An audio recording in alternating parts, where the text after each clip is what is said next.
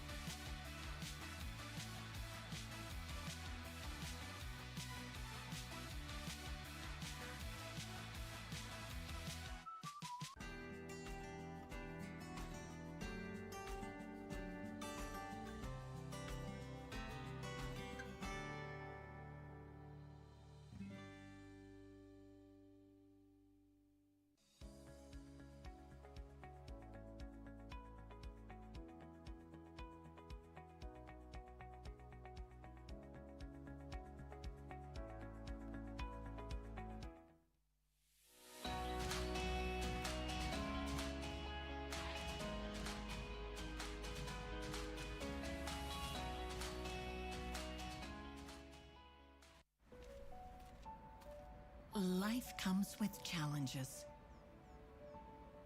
constantly testing us, making us want to quit. But we don't. We want to understand. We analyze. We fail. We learn. We try again. And again. We develop. We improve. We're here because we're dedicated. It's who we've always been. And how we will keep tackling challenges. Even those we haven't seen yet.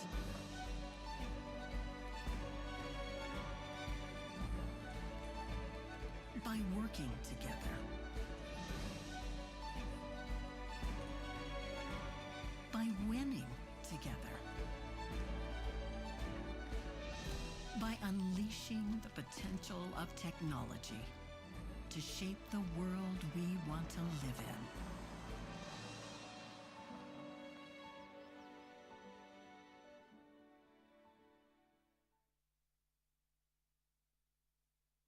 அன்பாலே அழகான பவனிது அடையார் ஆனந்த பவனிது எங்கள் ருசிப்பே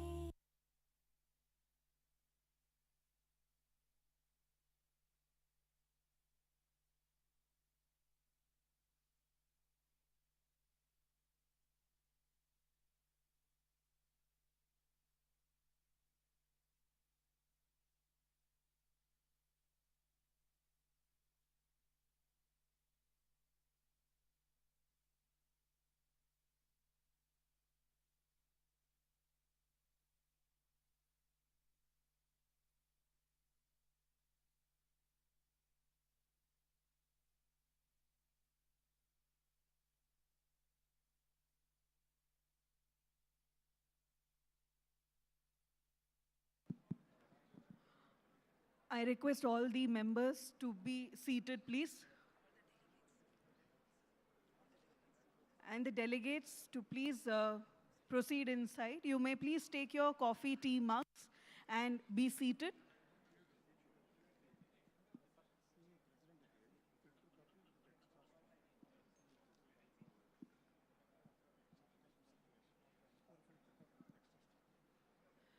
We are commencing with the session in a couple of minutes. I request all to be seated, please.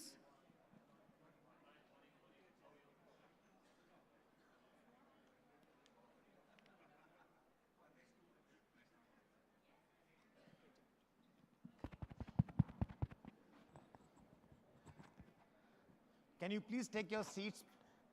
We will start the session immediately.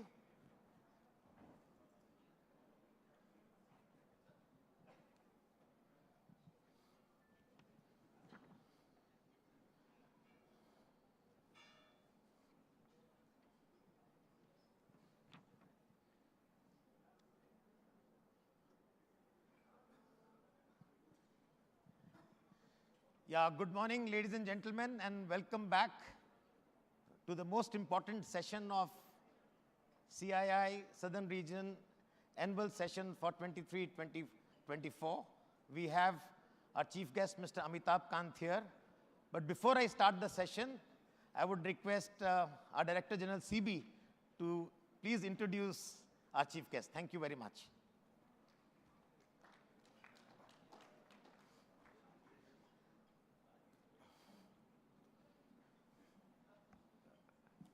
A very welcome, a warm welcome to Mr. Amitabh Kant, and a person who needs no introduction, especially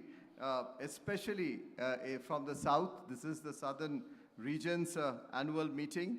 But I just wanted to mention and start by, most of you know, but I wanted to put on record our heartiest congratulations on amongst the many, many accolades. He spares half an hour every evening to get an award or a recognition in the last few months. And the last one that I know that he got was the Order of the Rising Sun Gold Silver Star from the government of Japan, the highest order that was just conferred to him on Tuesday. And what a great achievement. And so it's so apt that he appears at a CII function soon after that huge recognition that he received. Why I said it was quite interesting and relevant for Mr. Kant to be here today at the Southern Region annual meeting, because a large number of members over here not only knows him well, but knows of his contribution to the Southern Region in particular, with the many hats that he has worn in his career, in his life. And his first passion, if I can say, his first assignments and work that he did was in Kerala. And a large number of people present in this hall have come all the way from Kerala to participate. Our members from Kerala who are participating here, who just knows about the huge amount of work, be it in the area of industry or even in the area of tourism, of course, which is so well known of his captaincy, his initiations, his thoughts that he started. So that was the start of his work and contribution. And of course, since then, he has been working so very strongly in seeing through his tourism lens and tourism hats that he wore at the center as to how some of the even destinations of India, which are today well known for tourism overseas, was brought in attention to the globe. And it did that also so very well and strategically, and indeed helped change our policy ecosystem for that. That was a great work that he did. Then came his entire work, his special work with the Indian industry, where Indian industry benefited from him. He led this huge infrastructure project. The DMICDC at that point in time connected us globally, got the global Indian flags across the globe on this, and really drew attention from across the world about the huge feat that India had started accomplishing, not just with Japan. Japan was number one, with which he really collaborated and got them attentive to, but he really contributed so very strongly. He was at that point in time as the chairman and CEO of the DMICDC, came into the CII's National Council for some time. And at that time, he brought into us many ideas as a member of the CII's National Council in the areas which are today much more debated, but those days when he started talking about sustainability or talking about industrial policy, economic affairs work, the economic policy framework very strongly, even our global engagement with the world. His global engagement was just fascinating.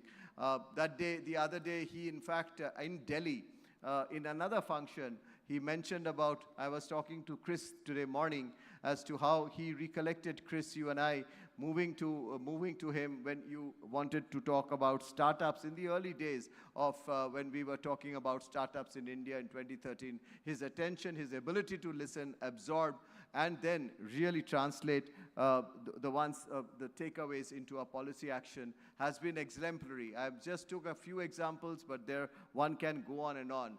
And then once I remember going to Hanover Fair 2015 with him, he asked us to coordinate that. He said that it has to be great projection and bring in credibility of India in Hanover 2015. And the Honorable Prime Minister led the team, and he actually laid out his discussions that he did, the format, the agenda with the Chancellor that time, and to get India on an equal footing for discussion when we talked about global manufacturing and India as a leader was just fascinating. And then, of course, we know how he championed Make in India, what great, many areas, Startup India, if one can talk about.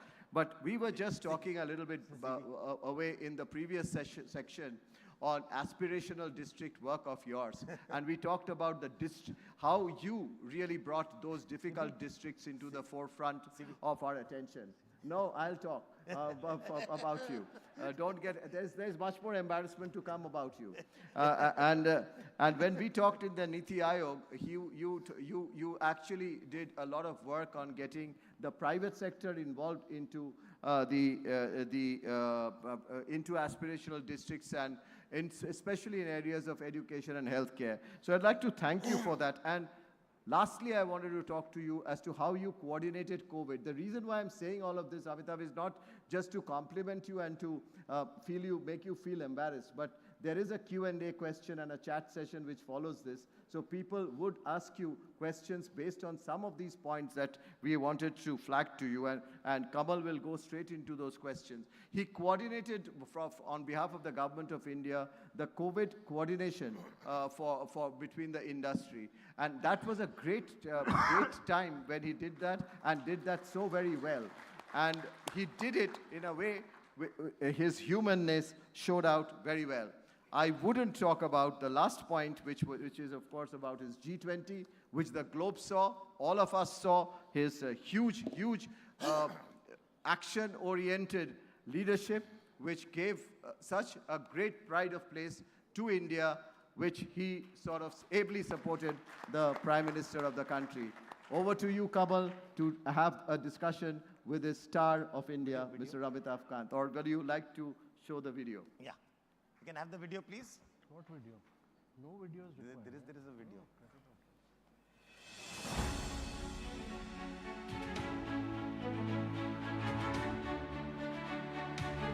For the Confederation of Indian Industry, CII, Mr. Amitabh Kant has been a constant guide, friend and support. Mr. Kant's innovative steps in Kerala for fisheries resonated with CII's empowerment activities. Mr. Amitabh Kant's commitment to empowering all enterprises and innovative initiatives brought multiple positives for industry.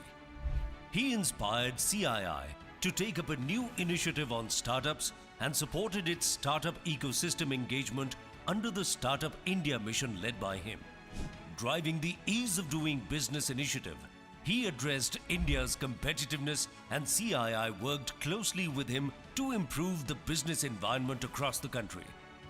With his guidance, CII held the Make in India launch exhibition and organized multiple interactions for its progress.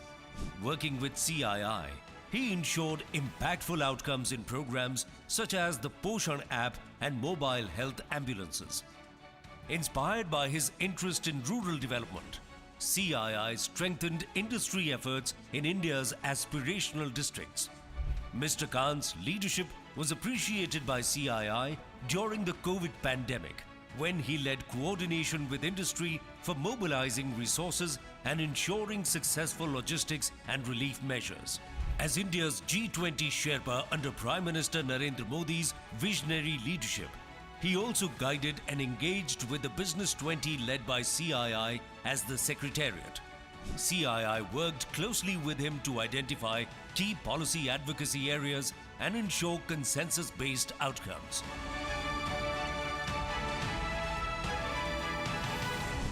CII salutes his commitment to India's growth and Indian industry's unstoppable rise.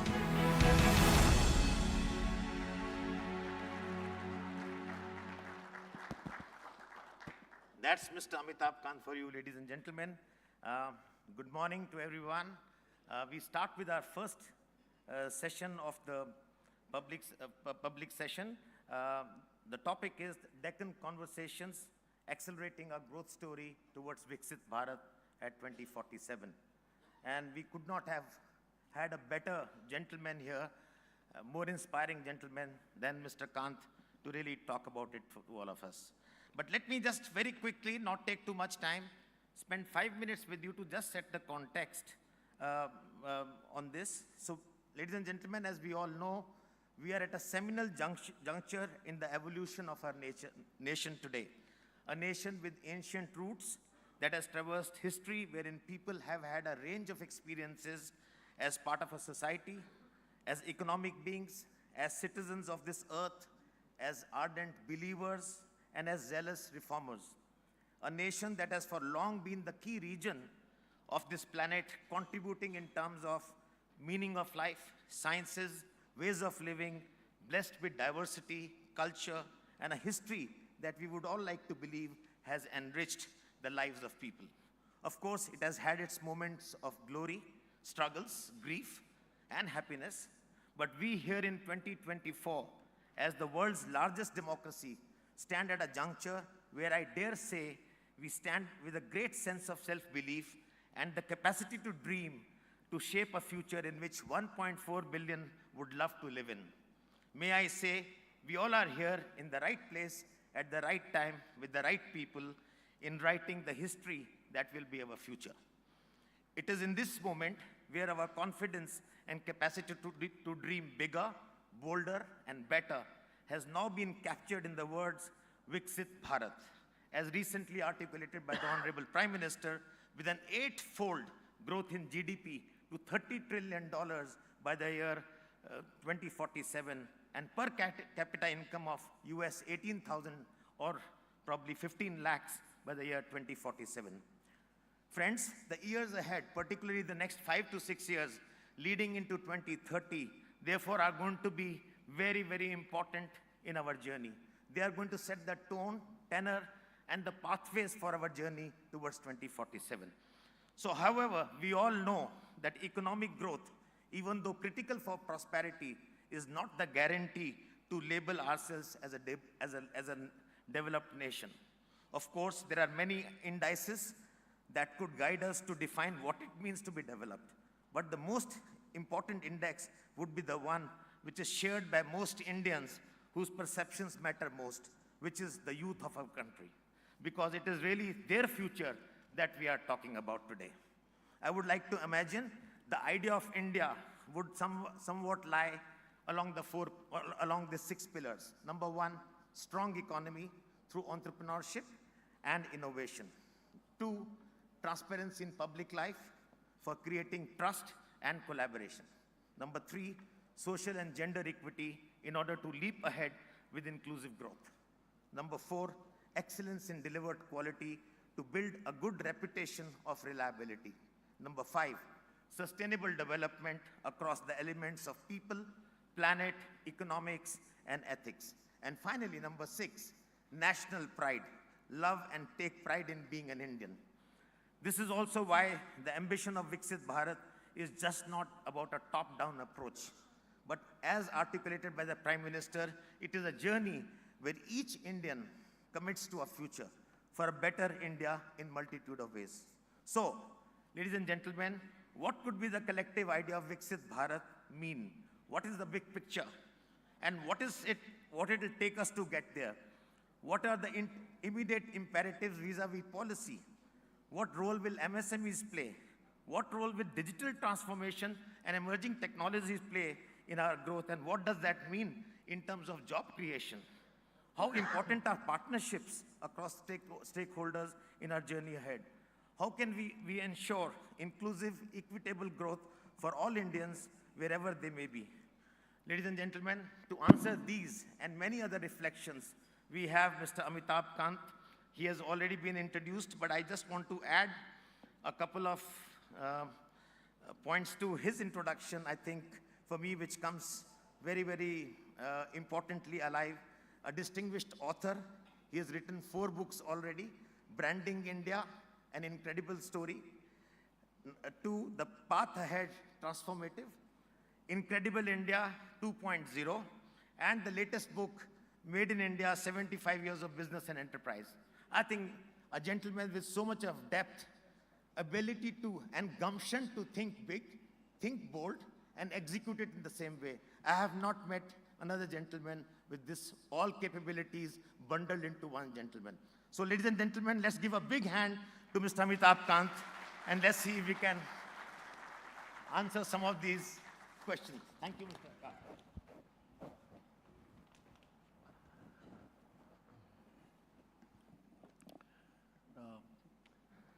Kamal Bali, Dr. Nandini, many of my very distinguished friends sitting in the audience, Kiran Mazumdar, Mr. Dinesh, Gopalakrishnan, and many more, and many of the very distinguished people with whom I've worked very closely during the younger years of my career, Johnny and many other people from Kerala whom I'm seeing here today.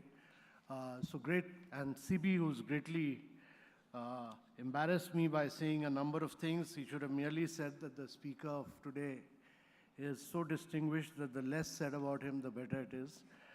But anyway, great pleasure to be here. It's always a pleasure to be in Bangalore because it's the key engine of India's growth story.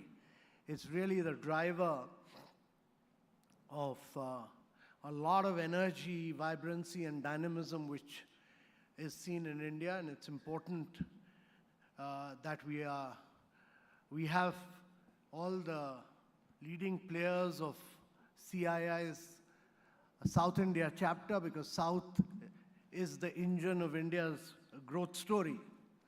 And if India has to be a $35 trillion economy by the time we become 100 in 2047, the South will have to be the key locomotive, and it'll have to be the major driver of growth.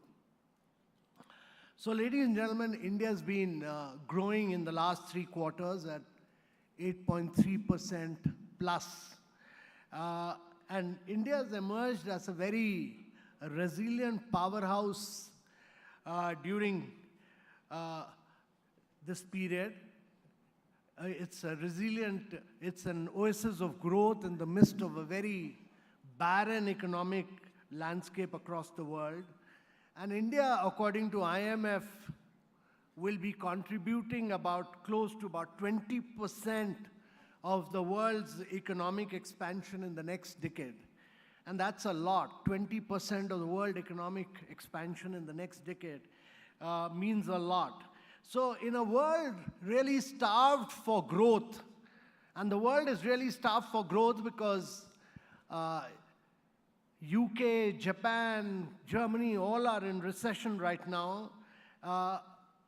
In the midst of that, India is truly an outlier. And in the next 5 years, today we are the 5th largest economy in the world. But in the next 5 years, and probably by 27 end, India will surpass Japan and Germany to emerge as the 3rd largest economy and also the 3rd largest stock market in the world by 27 end. And this is actually a once in a generation economic shift that is taking place in its economic position. So it's a rare movement which is taking place, once in a generation economic shift in its position. It's taking place, and it's important to understand as to why it's taking place and how we have moved from just about a decade back when we were in the fragile 5 to the top 5 of the world, and what do we need to do to accelerate the pace of growth even further till 2047. So first and foremost, I think it's important to understand that we've moved away from fragile 5 because we've done several things, first of which is the structural reforms. We've brought in a goods and services tax, which is really paying us rich dividends. It's like putting one tax across entire Europe. That's what it means. And this has led to the formalization of the Indian economy. It's also led to widening of the tax base from about 6.5 million to close to about 15 million taxpayers now, and a growth on a year-to-year basis of about 18% plus in the goods and services tax. Secondly, we brought in the Insolvency and Bankruptcy Code, which is a modern bankruptcy law, which has brought in discipline and a lot of credit discipline amongst those who were borrowing from Indian financial institutions. So in the long run, it has instilled a sense of discipline. It has This modern bankruptcy law was critical for India. Thirdly, a lot of Indian middle class had got cheated through builders, and it was necessary to bring in due diligence, and therefore the Real Estate Regulation Act has ensured that the rarer authorities in the states do due diligence, and that's led to discipline in the real estate sector of India. And fourthly, if you look at it, we've done a lot of work around ease of doing business at the central level. We've scrapped a lot of rules, regulations, procedures, paperwork. 1,500 laws have been eliminated, which is big. And lastly, there has been a focus on ensuring that the corporate tax rate was brought on par with the world's best. The government of India gave away 1,45,000 crores so that we could benchmark our corporate tax rates to amongst the best in the world. That's on the structural reform side. Secondly, on the digitization side, a lot of work has been done. Everyone has a digital identity now, 1.4 billion people, but between 2015 to 2017, India opened up 550 million bank accounts. That is 55% of the bank accounts opened in the world were opened in India. Every second bank account was opened in India, and then through a massive drive, we seeded all these bank accounts with Aadhaar and with mobile number. And that has led to India today doing 46% of the real-time fast payments in the world. Last year, we did about 128 billion fast payments. China was second with just 26 billion fast payment, real-time 26 billion. The difference was 128 billion, and China next with 26 billion fast payments. But as a consequence of that, a number of young Indian startups like MobiQuick, Pine Lab, all of them started giving credit on the basis of payment history. And this has led to paperless, cashless credit in India.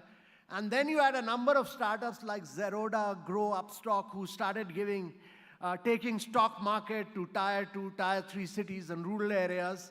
And that has led to wealth creation in rural areas.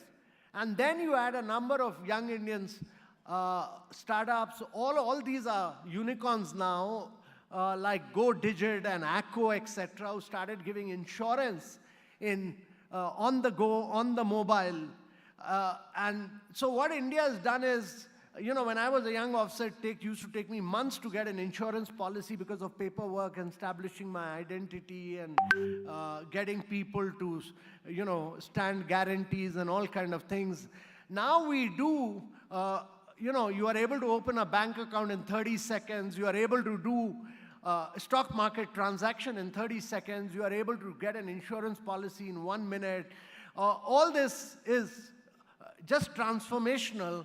It's not happened anywhere else in the world. And nowhere else in the world has this been possible. And that's been possible because of the digital infrastructure that we established. And that's why we moved from being 123rd in data consumption to the number 1 in digitization in the world. We are the number 1 in terms of fintech adoption. And we generate a humongous amount of data, which is really phenomenal for machine learning and artificial intelligence, about which I'll talk a little later. But the other thing that's happened is that India has opened up many new areas of growth. So we've opened up space, we've opened up geospatial areas, we've opened up drones so that young startups are able to capitalize on this. When we started the Startup India movement, there were just about 150 startups. And today we have 125,000 startups, plus we have 115 unicorns. So there's a tremendous amount of energy in that sector. And the third thing that's happened is that we've done a vast amount of infrastructure creation. In the last 9 years, it's important to understand and comprehend this, that we've built 40 million houses for the citizens of India, and that's like making a house for every single person of Australia. That's the size and scale of what we've done. We've made a complete Australia in terms of houses within India. 40 million houses is more than the population of Australia. We've provided 110 million toilets to our citizens, which is like providing a toilet to every citizen of Germany. That's the size and scale of Germany. And we've provided piped water connection to 253 million citizens of India. We do not realize this because the size and scale is so enormous. 253 million is like providing a piped water connection to every single individual of Brazil. That's the size and scale. And we've provided electricity connection to 30 million Indians households. That's huge. It's almost like the population of Argentina, Mexico, Chile put together. And we've built 88,000 kilometers of road. 88,000 kilometers of road in the last 9 years is like making India cover with road 3 times over. And this infrastructure creation has had a huge impact because India's CapEx spend, Indian government CapEx spend has moved during this period from 1% of GDP to over 4% of GDP. And therefore, this has been huge. The impact of infrastructure creation has been huge. The other thing that's happened is that India has taken a number of measures on climate action and sustainable development. And just to give you a perspective of what has happened is that we've done 187 gigawatt of renewable energy. We did our NDC targets 9 years ahead of schedule. India is not responsible for all the greenhouse gas emission in the world. We actually consume, while we are logically entitled to 17.5% of the total carbon space, we consume only 1.3% of the total carbon space. But we will go on to become the 3rd most polluting country in the world. So India must take up the challenge of being the first country in the world to industrialize and urbanize without carbonizing. And that can set up a unique model for the rest of the world. So we've done about 187 gigawatt of renewable energy. Actually, our emissions are still very low, but through a series of measures of policy, technology, finance, we've been able to achieve a population scale impact. By doing this 187 gigawatt, we were able to reduce through transparent bidding process the cost of renewable from about 22 rupees per kilowatt hour. We brought it down to almost 2 rupees per kilowatt hour. We've electrified almost 30 million households, which has not been done anywhere else in the world. We were able to provide clean cooking fuel to about over 100 million households where women used to burn firewood. And we provided LED bulbs. We procured about 367 million LED bulbs and brought their rates down. We've recently done a procurement of 5,500 electric buses where we showed that if you aggregate buses across 7 cities of India, the prices of electric buses came down much below. On an OPEX basis, they were lower than combustion vehicle, almost 10% lower. And the next procurement is going to be of 10,000 buses by the Ministry of Housing and Urban Affairs. We are now pushing for green hydrogen because even if you do all your electricity as renewable, there are hard-to-abate sectors like steel, cement, etc. Steel, cement, refinery, fertilizer, long-distance transport. So where you need to replace coal with, and we do imports of 180 billion worth of fossil fuel. Now, India's ambition is that by 2047, instead of importing fossil fuel, we should be an exporter of clean energy. And that would mean that you should be able to produce green hydrogen and use green hydrogen in steel and cement and actually export green hydrogen in its liquid form, ammonia, to the rest of the world. And that would mean that India must bring down the cost of green hydrogen from $4.5 per kilogram to $1 per kilogram. And that will be the next challenge. But what India has demonstrated is that by size and scale, we are able to bring down costs whether it's in buses, whether it's in LED bulbs, whether it's in renewable, we are able to bring down prices sharply. Now, Bill Gates has said that, and many of these people are across Europe and America say that when you move from fossil fuel to green technologies, there is a green premium to be paid. So you end up paying 20 to 25% additional prices for that. But in India's case, whether it has been the procurement of buses or LED or renewables, what we have demonstrated is that you can do it at a green discount if you are able to use the size and scale of India to do large-scale procurement. And that is the really big story of India, that you can bring in population scale impact using the size and scale of India to bring green discounts and really make India a transformational country. So I've really given you a perspective of how India has moved from being a fragile 5 to top 5. But let me tell you the challenge for India in the coming years up to 2047 is also that India must grow at high rates. We need to accelerate the pace of growth for India, and it's important to tell you that Japan, many countries have grown at very high rates in the past, and Japan, if you look at it, between the post-World War II, between 1956 to 1973, actually Japan grew at 9.6%. And if you look at Korea, between 1960 to 1990, Korea grew at about 9.7%. And in recent times, between 1995 to 2010, China has grown at about 10.1%. And Singapore during 1960 to 1992 has grown at about 8.6%.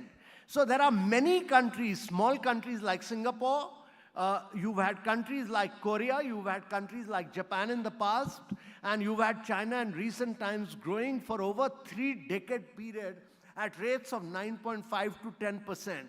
So the ambition for India has to be that we accelerate the pace. You can't be satisfied. You need to. India has grown at high rates, but for a limited period of 4 to 5 years.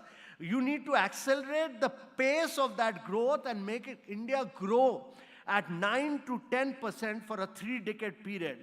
Now, it's important to understand, because all of you are leading industrialists, leading businessmen, we must understand that there is a huge, huge, huge difference between growing at 6% or growing at 7%, growing at 8%, and growing at 10%. If you grow at high rates, the compounding power of growth is so enormous. The compounding power of growth is so enormous that it lifts completely the per capita income of India. So if you grow at about 6%, if we grow at about 6%, India will be just a $15 trillion economy. And a $15 trillion economy means that you will take your per capita income to about, close to about, from present about $3,200 or $3,000, you will take it to about $8,875. But if you grow at about 8%, then your GDP goes up to about close to 23 trillion, and your per capita income of India rises to about $15,000. But if you grow at about 10%, India's GDP will surpass 35 trillion. 35 trillion, and that means your per capita income will be close to about $23,000, $24,000. And therefore, it's very important that our ambition can't be 7% or 7.5%. Our ambition must be very high to make it a 10% growth over a 3-decade period. And that would require that India can't grow only on the back of services sector. India needs to fire on all cylinders. India needs to grow on the back of services. India needs to grow on the back of manufacturing. India needs to grow on the back of smart urbanization, which is very important to my mind. And India needs to grow on the back of, hugely on the back of agriculture. Agriculture productivity has to rise. And there are many, many challenges, and it's important to tell you what the challenges are. And India, it's the challenge is, first of all, that India cannot grow on the back of only the central government. India will grow if the states grow. If states grow, India grows. And therefore, it's very important that it's not merely the southern part of India grows at more than 10% plus, but the northern part, the eastern part, the western parts, all of them carry out very vigorous reforms. And I think the next phase of India's growth story has to be the story of states carrying out radical transformational reforms, making themselves easy, making them simple, scrapping all the rules, regulation, procedures they have built up. They have built up over the years, and therefore it's necessary, because we should understand what is happening in India. Actually, there are many trends which are shaping India. If India has to surpass Japan and Germany to be the third largest economy, we must understand what's happening. Firstly, there's been a very sharp fall in fertility. The fertility rates have declined, and therefore, the population which is growing actually will decline in future, will not grow at the same level.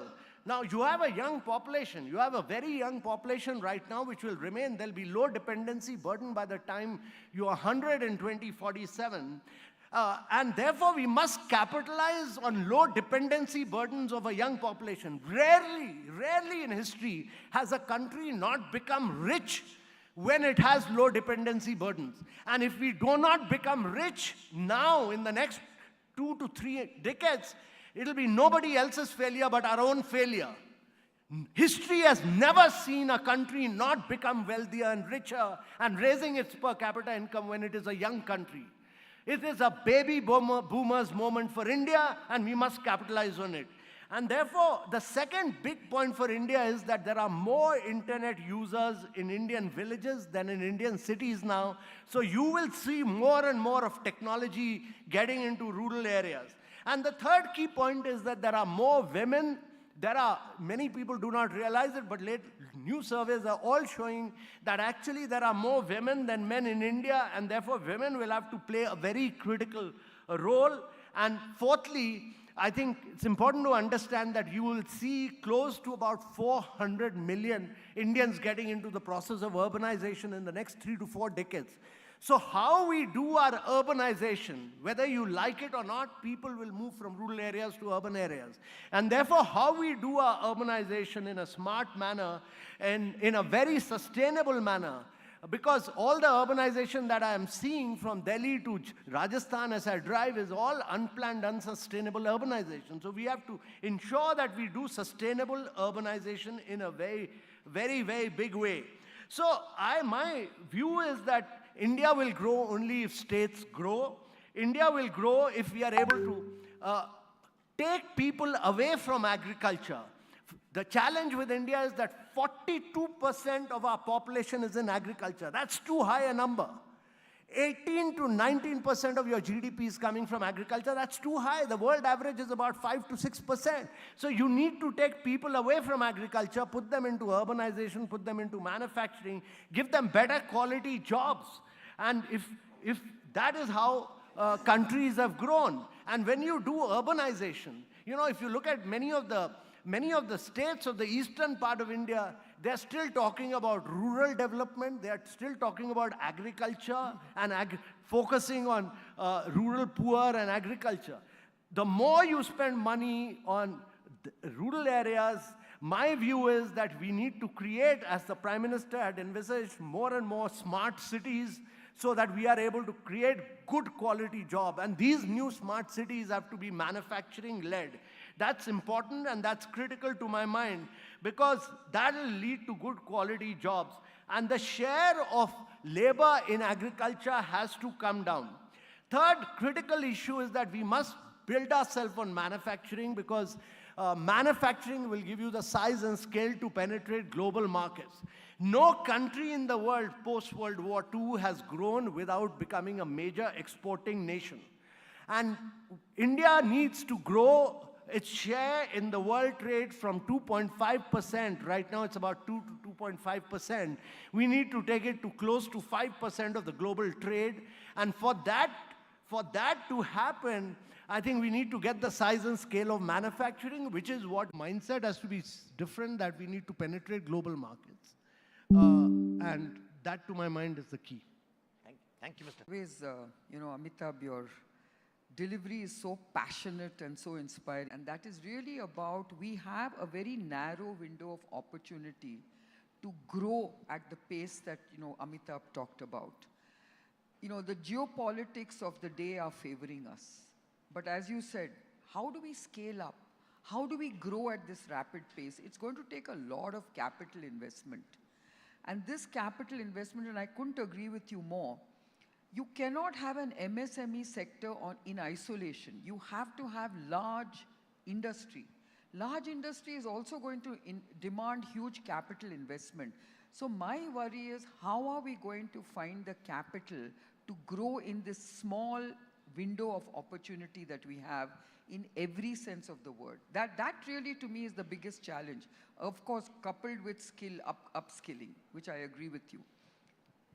So, your thoughts? No, Kiran's point is very, very important. But Kiran, let me tell you that, the point that I've been making, that the private debt to GDP ratio in India is very low. The government debt may be high, but the private debt to GDP ratio at about 56-57% is very low. The corporate balance sheet has never been so good. And the bank balance sheets have never been so good in India's history.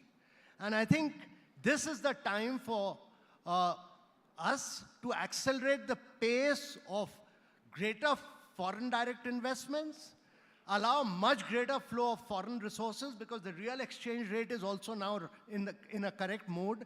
We should allow greater level of bank money to flow into private capital, because this is your capacity utilization is also reached a decadal high.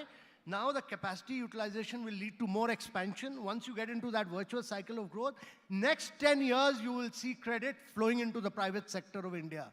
And this will then create a virtuous cycle of private sector-led growth in India, not government capex-led growth. Government has done its bit by taking the capex spend from 1% to 4%. But now the entire growth story will have to be private sector-led growth. And second thing is, I really feel that in many areas of growth, like the government has pushed the asset monetization, government has built roads, government has built expressways, government is good at building, but private sector is very good at operation and maintenance. Government should actually do asset monetization and get private sector to run and operate them. That's it. Great, thank you. Yeah, Ajay, Mr. Ajay Nanavati, yeah. Hi, Amitabh. A quick question. In the past, which you haven't touched upon today, but I know you have talked about in the past, is governance. A lot of these initiatives that you're alluding to, as you know, there has been a number of situations, both in the startup ecosystem and in the established ecosystem, on governance challenges that we faced. And I speak to a lot of international people about their view on this, and this is the one concern that often crops up. And I know you've talked about this in the past. So I'd like to seek your insights on to what we need to do, what we should do, what the challenges are on the subject of governance. No, it's very, very important, the point that you're making. And while a lot has been done, on governance in terms of ease of doing business at the central level, Government of India level, I think it's not yet fully permitted the states of India. And I think over the years, you see, what has happened is that we replaced the British Raj with license Raj. So for 45, 50 years, we kept building rules, regulation, procedures, paperwork, acts, all of them. Not merely the central government, the states.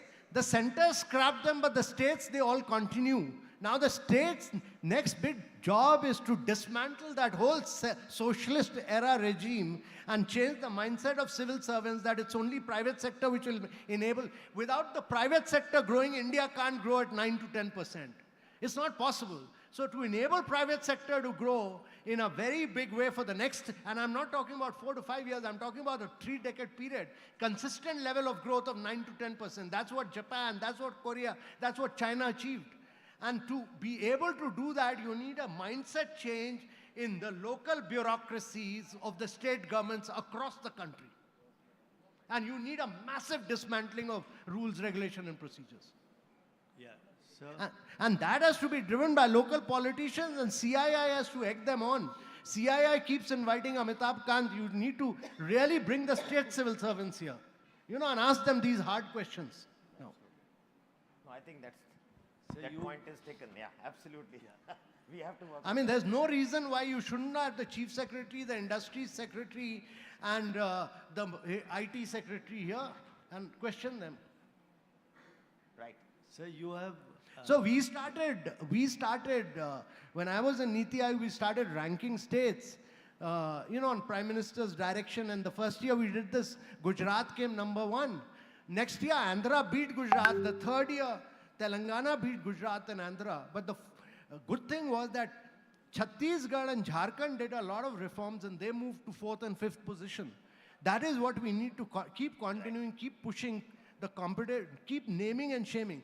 The great learning that I learned from aspirational districts was that the most backward districts you could change by sheer data, good governance, all what the Prime Minister said, that use data, use governance, rank, name and shame them. And 115 districts were transformed. They became better performing districts than the best of districts of those states. That's the way to go. Yeah, absolutely. Nandini, yeah. Sir, this is a question on education. So you said how important skilling is important to help the industry. The NEP 2020 was announced 4 years ago. Some of the states have not adopted for reasons known to all of us. So this is actually quite detrimental to bringing in large-scale skilling and reforms in education. That's number 1.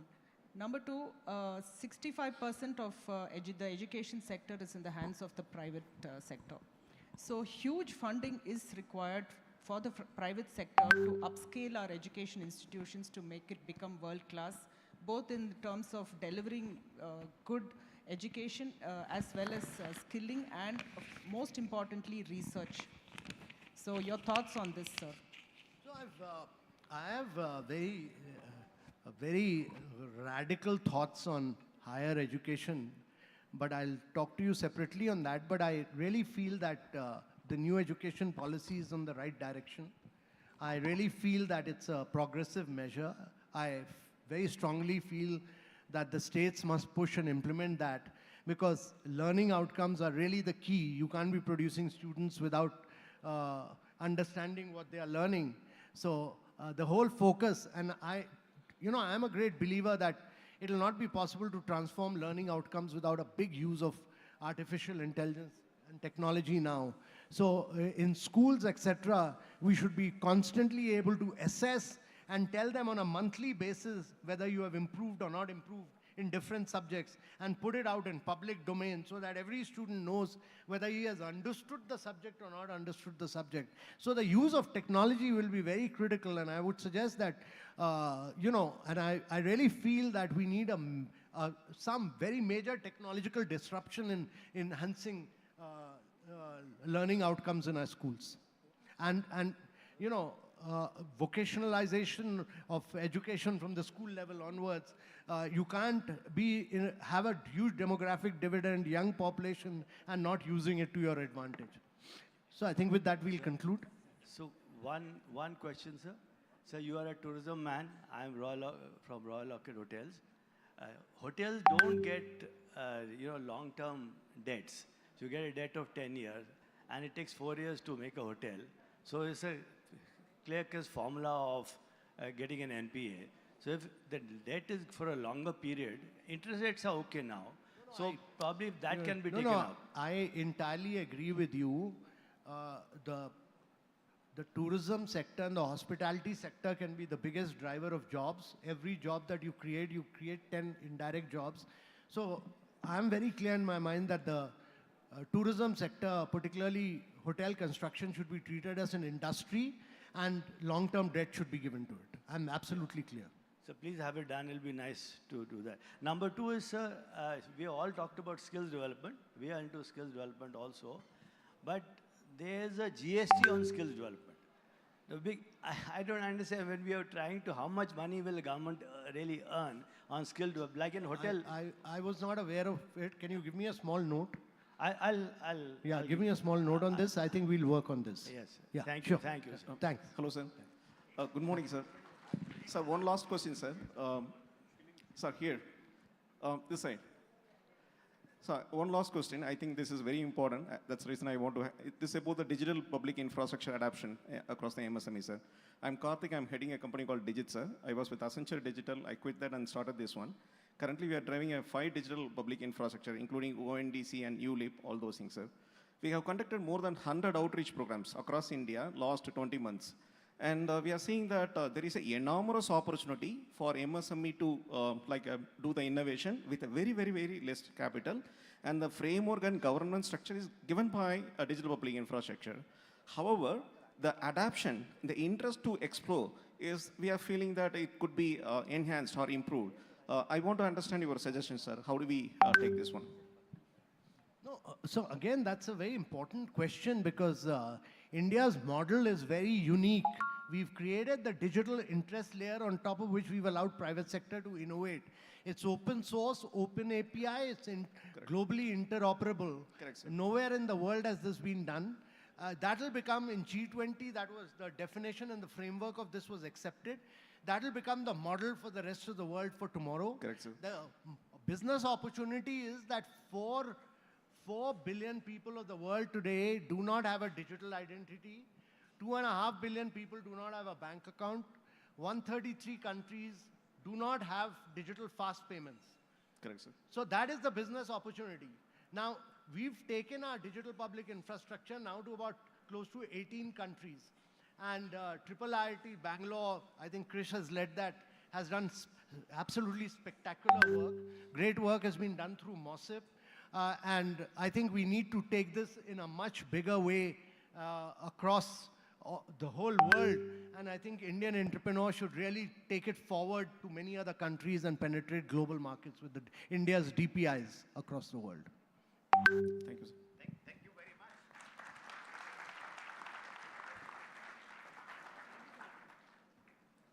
With this, we will start the next session immediately. The next session is on women in leadership and boardrooms, navigating the transition. And I request Chris to take over this session, please. Thank you.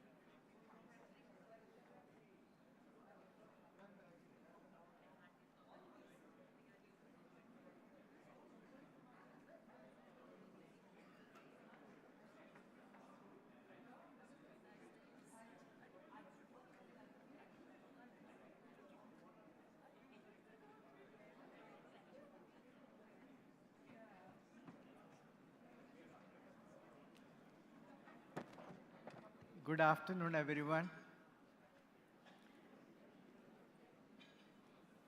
Ladies and gentlemen, it's a great pleasure being with all of you and to be part of the discussion on the topic of women in leadership and the boardrooms. Now, this is one topic that was not picked up in the last session by Amitabh Kant. How do we leverage actually more than 50% of our population better in the growth of India.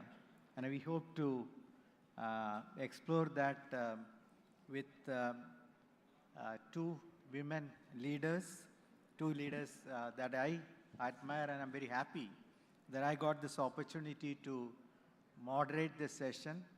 I was already given instructions by both of them. Don't talk too much, let us talk. We just said the opposite, Chris. So I'm going to follow the instructions, because you know the problem. All you have to do is look around this room, right? We are missing women in leadership position. I was telling Nandini, in that entire 2-page, only she is representing 50% of the population, rest are all men, right? So we have to, as CII, figure out this. How do we get more women into leadership roles in CII? But of course, our topic here is not just women in leadership positions, but into boardrooms also, so that we can get that perspective into running and managing companies. Now, to promote gender balance in workplace, CII has been promoting this concept of DEI, which stands for diversity, equity, and inclusion at the highest level of leadership. I also want to share very briefly that early 2000 in the IT industry, IT services industry, the representation of women was about 18-19%, which is what the academic engineering institutes especially had representation of women in those days. Sort of, it mirrored that actually. But through proactive measures, the IT services industry has taken the representation of women in the industry to about 32 to 35%. So in about 20 years, significant impact was made. And so these initiatives do actually matter, do make a difference. And at CII, if we are able to do this, I think we will make a huge difference. And then the productivity improvement, because adding people to workforce, adding women to the leadership positions will improve the productivity of the country. We have two dynamic women leaders here. Suchitra Ella, immediate past chairperson, CII Southern Region, co-founder and managing director, Bharat Biotech Limited. Geetanjali Kirloskar, chairperson and managing director, Kirloskar Systems Limited. Now I'm going to let them make some opening remarks for about 3 to 5 minutes maximum, and then I will ask questions. Okay? So over to you. Let me ask Geetanjali to come in first. Thank you very much, Chris. To begin with, don't you think it's interesting that a panel on women leadership is chaired by a man? But he's a wonderful gentleman and a very, I think Suchitra and I are. Yeah, you must clap for the ladies on a panel chaired by a man on women power. No, Geetanjali, but please, inclusivity goes the other way also. We Correct. can't have all women here. Yes. Somebody has to talk about men's perspective also. That was on a lighter note, but really we should not focus too much on this whole subject of gender diversity. I think in today's competitive, seamless global world, it's really more about skill, talent, and competence. It doesn't matter what the gender is. I think we should start by saying that. Now I will just, thank you. Thank you, Chris, for your most wonderful starting remark and the introduction. Thank you. You're concluding your remarks? No, Suchitra has. Suchitra is going to. Thank you, Chris, for putting this topic up and bringing it to the attention of all my friends in CII, because I always used to wonder when I was the Lone Ranger in the state councils, and of course Nandini and I, and then Vanita joined, and we were a few of us in the regional council as well. So how do I, literally keep fighting with these men in blue? This was how I felt when I started my journey with CII, of course, almost 20 years now. But the same thing again happens at our own offices, at our own organizations. I still remember, and I wear my lanyard at work, and I'm very proud about it because Krishna was the number, M1, and I'm M2 in the organization.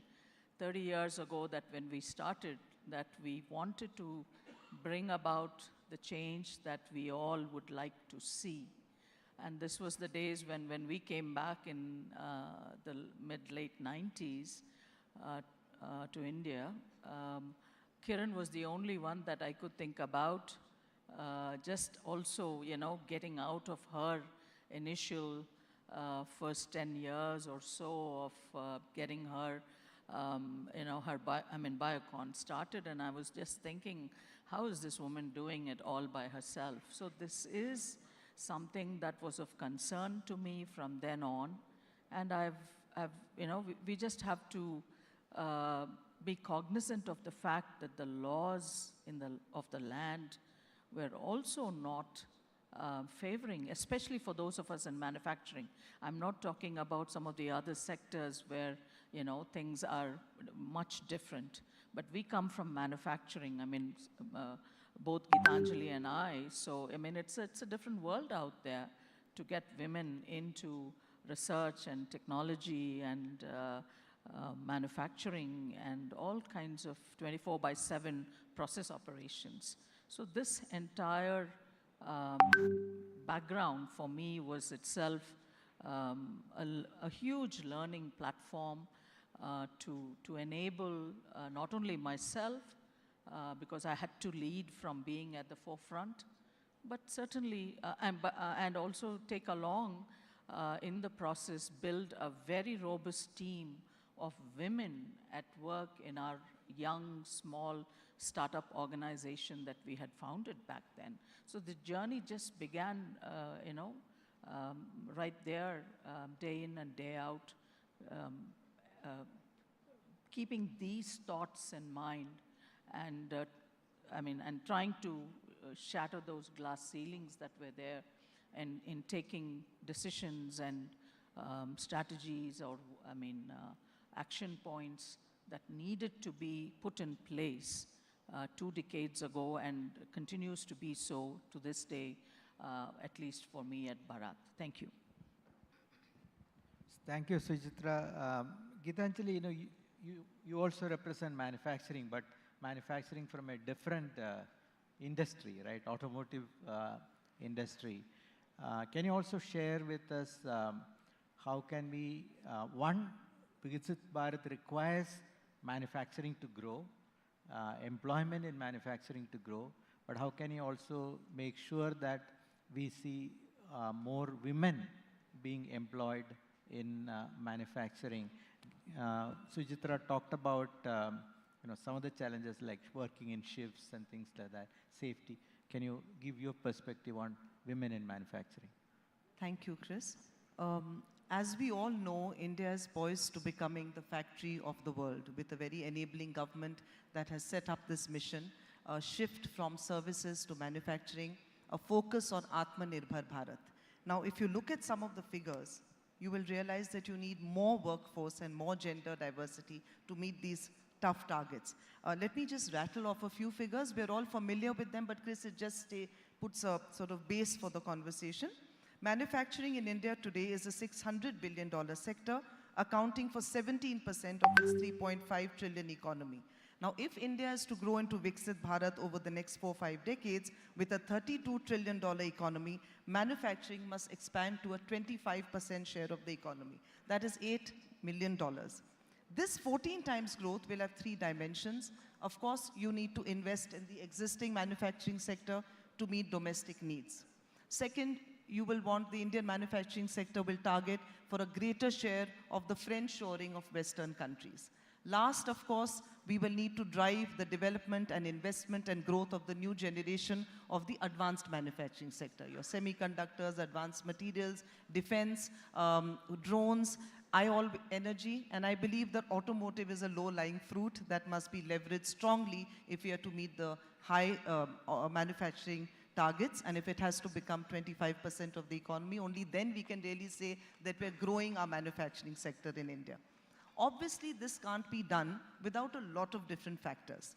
The challenges are many. One challenge, of course, is the level of skilling. We have that problem at the shop floor continuously. Things like availability of land, you know, it's very difficult in India to expand when you want to put up a new plant. India can become a very strong, and is already working on becoming a very strong supply base for a competitive, globally competitive manufacturing supply chain right out of India. The challenges there again are developing a quality vendor, skilling, land availability, labor reforms, etc.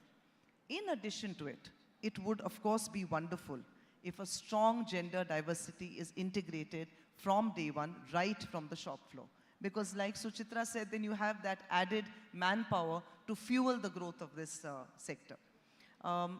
I have been observing, not only in our companies and in our factories, but a lot of other factories. Bharat Fritz Werner just sent a mail the other day that they are now taking about 25 to 30 young girls in the shop floor. I think this is a tremendous move, and in the last 6 months, I find the instance of such induction by large, and this is by very large manufacturing units, into the shop floor has been substantial. There were a couple of challenges there which I want to share with you. They were telling me, and I met some of these girls in some of our factories, it was very difficult to bring them on firstly because they were from semi-rural and some of the semi-urban areas, and there is a certain socio-cultural mindset. With whatever development, that cultural mindset will continue to be there.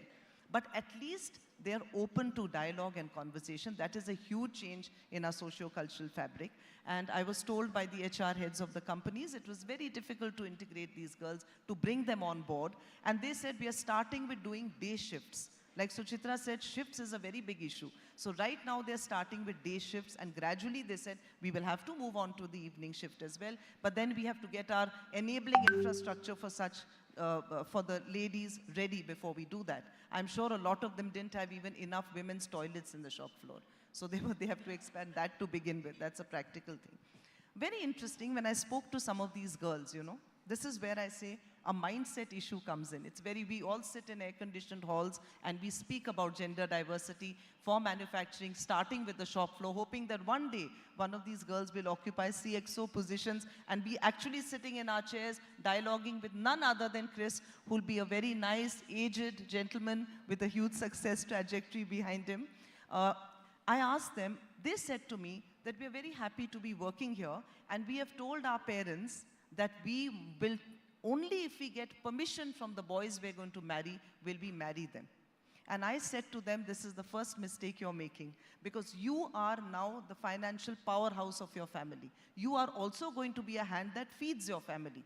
So elevate your self-esteem and do not feel the need to take permission. That's where it starts, because that mindset will also need to change. So I said, you have to speak gently, because it's not their fault. I mean, even I've grown up being conditioned that way, to be honest. So it's not just them. It cuts across economic class. And I said to them, look for a partner who will partner, enable, and support you, not grant you permission.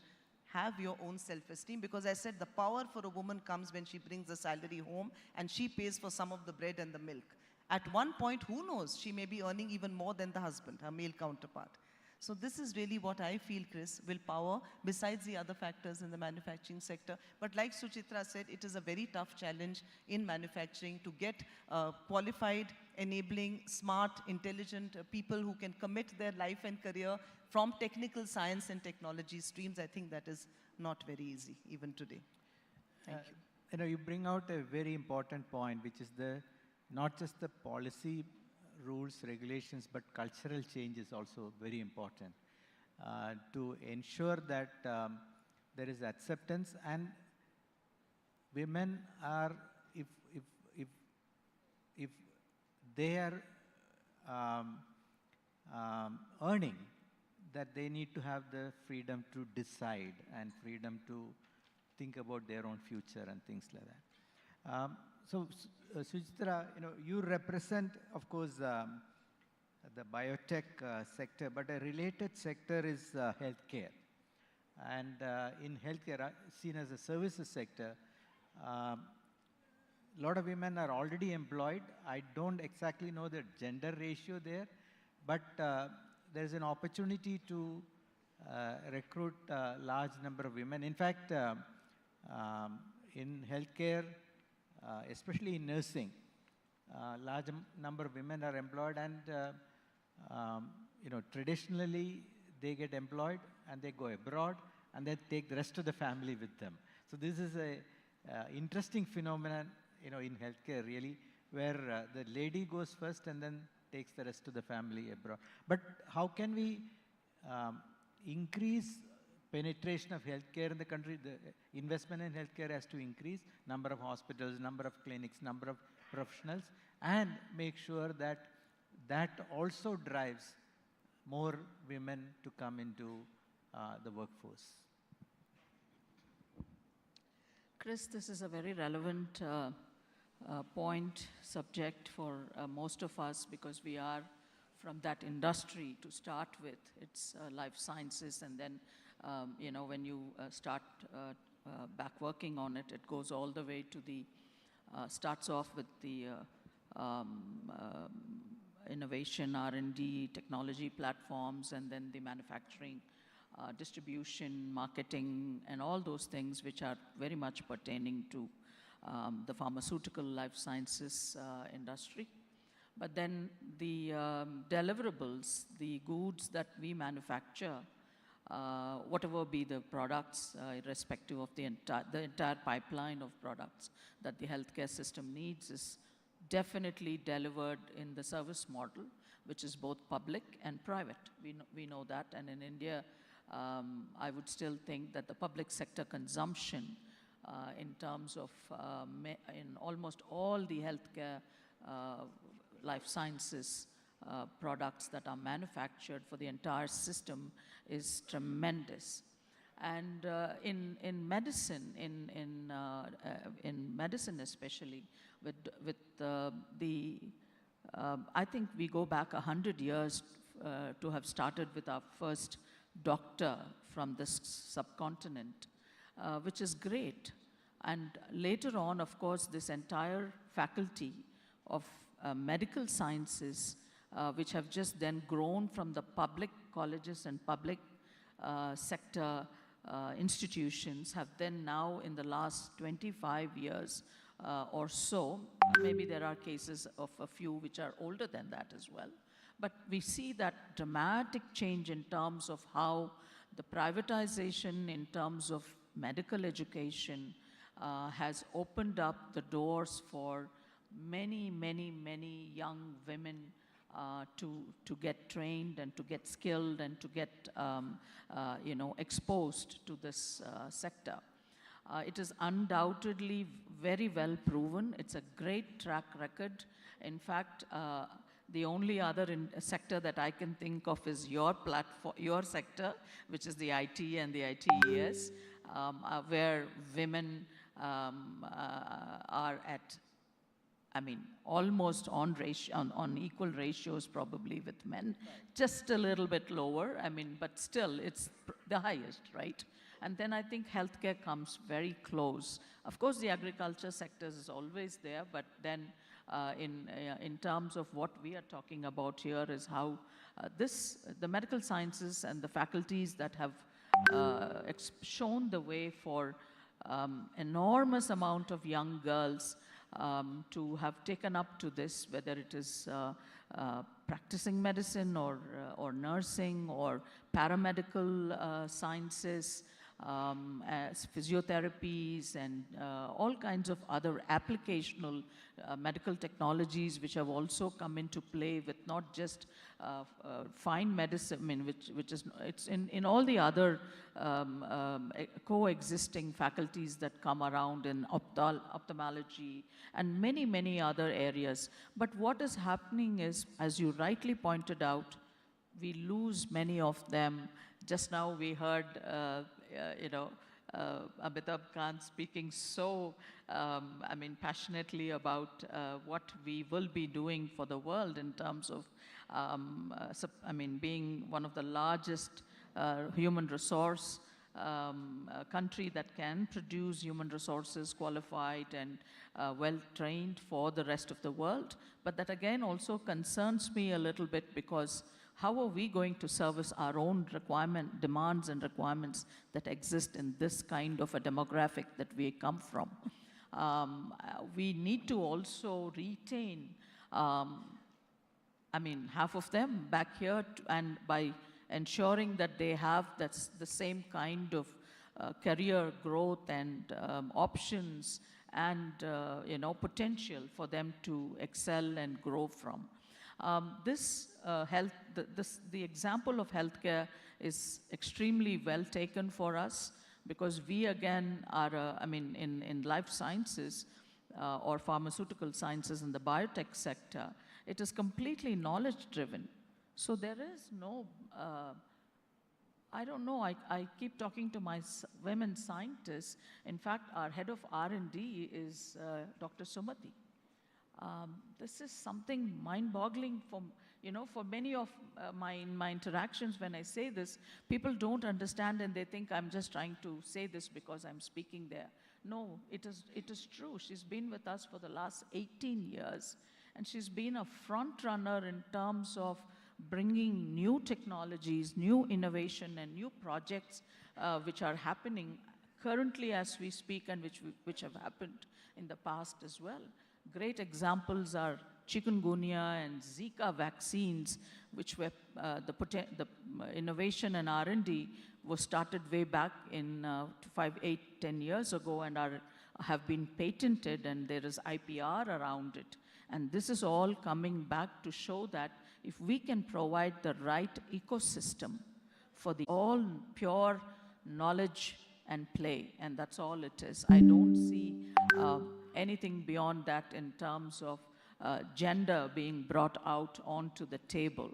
There's many, many examples like which are another manufacturing function which produces, we are probably the second largest manufacturer of rotavirus vaccines in the world. And this entire production floor is handled by Krishna Kumari.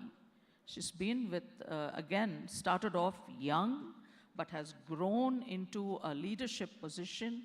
And she probably has a couple of hundred people under her, reporting to her, running 24/7.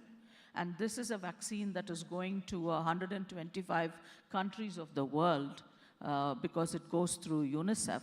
So these are extremely important stories that I think we in senior top management that need to take, we need to spread this kind of positive stories to the freshers in colleges and in educational institutions.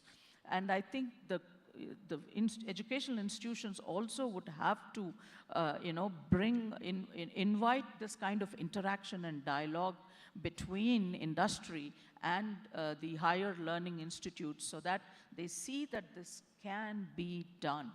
And that should speak for itself and also trigger a lot more interest and open up the, scale quotient for many, many, many more young girls to come. Thank you. Thank you. We need exemplars, we need icons, we need people that we can look up to, so that a lot more women are encouraged to take on careers. So in that regard, Gitanjali, I want you to talk about your own journey of being a woman leader, and in that regard, what could CII be doing? What could CII be doing? So I talked about the first page, which had Nandini, and then the rest all men. But then if I go to the next 2-3 pages, there are a lot of women actually represented there. Not a lot, at least more than the first, this thing. So, Gitanjali, can you share your journey? Because we want exemplars, we want icons. We want people to learn from your experience. And what is your advice to CII? How can you actually get more women leaders? And I'll come to you with the same question. Thank you very much, Chris. Yes, regarding my journey, I was married very young into a manufacturing family that spanned 3 generations and brought the iron plow into India. So Kirloskar was synonymous with engineering and manufacturing. I was not a manufacturing graduate, I was a business graduate. So when I married, my husband's grandfather said, you must, if you want to understand your husband and you want to understand your marriage and our family, don't go to the kitchen and learn how to cook our favorite dishes. Go to the shop floor and learn how to machine a lathe. So that's how my journey started. One year, I wasn't very happy because it was very hot in South India on the shop floor of a machine tool factory, but it taught me a lot. It taught me a certain grit and a determination. And whilst I was not an engineer, I realized that if women power in India has to grow, it has to grow a lot also from the shop floor of manufacturing units, and as Suchitra rightly said, in areas like biotechnology, engineering, manufacturing, research and development, technical and science streams. And I think India has come a long way from there. I, of course, was in the arts, so I decided to venture into advertising, publicity, public relations, media management. I had my own television show, and thereon the journey continued until a couple of years back, where I decided that I would apply my experience. I've always worked as a professional, not really in family business, but as the CEO of an advertising company that was partnered and part of one of the largest US-based networks. And that was very hard, because when you work as a professional, you cannot allow family boundaries to intervene in your day-to-day work. And we all know that, right? I mean, you can't use that as an excuse or a cover. So balancing home and work was very, very critical. But there is one thing I want to say here. Whatever be the tough task and challenge that we women take on to build our careers, at least us Indian women, for me, I never forgot the fact that the home is a very critical part of my ecosystem. And my need to balance my family, my home, with the tough stand and position I took 30 years back to work as a professional, as a part of a large family business, step out and work as a professional. It was hugely challenging, but I never allowed myself to forget that balance. And if I can sit here today with a daughter who's grown up in a functional home, with a wife who lost a husband and who can handle and carry forward his legacy with the same power and strength, it's because my family life with balance gave me that strength. So we cannot ignore that. And in one of my recent articles that I wrote on Women's Day, I said that the Indian woman has the ability to balance this. She can balance her external ecosystem with her home and power ahead with her career and her family, and in both spheres remain equally successful. So that's really the learning that I have from my journey. I won't bore you with details of the journey. I mean, there are a lot of professional milestones, there were a lot of conflicts, there were a lot of decisions to be taken. I was in a joint family, so I had to balance that. It wasn't easy. But as you keep evolving, and once you're clear on your focus, I think the Indian woman has that power and that capability. And with those words, I would conclude my part of the dialogue. But okay, CII. You know, Suchitra said a very important thing, and it had not occurred to me. I think it's very important. She said that whatever stories there are of success of women in difficult positions, we're not talking about the service industry, it's not simpler, but it's evolved, it's matured as far as gender diversity is concerned. But biotechnology, research and development, manufacturing, as I said, science and technology streams, it would be very important for trade associations to develop some sort of a forum or enabling dialogue between industry and such success stories, so that they could gain from the success stories of the industry and present them to educational institutions. So colleges and high schools, and even not just high schools, I would say even girls at the age of 10 or 11, even the shop floor workers, the women that are hugely and large numbers being integrated across, CII could arrange for them to have a dialogue with such women who could talk to them and explain and understand and help them to realize that unless they elevate their own self-esteem, they're not going to succeed in these very challenging male-dominated fields. So that really would be my suggestion to CII. Thank you. Thank you. And CII already has published 50 women leader stories. This year also plan to publish another 50. IBIN is very strong network within CII.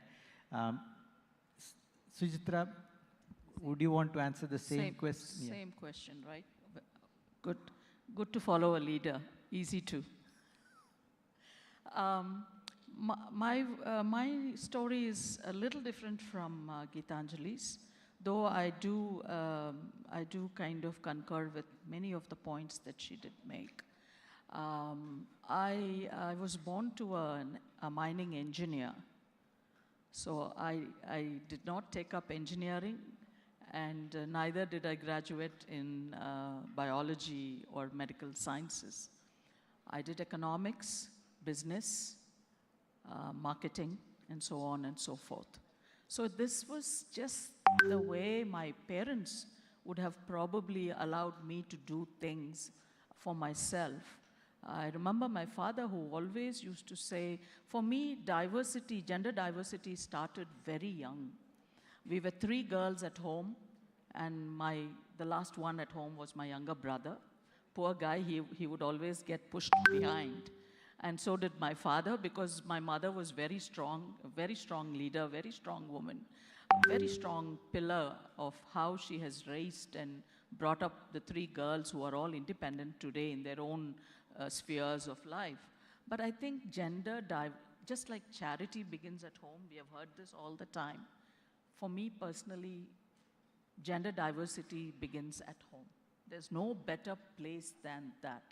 And I think the fathers and the grandfathers and the brothers, the uncles, the entire ecosystem of the family that we have, the excellent family support that we have, I think comes from there. And I think if that can start happening more and more, and if we can make inroads into our own spheres of influences that we all have in our own organizations, we don't have to go to the world out there and start crying from the rooftops. I just believe that we can make dents within our own circles, and that itself could bring that, start that kind of transformation happening.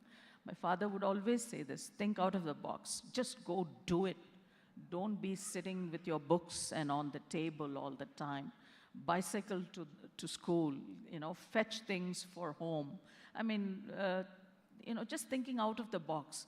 Maybe walking with him in the open cast mine pit in Nivili when I was like maybe 12 or less than 15 years old, probably just showed me the height of the sky that was out there that I could probably reach out to.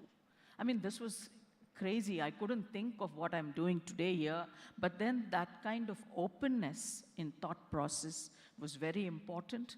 Not having a kind of like not having a veil about this can be done by men and this shouldn't be done by women kind of a thing. The exposure, the experience, the courage and the confidence that comes out of doing things, taking them by hand and implementing them. Getting your hands dirty or rolling up your sleeves. I think that started very young for me. Married a scientist, a biotechnologist, a scientist, a genetic engineer.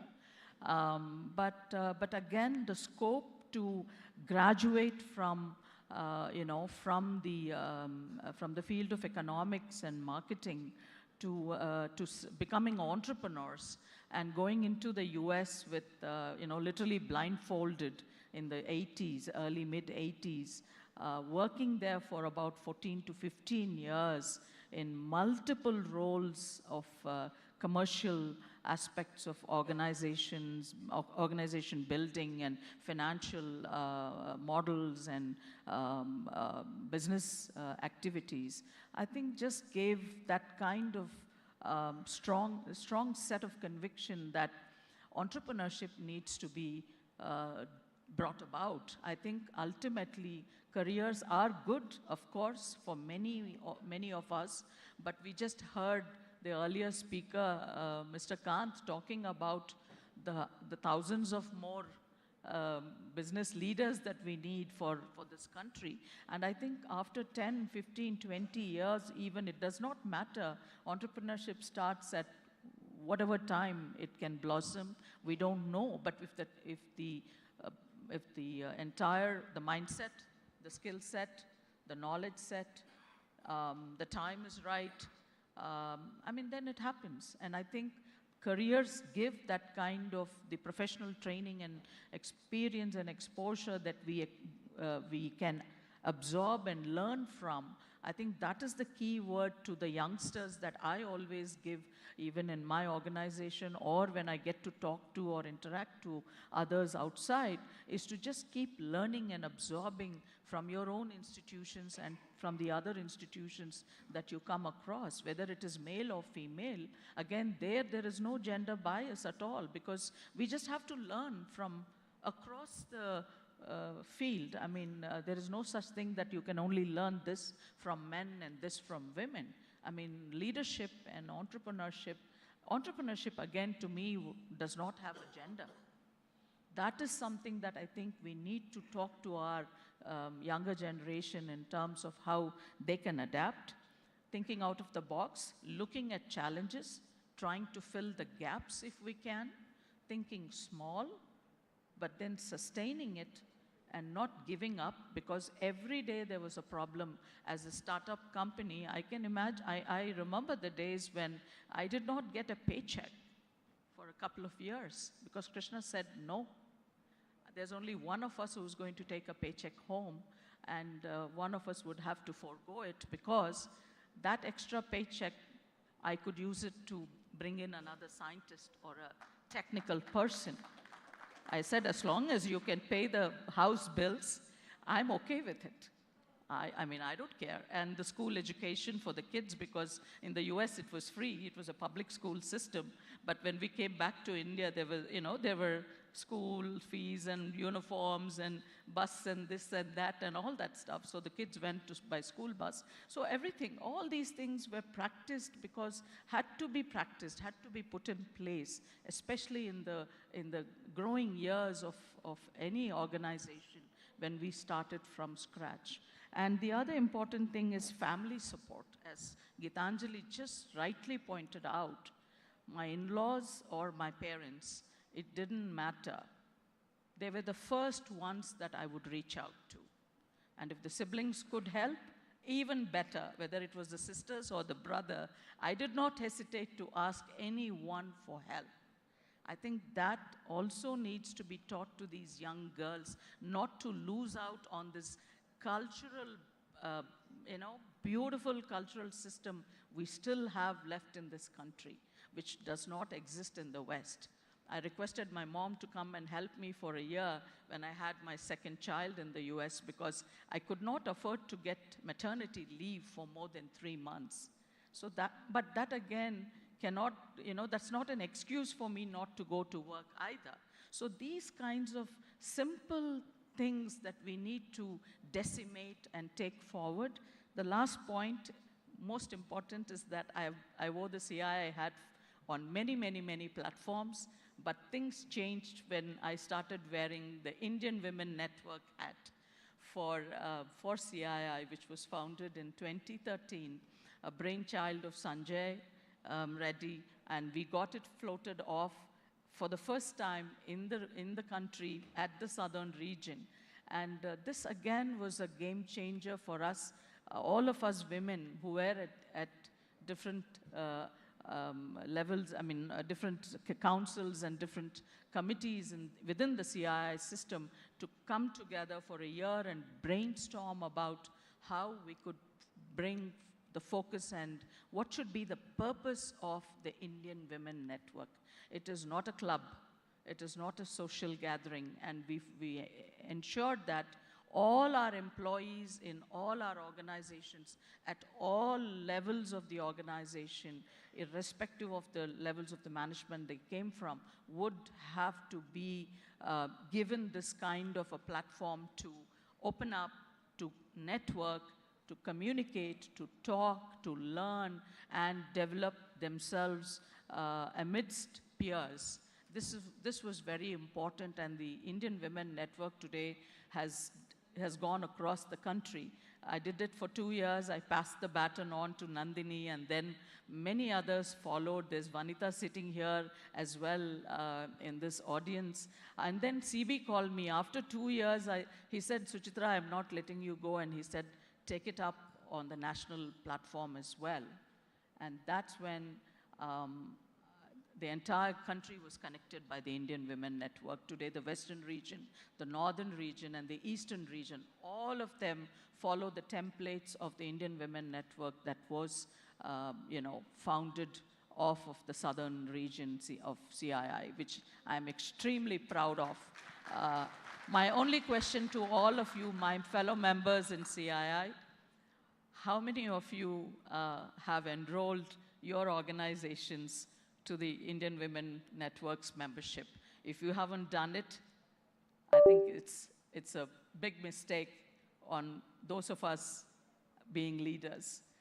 Please, I urge you, I request you all to enroll and get your women in the organization, in your own organizations, to please be a part of this initiative that CII has founded. It's about 12 years plus going now. We are, we have excellent women leaders coming up onto the fore, whether it is Pondicherry or whether it is Tamil Nadu or Kerala. I've met some of the best of minds. I've worked with Remy Muthoot, I've worked with Shalini Warrior, I've worked with Nandini. Many, many, many of them who have brilliant potential to contribute to the organization, but also to enable transformation happening to the society at large, especially to the young girls and women out there. Thank you. Thank you, Sujitra. A big hand to both Gitanjali and Sujitra. Culture starts with family. Enroll your organization to IWIN. So there are some suggestions for us in the room. And so I didn't ask for this moderation. Kamal decided. Okay. Thank you all very much. Actually, Suchitra and I are delighted that you were chairing this session. Thank of course, who else could be better than you, Chris? Can I send the membership forms out there to all the tables? And all of you fellow, my CII members and folks, my dear friends, please sign up and get all the women out there in your organizations to be a part of it. I'm telling you, I have done it from day one. Many of us have done it. We see we see what it is doing to those first generation of women who are coming to work in the workforce. It is not maybe meant for some of us who have already reached leadership. We also learn a lot, but these young girls need it. They don't even speak up. They're so scared to even speak up. Thank you. Requesting Mr. Chris to hand over the memento to Ms. Gitanjali and Ms. Suchitra.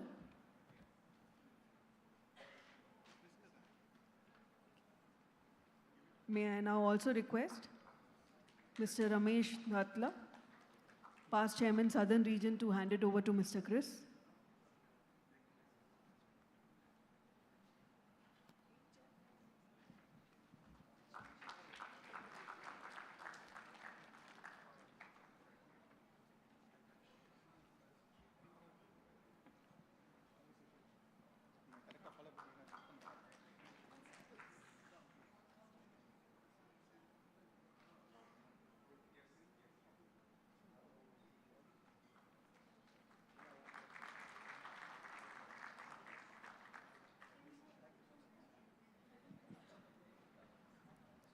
We, we now proceed with the next session. May I now call upon Mr. Kamal Bali and Mr. Mohandas Pai, Chairman, Aryan Capital Partners. Requesting all the members, delegates to be seated.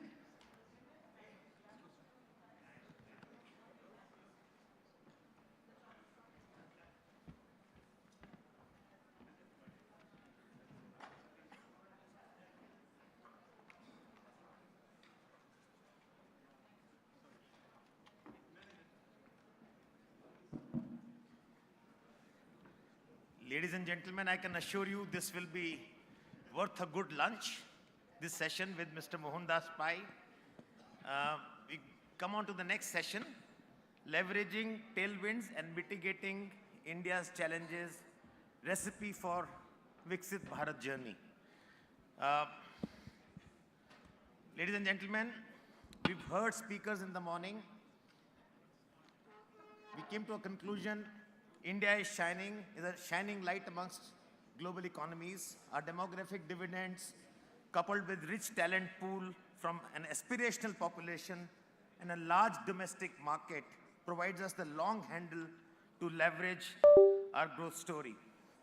The new world order, marked by digitization, green transition, allows us the opportunity to come level with advanced economies, and the nation is on the job here.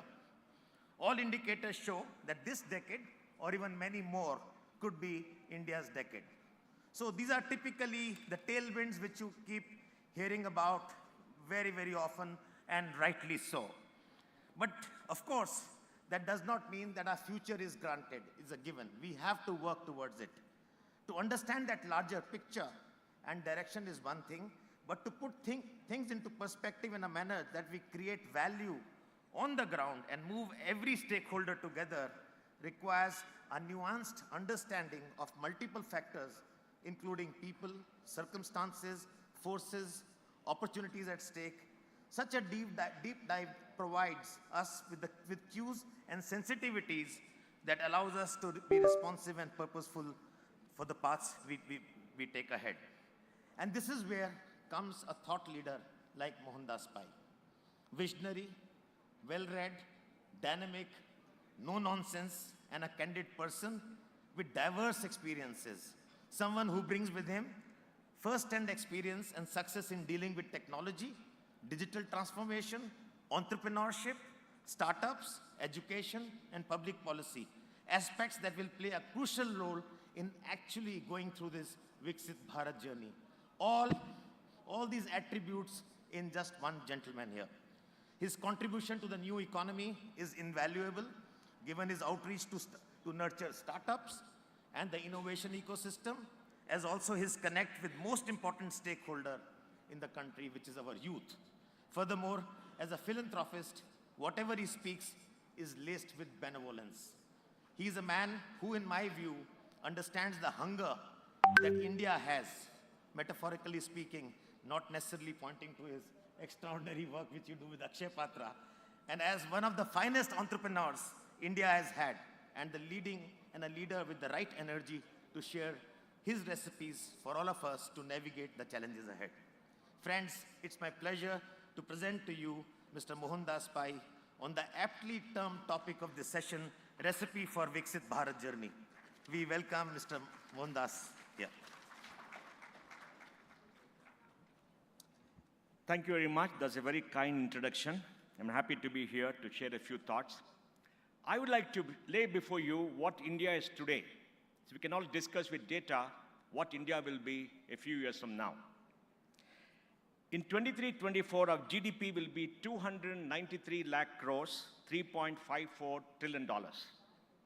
Our GDP in PPP, purchasing power parity, is $12.2 trillion. 3.6 times nominal GDP. No country in the world has 3.6 times nominal GDP as PPP. China's GDP is $20 trillion, PPP is $33 trillion, the United States is 26, both nominal and PPP. PPP is important because it exposes the real size of the economy. The economy is focused on value based on a standard set of goods and services that you can buy. Our prices are very low, so we don't get counted. And if you look at the composition of our economy today, in 23-24, the primary sector, which is agriculture and mining, is 19%. Secondary is 25%, that is manufacturing and construction. And the service sector is 55%. Over the last 3 years, 21-22, 22-23, 23-24, in nominal terms at market prices, the primary sector has grown at 7.24% CAGR, the manufacturing at 8.40%, largely driven by construction, and service at 13.85%. Now, if you look at agriculture, we produce 335 million tons of grain, second largest in the world. We produce 250 million tons of milk, largest in the world. 335 million tons of fruits and vegetables, second largest in the world. 4 million tons of spices. And across all areas of agriculture, I think we're doing well. We are number 1 and number 2 in this area. India is the highest arable land in the world. Throughout civilization, we are the highest arable land, right from Peshawar all the way to the Myanmar border. We have 50% of land which is irrigated. Our challenge lies in agriculture that our productivity is maybe 50-60% of what China does. If you're producing like China, we can feed half the world. So there's no problem about agricultural produce. The problem is what are the prices that farmers get, which I will address very shortly. If you look at manufacturing, we're probably among the top 5 manufacturing countries in the world. In 23-24, manufacturing GVA was about 68 lakh crores. 68 lakh crores should be something like $800 billion, including construction. That's pretty big. We've done well. Construction is very big. We, every year, have about 1.2 or 1.5 billion square feet of space being built. Last quarter, we had 301 million square feet of residential space being sold. And we are building roads and we're building infrastructure at an unprecedented pace. And the problem, like you said, my friend, is that we don't have the capacity to do more. When you execute projects, it takes time. I just saw an AIMS project given to L&T for 2.5 million square feet, taking 3 years. Why should it take 3 years? China will do it in 1.5 years. We have to improve the pace of execution, and execution capacity is lacking, both because we don't have enough skilled people, like people say, which can be tackled, and management capacity. It's project management capacity. When you see the metro to the Bangalore airport, there are hardly any people working, and there's no 3 shifts.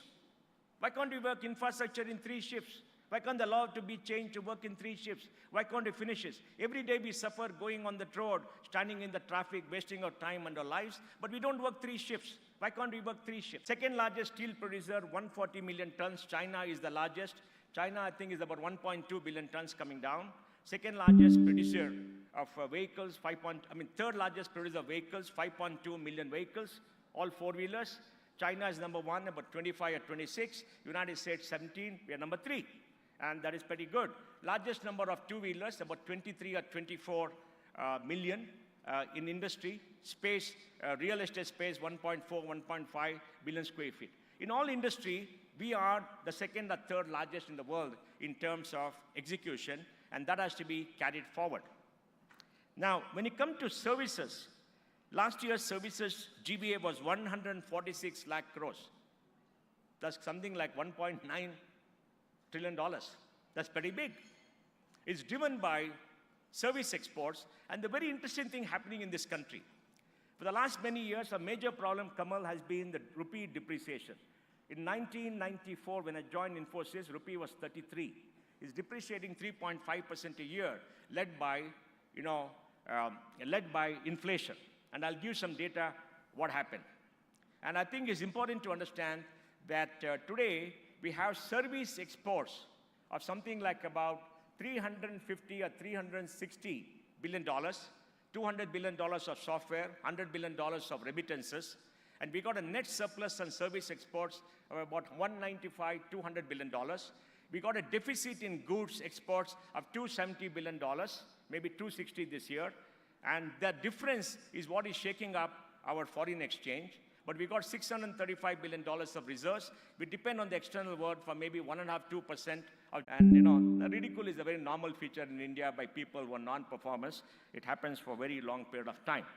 And if we continue this forward, and I'll explain how we can continue this forward, we could be $10 trillion by 2032, 33.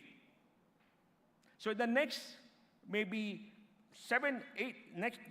8 years, we will add $6.5 trillion to our GDP. But we have to grow. And how do we grow and what we need to do, I'll explain many things as we go along. But there's a possibility it'll happen. And why will it happen?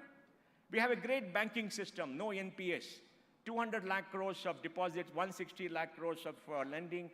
This year we'll have a lending of maybe 22 lakh crores and there's a deposit of 23, 24 lakh crores. We have FDI coming in. Interest rates are moderated. The spread has come down and interest rates are moderated. No longer they lend at 14, 15%, lending to industry at 9, 10%, maybe 11%. So we have enough financial flows. Capital efficiency has gone up in this country, and that is an important thing. So we can be $10 trillion, and it's very near. I would estimate by 32, there's a 90% probability of being $10 trillion, provided all of you don't retire by then in this room. You're going to make it work. And Hari, you've got to be 5x by the time, all right? Don't go home and sleep. Now, what are the big drivers of the economy? There are three big drivers of the economy: human capital, physical capital, financial capital. Let's take stock of what we are. We are 1.4 billion people. We don't have a population problem. We are growing, our fertility is 2.0. The whole of the South is 1.0, 1.7. Fertility is 2.0. And in the South, if you look at children in the age group of 18 to 23, it is coming down every year for the last 10 years. It's coming down every year. Tamil Nadu by 2035 could see more deaths than births. If you look at the national income statistics, Karnataka by 20 around that time. The South of 12 lakh babies being born, now it is 10 lakhs. About 12 years ago, Karnataka, about 3.5 lakh people died, now it's 5.5 lakh, 6. So very soon, the entire South, possibly in 10, 12 years, there'll be more people dying than people being born. So we don't have this problem. Even in UP, fertility is 2.4, Bihar is come to 3.9, West Bengal is 1.6. I mean 1.6, 1.7, Punjab is 1.6. Some of the young Punjabis are going to, Canada and other places. That is also an issue. But we must remember that the number of babies who had 2.5 crores for the last 30 years has come down to 2.3 crores last year, if I'm right. Year before, 2.43 crores. The number of babies being born is coming down. And the biggest challenge in the world, Kamal, is the shrinking population. China's population shrank by 2 million last year. Japan's population shrank by 1 million last year. Fertility in Korea is 0.75%. That's very low. And 25% of the world's population is shrinking. Russia is shrinking. Scandinavia is shrinking.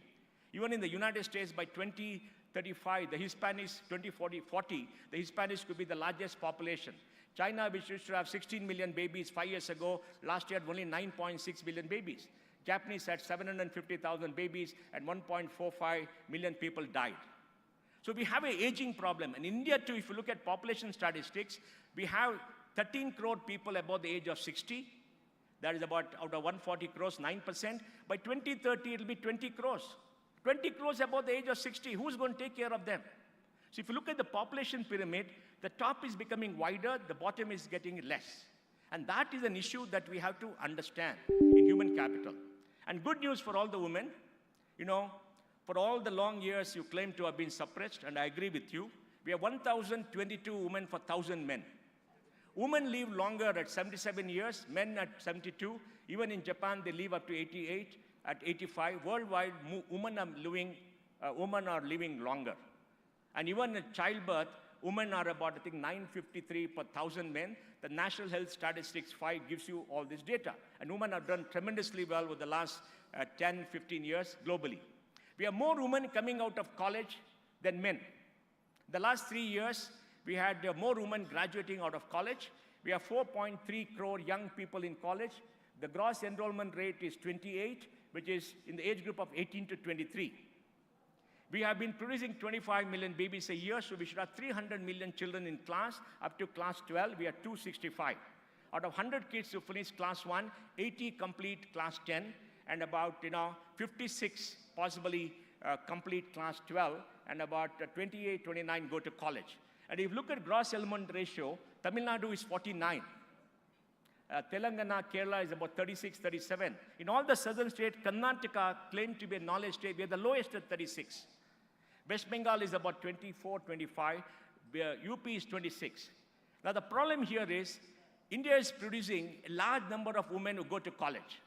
But the largest number of women coming out is in North India.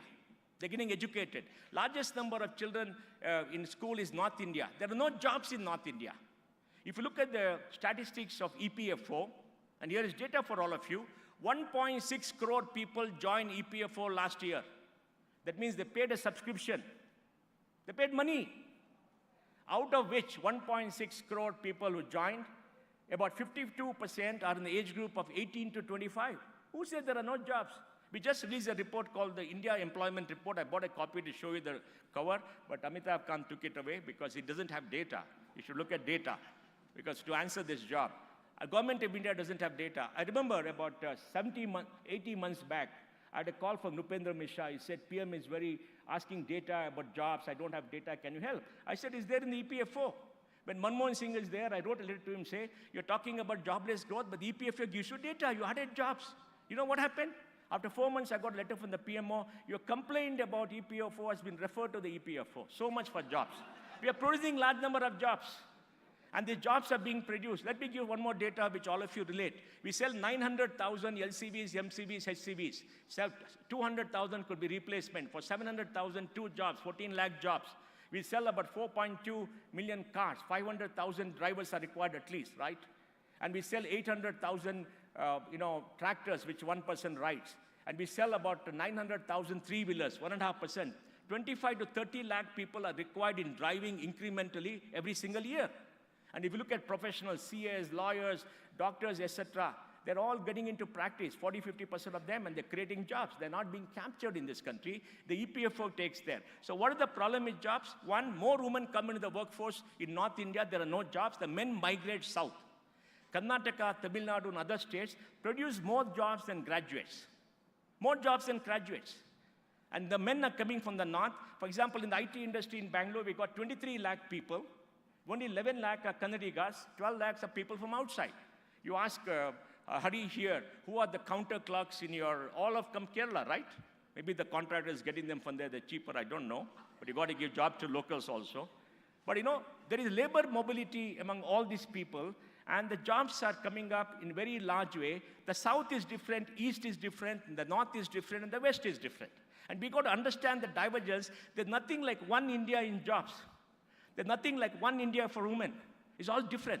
And I'll give some more data. PLFS, Periodic Labor Survey, says that women participate workforce gone up to 37%. India is about 56%, or so, 55%. It's gone up to 27%. 15 years back, it was higher at, no, not 37, maybe about 28. But in 1 year, the ILO changed the definition of women in the workforce to exclude people who are doing jobs at home. What they forgot is, in all the villages, people look after cattle, they do a lot of work. That is not counted. Now, Sanjeev Sanyal wrote an article about it, and that is coming up. And self-employment in women is gone up to about 65%. Why is the self-help group? They're earning a lot of money. They're spending money in rural areas. FMCG growth is not being counted because you're looking at a few of these big companies who got 32% operating margin before advertisement and all that. You see the profits have gone up in the last 3 years. The outprice, local manufacturers are coming by contract manufacturing and selling, and there is growth, but that's not being captured in the data. If you go to North India, you'll see that growth happening. So women in the workforce is going up for self-employment, largely in the self-help groups and other areas. And in agriculture, which is 45% total workforce of 55 crores, women have gone up to about 62, 63%. Men have come down because the men are going into construction, emigrating to other places. Now, this data is available, and this transformation in India is to be understood for us to give the kind of policies that's happening. So if you look at human capital, our problem is going to be aging. Yes, there's a skilling problem. Kamal, I was, McKinsey wrote a report in the year 2000 or something saying by 2010, there'll be 500,000 people short in the internet, short in the IT industry. We all laughed. We trained 1 million people. Infosys set up a campus in Mysore which produced 35,000 software engineers who are world-class, a 26-week training program, and they produce more software engineers every year at that time, more than any country in the world, barring the United States and China. One place. The IT industry of $200 billion sends about $4 to $5 billion on training people. You got to train people. I had a fight with AM Naik. One day he came and said, oh, the Infosys is taking away all our engineers, we're not able to hire. I went on TV and said, man, pay them more. Why? You have an IIT graduate working on the shop floor and paying him peanuts. You pay them more, they'll come to you. Why not? You're not paying them more. You're misusing them for the skills. Pay them more and you'll get more people. Why crib about it, right? Everybody wants to have a good salary. And if you look at jobs, the problem is simple. One, more jobs in the south, so women get left out in the north, and more women are graduating. They don't want to menial jobs. Second important thing is 80% of the jobs pay less than 20,000 rupees a month. So all of you should increase the minimum wages for them and increase productivity. 80% pay less than 20,000 rupees, and that is the problem that many people don't want a job because in some South Indian states you get 5,000-6,000 rupees free rice. Why work for 15,000 when you get 8,000-9,000 and free rice and possibly some free drinks because you follow some politicians, right? So if you look at the human capital part, what is the challenge? The challenge is we are growing, automation is coming in, robotics is coming in. We have to produce a lot of jobs. And I think that jobs will be produced, we will grow, and there's a 90-80% probability it will happen. Now look at physical capital.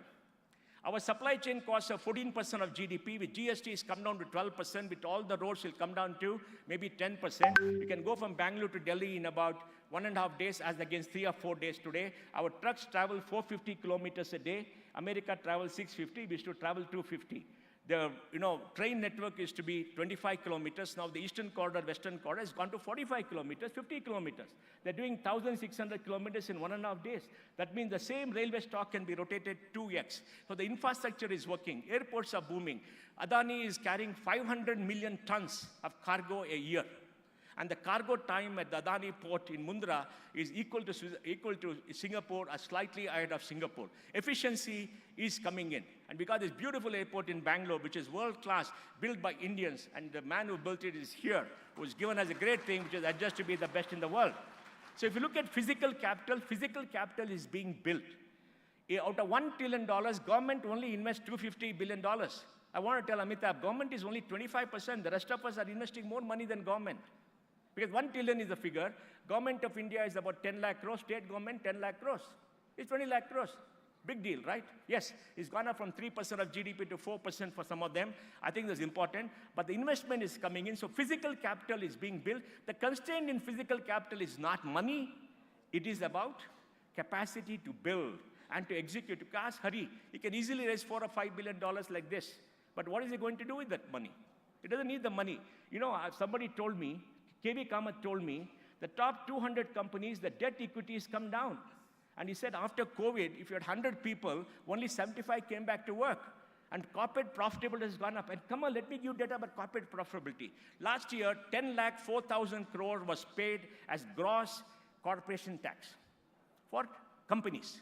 If you take effective tax rate at 25%, it's 40 lakh crores pre-tax profit. On a GDP of 272 lakh crores, 15% of GDP is pre-tax profit of the corporate sector. This year, I just read the data till 17. Gross tax has gone up to 10 lakh 97,000 crores. We'll probably end up with 12 lakh crores. That means 50 lakh crores will be the pre-tax profit. So corporate India is doing well. Debt equity is down. Corporate borrowing is not going up. There's capacity to build, capacity to execute. Now, the third thing is financial capital. We have 160 lakh crores of bank lending. Let's say $2 trillion at 80. Stock market could be maybe 3.5 trillion, 5.5 trillion. We have bonds of about 3 trillion, 8.5 trillion. If you add everything, $9 trillion of assets are there. And with the savings rate there, capital is available. In capital efficiency, you must look at the return on equity. There are two things important to improve productivity: capital productivity and labor productivity. In capital productivity, I think most companies are meeting more than the return on capital is higher than the cost of capital for most companies, right? And you can see it going up. It went up, came down, now it's going up again. Labor productivity is going up along with automation and thus. I remember we built 500,000 square feet of campus in Jaipur about 10 years ago with 2,500 people. Now we only got 500 people. So everywhere we're seeing lesser people. So we're seeing, the financial capital go up. And I think that's important. And in technology, we're the third largest digital power in the world. We missed the Industrial Revolution. In 1750, India, China were the richest countries in the world. Throughout human history, from the start of civilization, richest country, because the largest arable land, we had education, we had agricultural surpluses. We had a huge amount of skilled labor, and we exported textile. Pliny the Elder, give me 5 minutes. Pliny the Elder said, 2,000 years ago, trade with India will impoverish Rome, because we exported spices and textiles, and they had to loot countries to give us gold and silver. And they used to trade with India along the Kerala coast. You see all the sports. We have forgotten our history. And they used to trade. This is a rich country. Everybody came here to loot us. The British from 1757 to 1947 took away $45 trillion of money, as per Dr. Utsa Patnaik of Columbia University. It's not an Indian academic writing that. An Indian, but overseas, so the greater credibility, right? We write that people will not believe. From 1900 to 1947, we grew at 0.5%. The impoverishment in India was very wide. And then we made big mistakes at independence. At independence, we were the largest economy in Asia. China was destroyed. Southeast Asia was destroyed. Japan was destroyed. We had 1.5 billion pounds from the British for the war effort. 2.5 million Indians fought for the Allies in the Second World War. 1.5 million in the First World War. The Indian army stopped at the Japanese at Kohima and drove them down. MacArthur came from the sea. And we can take credit for the war to be stopped in Asia. What did our first government do? Educated in Harrow. One set of imperialists were replaced by another set of imperialists in Lutyens, Delhi. Nothing changed for us. We brought in price control, license quota Raj, destroyed Indian capital. We suppressed Indian capital. 1950 to 80, we grew at 3.5%, population 2.5%, per capita income 1% a year. I graduated in 82. I'm that generation. And for my generation, India was a failed country. And you see the movie Diwar, I'm sure many of you have seen, that expressed the anger of my generation because there were no jobs for any of us. 1980, we opened up. We grew from 80 to 90 at 5.5%, population 2.25%, per capita income 3.25%. Debt went up from 20 billion to 80 billion, 1980 to 1990. 91, we are broke. We had $5 billion in exchange, 15 days. We pledged our gold, took about $450 million. We went to IMF, took a loan. In 1991, Kamal, our GDP was $275 billion. 2023 March, $3.45 trillion. We've grown at 8.2% a year in dollar term for 32 years. Give an applause to India. Our GDP in rupees was 532 lakh crores. It's grown to 272 lakh crores in 2023. 13.02% a year in rupee term for 32 years. You have done it. I don't know why people moan and groan in this country. Such an extraordinary record because you got economic freedom in 91. Entrepreneurship is flourishing. And in technology, with the third largest digital power. And we are now in the midst of the digital revolution. The industrial revolution we missed. The industrial revolution was taken over by Europe. It became the greatest country, the richest country. They exploited us, took away our wealth, everything else, created a market.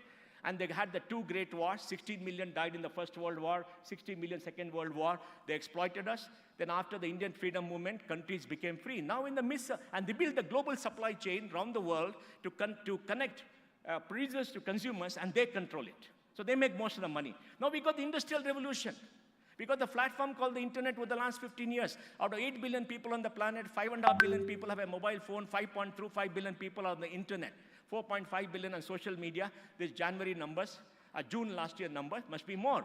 So today you can asynchronously, 24/7, connect with buyers and sellers all around the world, and supply chain has gone to the back end. That means we have created one single marketplace which is global, and you can connect through the internet. And India has the third largest digital power, 117,000 startups, 22,000 funded, $550 billion of value created, 110 unicorns.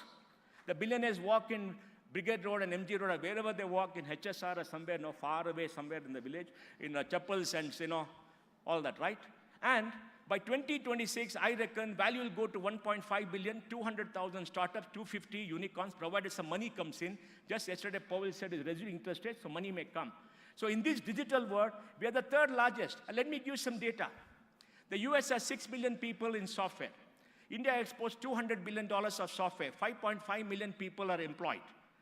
Of the top 10 software service companies of market value, 5 are Indian. Of the top 5, 3 are Indian. Of the 3.2 million people in the top 10, 2.3 million are Indians. Of the 6 million people in America, 1 million are Indians. Of that balance 5.5 billion people, that 60% work for American companies. That is 3 million. Out of 10 million working for American companies, 4 million are Indians. And every year in this country, about 400 to 500,000 people join in technology, 50% of the world. 50% of the world technology hiring is in India. Bangalore has 350,000 chip designers, testers, embedded software people, the largest human capital in the world. We've got 280 companies all overseas. Most of them, the next chip is going to be designed in Bangalore, it's being done in Bangalore. Half of this workforce had been trained in AI. After America, we're the second largest trained people in AI. And if you take it forward, along with the startups and this, by 2026, we'll have the largest digital human capital in the world, more than the United States. And today, Bangalore has 23 lakh people, 2.3 million people, 50,000 IT companies, 20,000 startups, about 45 unicorns. Bangalore exports $80 billion. Bangalore GDP is possibly $160 billion, maybe $14,000 per capita income. Vidhan Sada doesn't see the figures, but this is the reality. And Bangalore has more people in technology than Silicon Valley. Out of 1.2 crore people, 1.1 crore vehicles, about 65 lakh three-wheelers, 30 lakh cars. We buy 55,000 cars a month, and we don't have roads. Our metro is 3 years behind and all that. But this is happening in India. So we got human capital, we got physical capital going, we got entrepreneurship and financial capital going. We just have to grow. All of you have to invest. And to grow, what should we do? We have to look at exports. No country has grown in the world without exports. Today, our Indian industry has got the fattest margins. One auto two-wheeler company has got 22% operating margin. Which company has got 22% operating margin? One car company had 16, 17 operating margin before royalty. Which company has that? FMCG has got 32% operating margin before advertisement. Which company has got that in the world? So we're all focused on more profit, but we must follow China, and we must expand manufacturing and take care of the world, because we can be productive. With automation, with technology, we can be productive. The cost will come down, and we must expand and develop. And if you expand in manufacturing, it'll be robotic-led, right? Automated. And if it's automated, you have no debt. All you have to do is depreciation. You can work 3 shifts. And today, robots don't ask for salary raise. No work-life balance. You have robots, no work-life balance. Man, it's exciting, right? The robots will work 24/7. You need some power and all that, which is available, right? And you can produce. Your cost comes down dramatically. So we can invest, and we can do that. We need more of that, spirit of enterprise, the spirit to conquer the world. And to go there, we'll do it. So I want to end by saying, Kamal, the only thing that's stopping us back is understanding data, understanding what is happening, and the energy and passion that you have. But you talk to younger entrepreneurs, they want to change the world. Some of them have made very high losses. 3 of them have lost more than 25,000 crores. They raised money, they lost it. And I remember a conversation with a great entrepreneur from Bangalore, ran an airline on TV. I said, man, you are the largest loss in India, 9,000 crores. I see these young people losing 25,000 crores and not blinking. So capital is available for all of us. We have to grow. India will grow. India will grow. All the things are in our favor. And we just have to invest. We have to conquer the world. We have the human capital. We're the youngest workforce in the world at 29 years. The average age in Europe is 47 years. In Japan is 47 years. China is 35. And in China, labor costs have gone up 4x. And in China, the total working age population has shrunk. And China's population is shrinking. The construction grew for 40 years at 15% a year. Now they've got a problem of property. They've got 1.5 times the property vacant, the population which can occupy that. So we can beat China, and we can be much more cost effective. We got the design ability. We got the technology ability. We can raise money. We can do everything to do. So thank you very much, and hope to see you doing all this. Thank you. Let's give Mohan a standing ovation. I don't think... Excellent. I don't think you expect me to summarize. I think the amount of data, yeah. So data is the new fuel, and I think he's given you lots of food for thought, food for lunch actually, lunch and dinner. Right. Thank you so much. I think we are on a... Huh? Yes, yes. Data is the new fuel. Yeah. Thank you very much, Mohan, for that outstanding presentation. I think you have really given us a very good macroeconomic outlook. And also you have left a message that there is no one story. There's no one story. There are multiple stories. There are multiple imperatives. We should not even try to take a diverse country as India into one story, because there are many, many multiple stories, and that's something, that's my takeaway of the day. Thank you very much.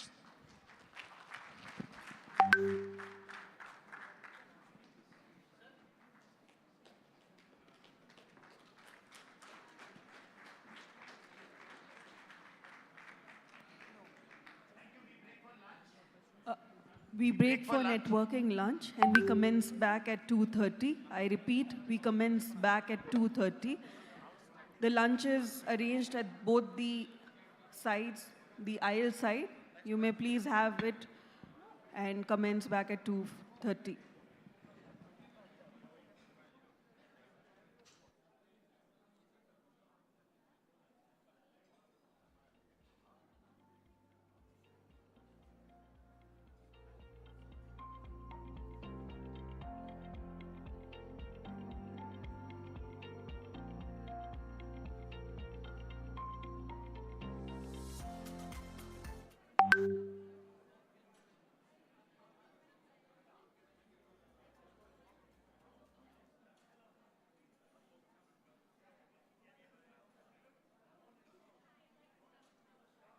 Services. Sri City is developing into a vibrant social community due to its well-planned urban setting, use of clean energy, smart systems, and the integrated work, live, learn, play model. Located on the border of Andhra Pradesh with Tamil Nadu, 55 kilometers from Chennai, along the national highway, Sri City is connected to the major metros of India through the Golden Quadrilateral Highway network. Sri City is well connected to 2 international airports and 4 seaports, all within a 100-kilometer radius. A broad gauge railway line runs alongside the national highway, adding to the connectivity options of Sri City. Sri City's industrial zone comprises of a multi-product special economic zone, a domestic tariff zone, and a free trade and warehousing zone. The automotive cluster in Sri City includes Isuzu, NHK Springs, and Sri City is also home to other Japanese majors like Toray and THK, to name a few. Sri City's electronic manufacturing cluster is fully approved by the Government of India as per the EMC scheme of 2012. Production Link Incentives, PLI, are also applicable for manufacturing items. Foxconn, the world's largest electronics manufacturer, and a host of other companies are operational within Sri City's EMC. More than 60,000 skilled and semi-skilled people currently work in Sri City. Apart from Isuzu and Foxconn, other conglomerates that employ a large workforce are FMCG giants Colgate-Palmolive and Unicharm. Food and beverage majors such as PepsiCo, Cadbury, Kellogg's, Lavazza, Tata Foods and others. And industrial MNCs such as Cobelco, Alstom, Ball Corporation and Thermax. To jumpstart operations efficiently, a dedicated 130,000 square feet business center with all modern facilities is available.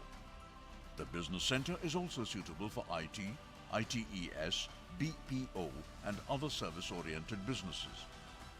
For manufacturing companies that are raring to go, ready-built factories are available for immediate start of operations. Companies whose requirements are more specific and niche can avail built-to-suit options.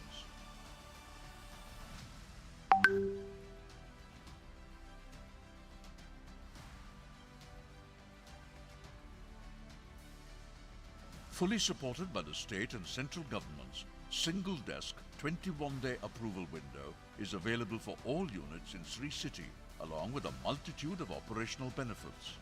Sri City's state-of-the-art infrastructure has been designed by world-renowned urban infrastructure experts. The robust internal road network facilitates easy access through IRC standard, primary, secondary and tertiary roads. Major telecom operators like Airtel, Vodafone, Jio, Tata Communications Limited, BSNL, RailTel and APSFL have set up high-speed 3G and 4G networks across the city. An extensive fiber optic network also covers Sri City. 450 megawatts of power has been allocated by the government of Andhra Pradesh for Sri City, enabling 24/7 electricity. The comprehensive water supply infrastructure consists of multiple reservoirs, pumping stations and supply networks, enabling 24/7 supply of water. The sewerage network is connected to modern sewage treatment plants and recycled water is reused for specific purposes. The stormwater drainage network runs throughout Sri City, channeling rainwater to the reservoirs. Sri City has been a champion of environmental sustainability since its inception. An internal solar power plant adds to the grid, while street lighting and traffic control systems are all independently solar powered. Electric cars and shuttle services are used for internal commute. Over 1 million trees have already been planted, and over 10 million will be planted. With all of these initiatives, Sri City is well on its way to becoming a carbon-neutral zone. A variety of options for long and short duration stays are available at Sri City. Fresh and sumptuous culinary treats are on offer at the food court and community dining center. The medical center provides emergency as well as day-to-day health care needs. The center encompasses a general care facility operated by Sri Ramachandra Hospital, which includes an emergency and trauma care center and a specialist eye care facility operated by Shankara Netralaya. Sri City has dedicated 500 acres for catering to the educational needs of the entire region, with a dedicated education zone. Chinmaya Vidyalaya, the renowned CBSE school, and Accord School, a co-educational day boarding school, are operational within this education zone. Also operational are Indian Institute of Information Technology, a premier engineering and research institute, Kriya University, a pioneering educational institution that houses the undergraduate school of interwoven arts and sciences, and the IFMR Graduate School of Business. Itinerating center of the Sub-Registrar Office is now operational in Sri City. Sri City is placed on the postal map of India with its own post office and PIN code. A full-fledged police station offers a sense of safety and security to all locals in and around Sri City. Sri City has a fire station located on Central Expressway. Major commercial banks have set up their branches in Sri City. Sri City has operational helipads at multiple locations within Sri City. Sri City and its surrounding locales offer a wide variety of activity options to suit a vibrant lifestyle.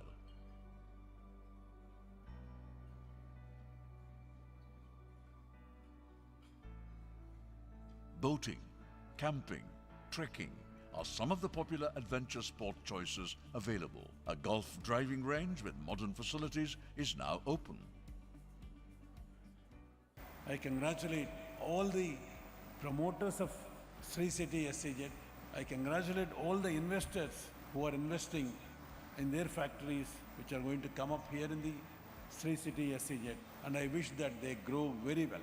I take this opportunity to call upon all the investors to come, invest in us, invest in Sri City SEZ, and grow along with the state of Andhra Pradesh. We welcome you to experience the world-class business environment of Sri City, where enterprises of various sizes from diverse sectors are thriving together. This flourishing clientele is testimony to Sri City's immense potential as a business destination. Why did we select Sri City? Well, a favorable business environment, fantastic facilities, infrastructure, access to great talent and people, a strong workforce. We also were aware of your single window clearances, and Sri City location again provides us excellent world-class infrastructure. It provides us cluster of customers, and Mr. Reddy and his team has provided us absolute great foil. The Deccan choice to locate the production at Sri City underlines that it's an attractive location for the consumer durable industry, sir. A robust and effective manufacturing ecosystem will further attract more FDI and technical know-how from global organizations wanting to capitalize on the Indian consumption potential. Sri City is really always helping us to expand the business. They are really good partner for our business. Round-the-clock power supply and electricity that allow us to run a manufacturing business in excellent condition that very few industrial parks are able to provide in India. A world of opportunities awaits you at Sri City. We invite you to be a part of India's best integrated business city and scale your business to new heights.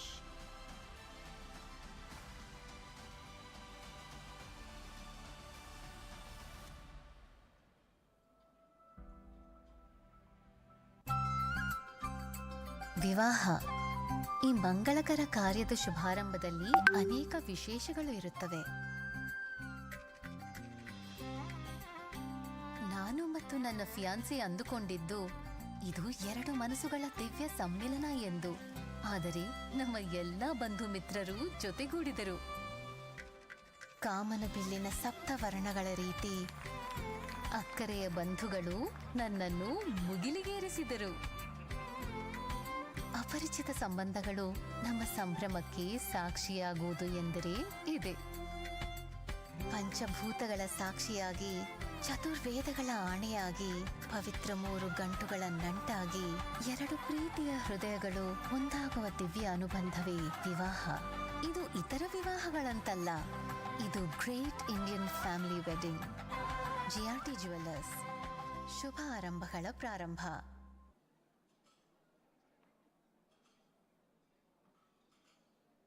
அன்பாலே அழகான பவனிது, அடையார் ஆனந்த பவனிது. எங்கள் ருசி பேசும் A to B உங்கள் பசியார எங்கள் ருசி பேசும்.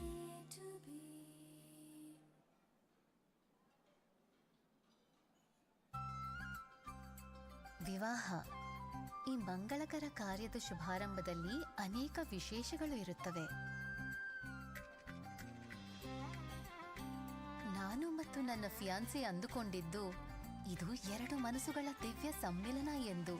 ಆದರೆ ನಮ್ಮ ಎಲ್ಲ ಬಂಧು ಮಿತ್ರರು ಜೊತೆಗೂಡಿದರು. ಕಾಮನ ಬಿಲ್ಲಿನ ಸಪ್ತವರ್ಣಗಳ ರೀತಿ ಅಕ್ಕರೆಯ ಬಂಧುಗಳು ನನ್ನನ್ನು ಮುಗಿಲಿಗೇರಿಸಿದರು. ಅಪರಿಚಿತ ಸಂಬಂಧಗಳು ನಮ್ಮ ಸಂಭ್ರಮಕ್ಕೆ ಸಾಕ್ಷಿಯಾಗುವುದು ಎಂದರೆ ಇದೆ. ಪಂಚಭೂತಗಳ ಸಾಕ್ಷಿಯಾಗಿ, ಚತುರ್ವೇದಗಳ ಆಣೆಯಾಗಿ, ಪವಿತ್ರ 3 ಗಂಟುಗಳ ನಂಟಾಗಿ, 2 ಪ್ರೀತಿಯ ಹೃದಯಗಳು ಒಂದಾಗುವ ದಿವ್ಯ ಅನುಬಂಧವೇ ವಿವಾಹ. ಇದು ಇತರ ವಿವಾಹಗಳಂತಲ್ಲ, ಇದು great Indian family wedding. GRT jewellers, ಶುಭ ಆರಂಭಗಳ ಪ್ರಾರಂಭ.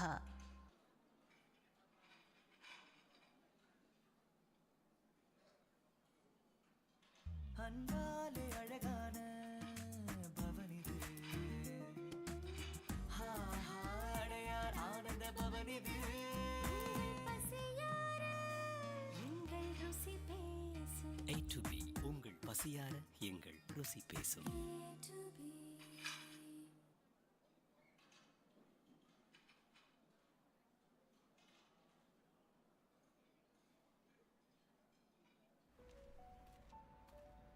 Life comes with challenges, constantly testing us, making us want to quit. But we don't. We want to understand. We analyze. We fail. We learn. We try again. And again. We develop. We improve. We're here because we're dedicated. It's who we've always been. And how we will keep tackling challenges. Even those we haven't seen yet.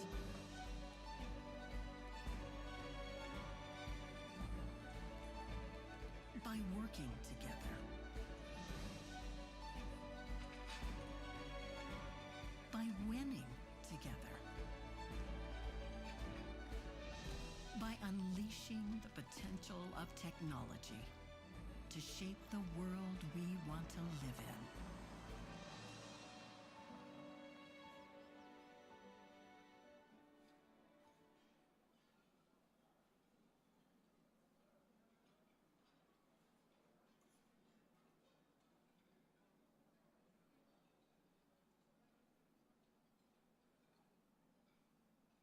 KCW is one of the most prestigious colleges of excellence in the country. It has also been ranked 4th among colleges across India.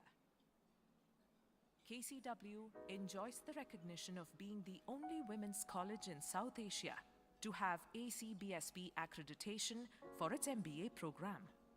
A second home to over 8,500 students, 425 faculty members, and 350 non-teaching staff. KCW offers around 70 programs across a spectrum of disciplines. 60 years since its founding, KCW continues to embody its ethos of revolutionizing old educational norms, which can be seen thriving in every corner of the campus. The KCW campus comes alive with the spirit of exploration. And behind every campus activity is a quest for discovery. At the heart of KCW's modern learning environment are the smart classrooms and labs. Using high-end teaching tools, we ensure that every session provides an interactive and immersive learning experience. These tech-enabled learning spaces promote active participation and collaboration among students, encouraging them to learn at their own pace. At KCW, we believe that only a continuous learner makes an excellent teacher. That's why our faculty members are committed to staying updated with the ever-evolving educational landscape. Upskilling is part of their everyday activity, which has helped them not only bridge the generation gap, but also to better understand the aspirations and expectations of the young generation of students. This commitment to staying up to date has enabled our educators to ensure an enriching and effective learning experience for all. Staying true to our founder's vision, KCW has evolved to be more than just an educational institution. Here, we inspire our students to dream big as well as provide them with the tools to turn those dreams into a reality. Empowering their entrepreneurial spirit is KCW's Center for Innovation, Incubation and Entrepreneurship Development, CIIED. CIIED acts as a launchpad for our budding innovators, offering the training and operational support needed to realize their entrepreneurial aspirations.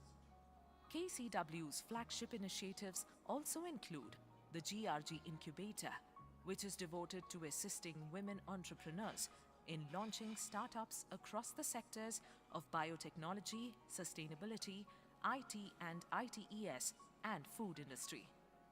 KCW also hosts the eYuva Pre-Incubation Center, which focuses on guiding students in need-oriented research and innovation for solving real-life challenges. To help women make inroads into specialized technical industries, KCW has co-created India's first digital innovation dojo with the air technology giant ELGI. This initiative reaffirms KCW's commitment to strengthening industry-academia partnerships. While at the forefront of pioneering research and job creation, KCW simultaneously prepares students for the careers of the future through an array of specialized labs. When it comes to collaborations, our network transcends borders.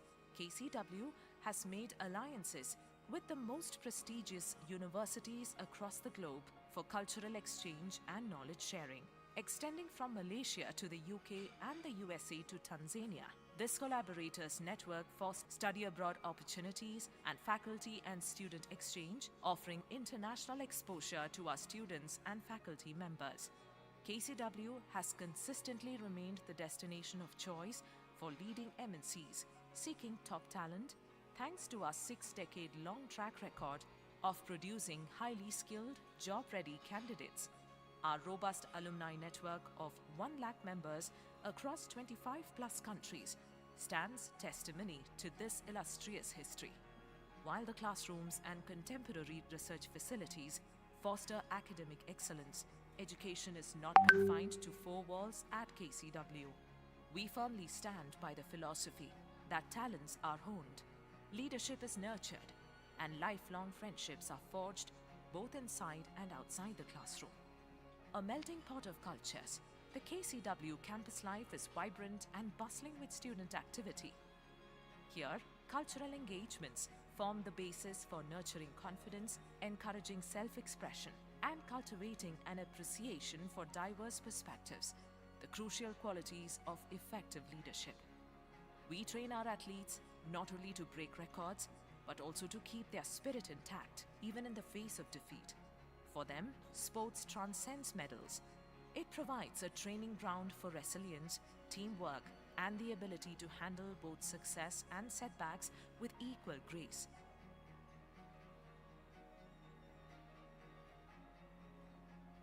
Our students not only hone the skill sets for the real world, but also actively practice them. Through various student clubs and community engagement initiatives, these youngsters solve real-world challenges in their domains and make meaningful contributions to the society. Our sprawling 10-acre green campus is built on the foundation of sustainability and human-nature harmony. Within this green haven, you'll discover a diverse ecosystem of varied plant species. Around 40% of our total energy needs are met by a state-of-the-art solar grid. Through a combined renewable energy system of solar PV, solar thermal, and biogas plants, we have even reduced our greenhouse gas emissions by an impressive 450 tons. The campus also dedicates a massive 250,000 square feet of area to rainwater harvesting. In 60 years, we have come far in realizing the dreams and visions of our founders, but there's still a long way to go in truly unleashing the potential of the KCW community. In the coming years, KCW will open doors to more joint programs, dual degrees, and student abroad experiences in collaboration with leading universities worldwide. We'll also champion co-teaching and research initiatives involving international students and teachers, making our community global in every sense. Our flagship programs will soon be enhanced with dedicated residential facilities, making the holistic educational journey accessible to more students from around the world. Nurturing the next generation of innovative women leaders will remain a focal point at KCW as we expand our entrepreneurship-oriented programs. To further demonstrate our research capabilities and push the boundaries of discovery, we aim to increase funded research projects by 40% annually. 60 years have passed since we welcomed our first batch of eager minds.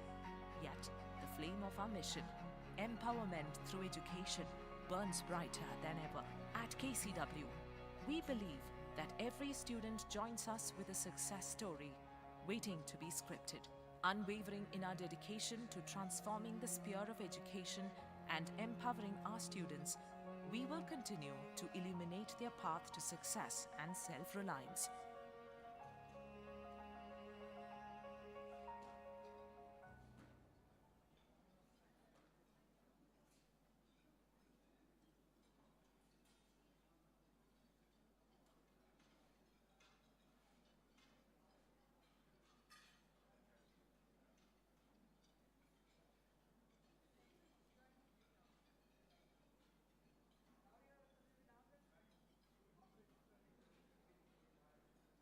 कुछ लोग जिनकी जिंदगी जब अटक जाती है वो राह बदलकर आगे निकल जाते हैं। पूछो कैसे?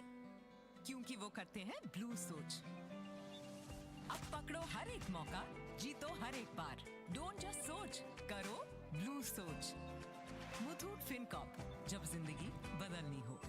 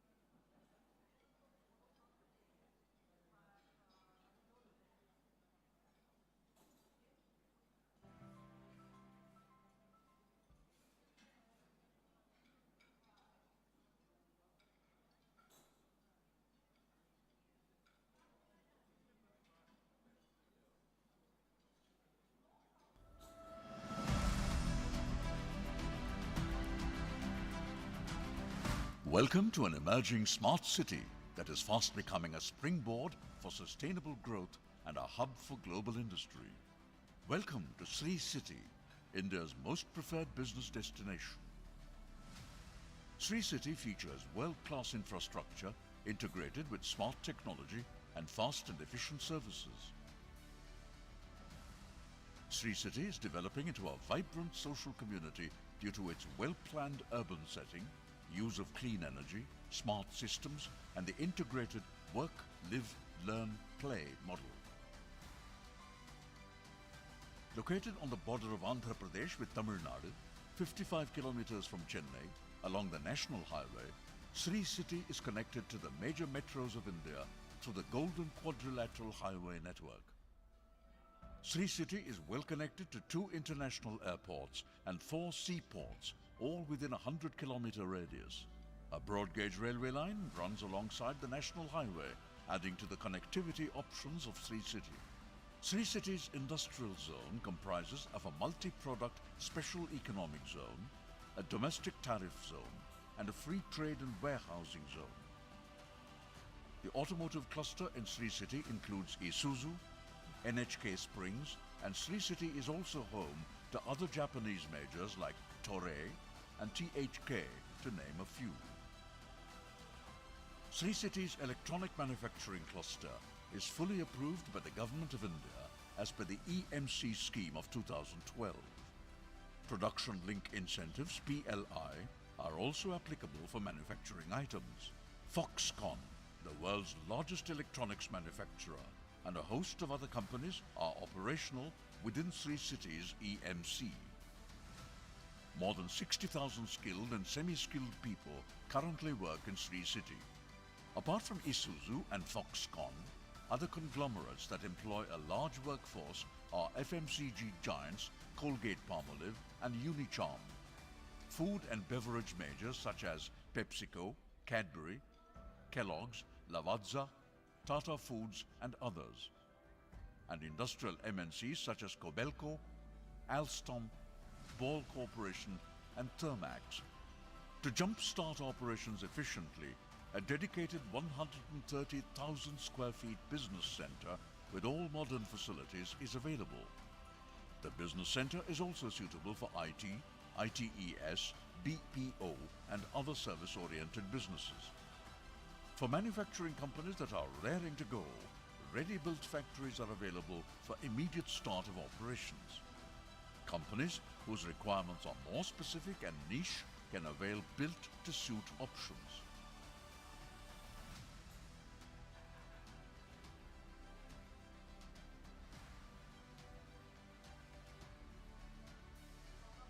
Fully supported by the state and central governments, single desk 21-day approval window is available for all units in Sri City, along with a multitude of operational benefits.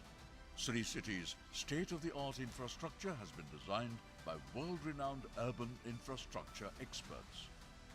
The robust internal road network facilitates easy access through IRC standard, primary, secondary and tertiary roads.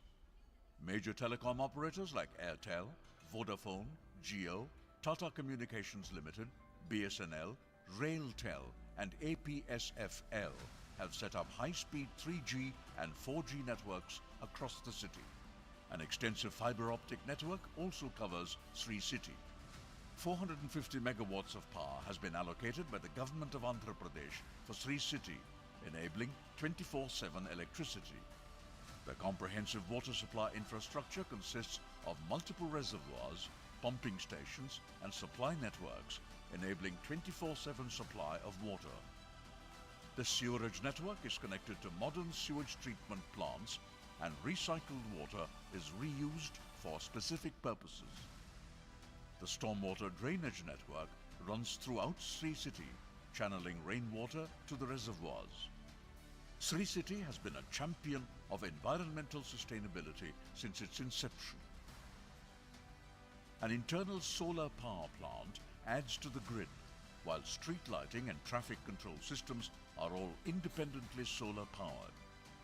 Electric cars and shuttle services are used for internal commute. Over 1 million trees have already been planted, and over 10 million will be planted. With all of these initiatives, Sri City is well on its way to becoming a carbon-neutral zone. A variety of options for long and short duration stays are available at Sri City. Fresh and sumptuous culinary treats are on offer at the food court and community dining center. The medical center provides emergency as well as day-to-day health care needs.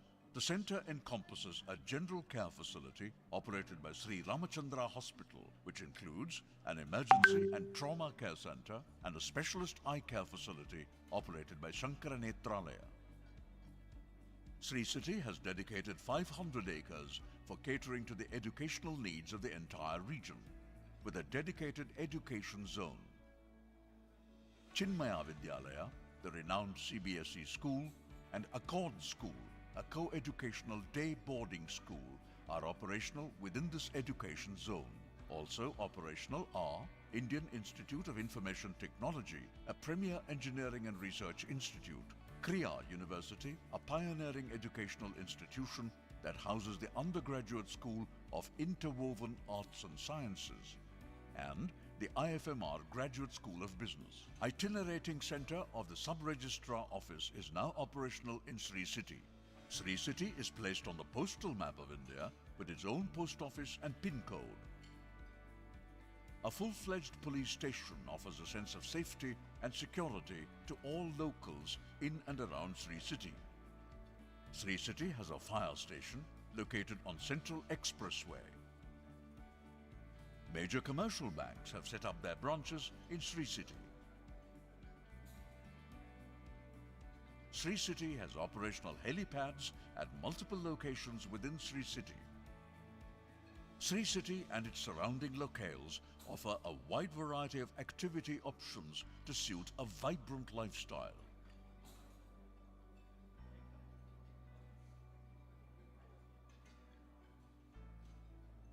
Boating, camping, trekking are some of the popular adventure sport choices available. A golf driving range with modern facilities is now open.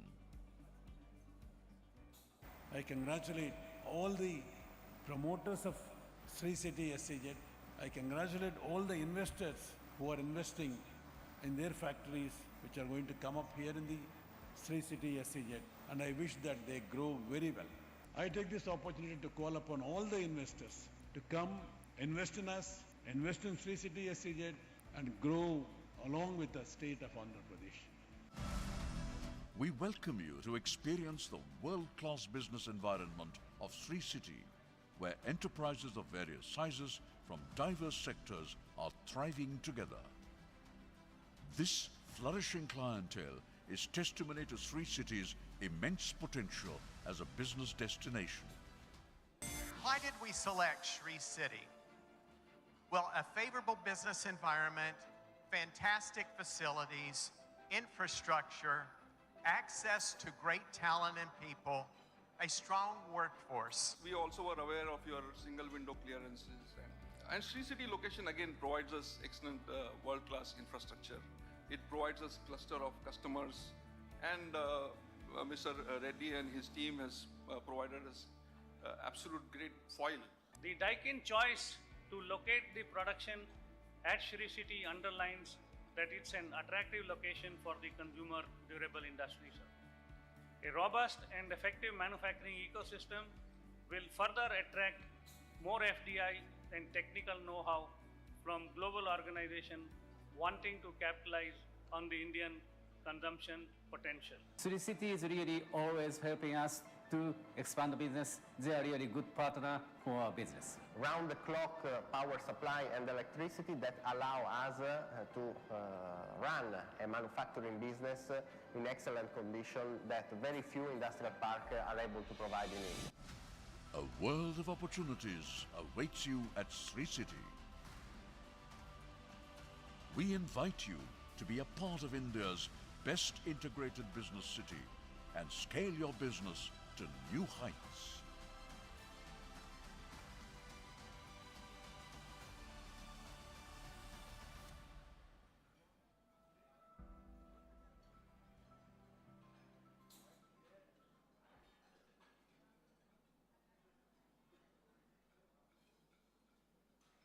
कुछ लोग जिनकी जिंदगी जब अटक जाती है वो राह बदलकर आगे निकल जाते हैं। पूछो कैसे?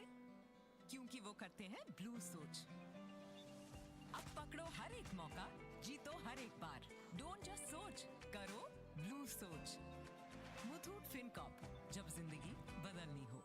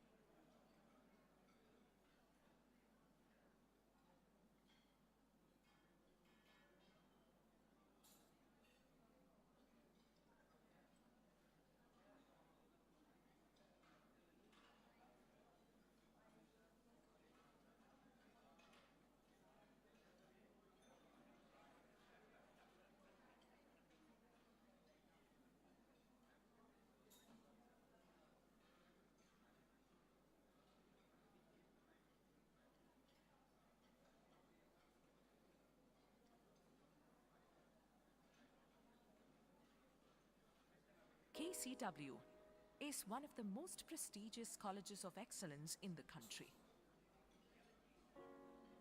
It has also been ranked 4th among colleges across India. KCW enjoys the recognition of being the only women's college in South Asia to have ACBSP accreditation for its MBA program. A second home to over 8,500 students, 425 faculty members, and 350 non-teaching staff. KCW offers around 70 programs across a spectrum of disciplines. 60 years since its founding, KCW continues to embody its ethos of revolutionizing old educational norms, which can be seen thriving in every corner of the campus. The KCW campus comes alive with the spirit of exploration, and behind every campus activity is a quest for discovery. At the heart of KCW's modern learning environment are the smart classrooms and labs. Using high-end teaching tools, we ensure that every session provides an interactive and immersive learning experience. These tech-enabled learning spaces promote active participation and collaboration among students, encouraging them to learn at their own pace. At KCW, we believe that only a continuous learner makes an excellent teacher. That's why our faculty members are committed to staying updated with the ever-evolving educational landscape. Upskilling is part of their everyday activity, which has helped them not only bridge the generation gap, but also to better understand the aspirations and expectations of the young generation of students. This commitment to staying up to date has enabled our educators to ensure an enriching and effective learning experience for all. Staying true to our founder's vision, KCW has evolved to be more than just an educational institution. Here, we inspire our students to dream big, as well as provide them with the tools to turn those dreams into a reality. Empowering their entrepreneurial spirit is KCW's Center for Innovation, Incubation and Entrepreneurship Development, CIIED. CIIED acts as a launchpad for our budding innovators, offering the training and operational support needed to realize their entrepreneurial aspirations.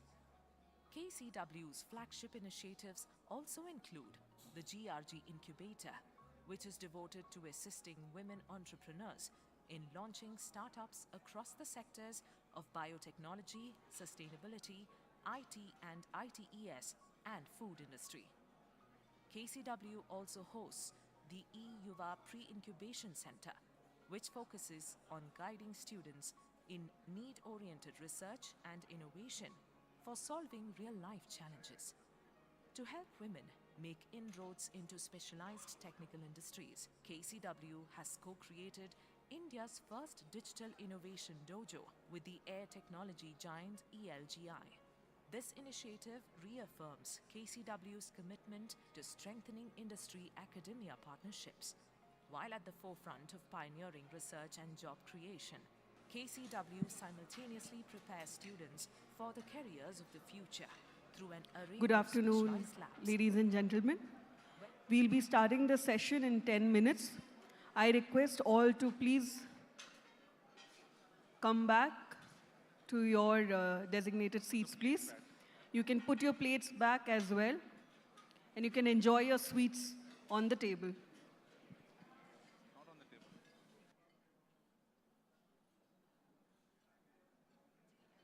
Exchange, offering international exposure to our students and faculty members. KCW has consistently remained the destination of choice for leading MNCs seeking top talent, thanks to our 6-decade-long track record of producing highly skilled, job-ready candidates. Our robust alumni network of 1 lakh members across 25-plus countries stands testimony to this illustrious history. While the classrooms and contemporary research facilities foster academic excellence, education is not confined to 4 walls at KCW. We firmly stand by the philosophy that talents are honed, leadership is nurtured, and lifelong friendships are forged both inside and outside the classroom. A melting pot of cultures, the KCW campus life is vibrant and bustling with student activity.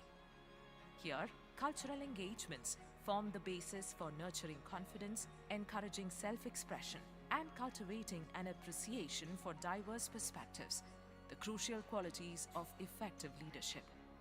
We train our athletes not only to break records, but also to keep their spirit intact, even in the face of defeat. For them, sports transcends medals. It provides a training ground for resilience, teamwork, and the ability to handle both success and setbacks with equal grace.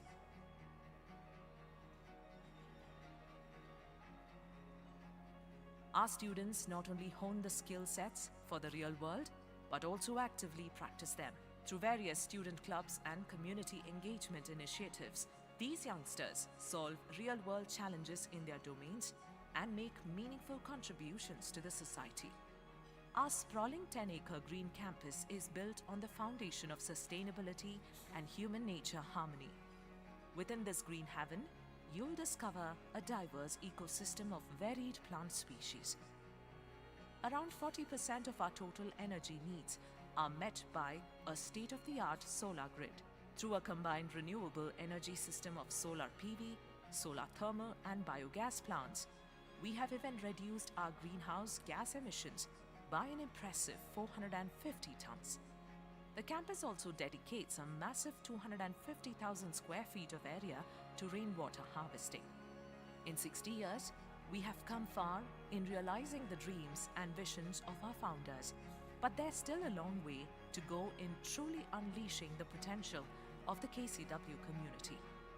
In the coming years, KCW will open doors to more joint programs, dual degrees and student abroad experiences in collaboration with leading universities worldwide. We'll also champion co-teaching and research initiatives involving international students and teachers, making our community global in every sense. Our flagship programs will soon be enhanced with dedicated residential facilities, making the holistic educational journey accessible to more students from around the world. Nurturing the next generation of innovative women leaders will remain a focal point at KCW as we expand our entrepreneurship-oriented programs. To further demonstrate our research capabilities and push the boundaries of discovery, we aim to increase funded research projects by 40% annually. 60 years have passed since we welcomed our first batch of eager minds. Yet, the flame of our mission, empowerment through education, burns brighter than ever. At KCW, we believe that every student joins us with a success story waiting to be scripted. Requesting all the Unwavering delegates to be seated.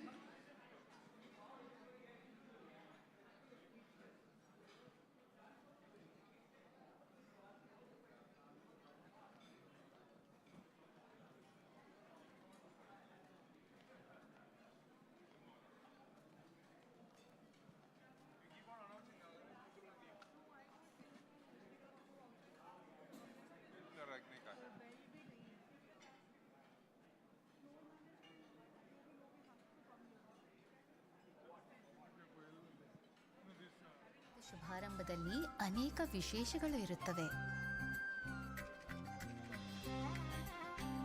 ನಾನು ಮತ್ತು ನನ್ನ fiancée ಅಂದುಕೊಂಡಿದ್ದು ಇದು ಎರಡು ಮನಸ್ಸುಗಳ ದಿವ್ಯ ಸಮ್ಮಿಲನ ಎಂದು. ಆದರೆ ನಮ್ಮ ಎಲ್ಲ ಬಂಧು ಮಿತ್ರರು ಜೊತೆಗೂಡಿದರು. ಕಾಮನ ಬಿಲ್ಲಿನ ಸಪ್ತವರ್ಣಗಳ ರೀತಿ ಅಕ್ಕರೆಯ ಬಂಧುಗಳು ನನ್ನನ್ನು ಮುಗಿಲಿಗೇರಿಸಿದರು. ಅಪರಿಚಿತ ಸಂಬಂಧಗಳು ನಮ್ಮ ಸಂಭ್ರಮಕ್ಕೆ ಸಾಕ್ಷಿಯಾಗುವುದು ಎಂದರೆ ಇದೆ.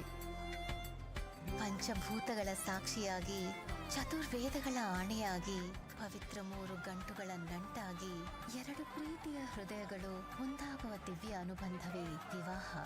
ಇದು ಇತರ ವಿವಾಹಗಳಂತಲ್ಲ, ಇದು great Indian family wedding. GRT jewellers, ಶುಭ ಆರಂಭಗಳ ಪ್ರಾರಂಭ.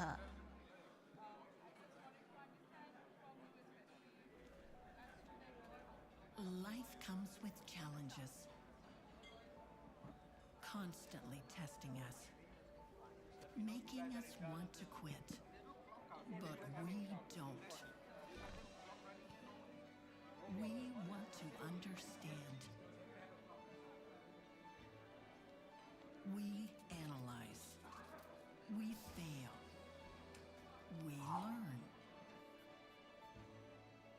we try again. And We are starting with the session in 5 minutes. 2:40 we start the session. All the delegates who have their plates near the function area, I request you to kindly clear it off. Requesting other delegates to be seated. We start the session at 2:40.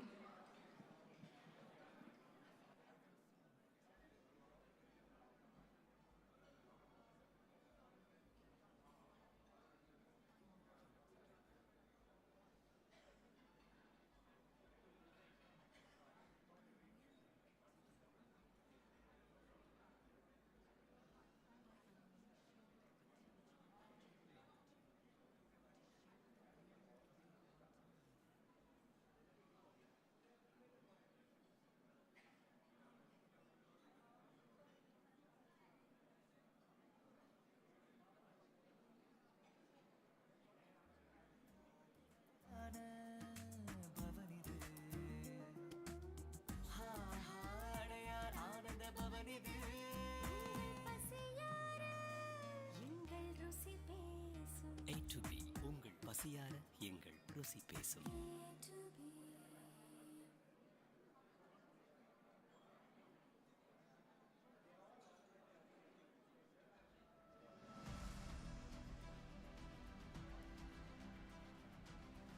Welcome to an emerging smart city that is fast becoming a springboard for sustainable growth and a hub for global industry. Welcome to Sri City, India's most preferred business destination. Sri City features world-class infrastructure integrated with smart technology and fast and efficient services. Sri City is developing into a vibrant social community due to its well-planned urban setting, use of clean energy, smart systems, and the integrated work, live, learn, play model. Located on the border of Andhra Pradesh with Tamil Nadu, 55 kilometers from Chennai, along the national highway, Sri City is connected to the major metros of India through the Golden Quadrilateral Highway network. Sri City is well connected to 2 international airports and 4 seaports, all within a 100-kilometer radius. A broad gauge railway line runs alongside the national We will highway, be commencing with adding to the session in 2 minutes. I request all the participants to please be seated. Special economic zone, a domestic tariff zone, and a free trade and warehousing zone. The automotive cluster in Sri City includes Isuzu, NHK Springs, and Sri City is also home to other Japanese majors like Toray and THK, to name a few. Sri City's electronic manufacturing cluster is fully approved by the Government of India as per the EMC scheme of 2012. Production Link Incentives, PLI, are also applicable for manufacturing items. Foxconn, the world's largest electronics manufacturer, and a host of other companies are operational within Sri City's EMC. More than 60,000 skilled and semi-skilled people currently work in Sri City. Apart from Isuzu and Foxconn, other conglomerates that employ a large workforce are FMCG giants Colgate-Palmolive and Unicharm. Food and beverage majors such as PepsiCo, Cadbury, Kellogg's, Lavazza, Tata Foods and others. And industrial MNCs such as Cobelco, Alstom, Ball Corporation and Thermax. To jumpstart operations efficiently, a dedicated 130,000 square feet business center. I request with all members modern to be facilities. seated. The business center is also suitable. Requesting members to be seated.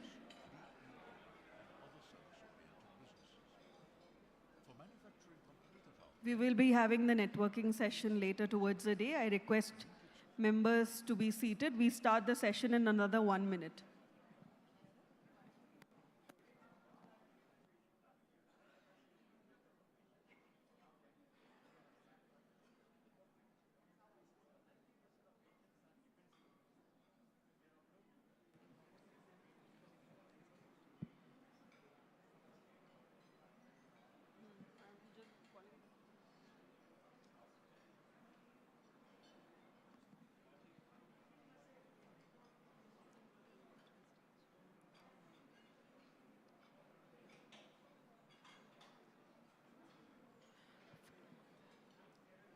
following the session on the infra conundrum in connecting India, the key to Viksit Bharat.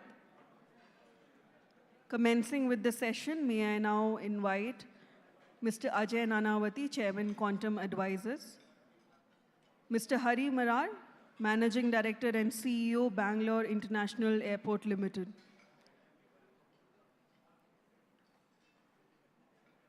Requesting members to be seated.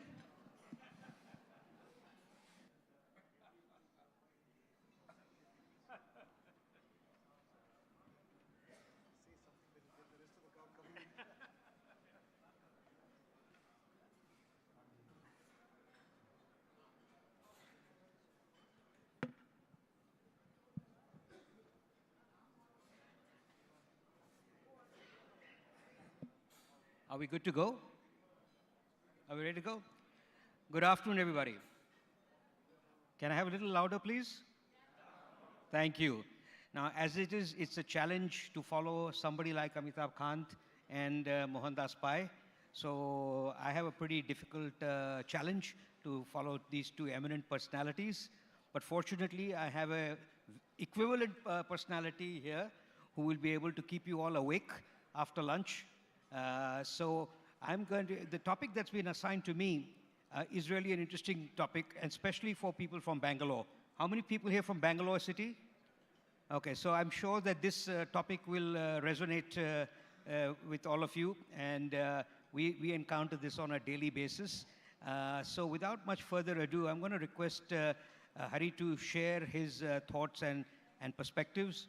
And I've had already a chat with him. I said, beware, I'm going to grill you after your talk with some difficult questions. So with that, I will hand over to Hari to take us through his perspective on this subject.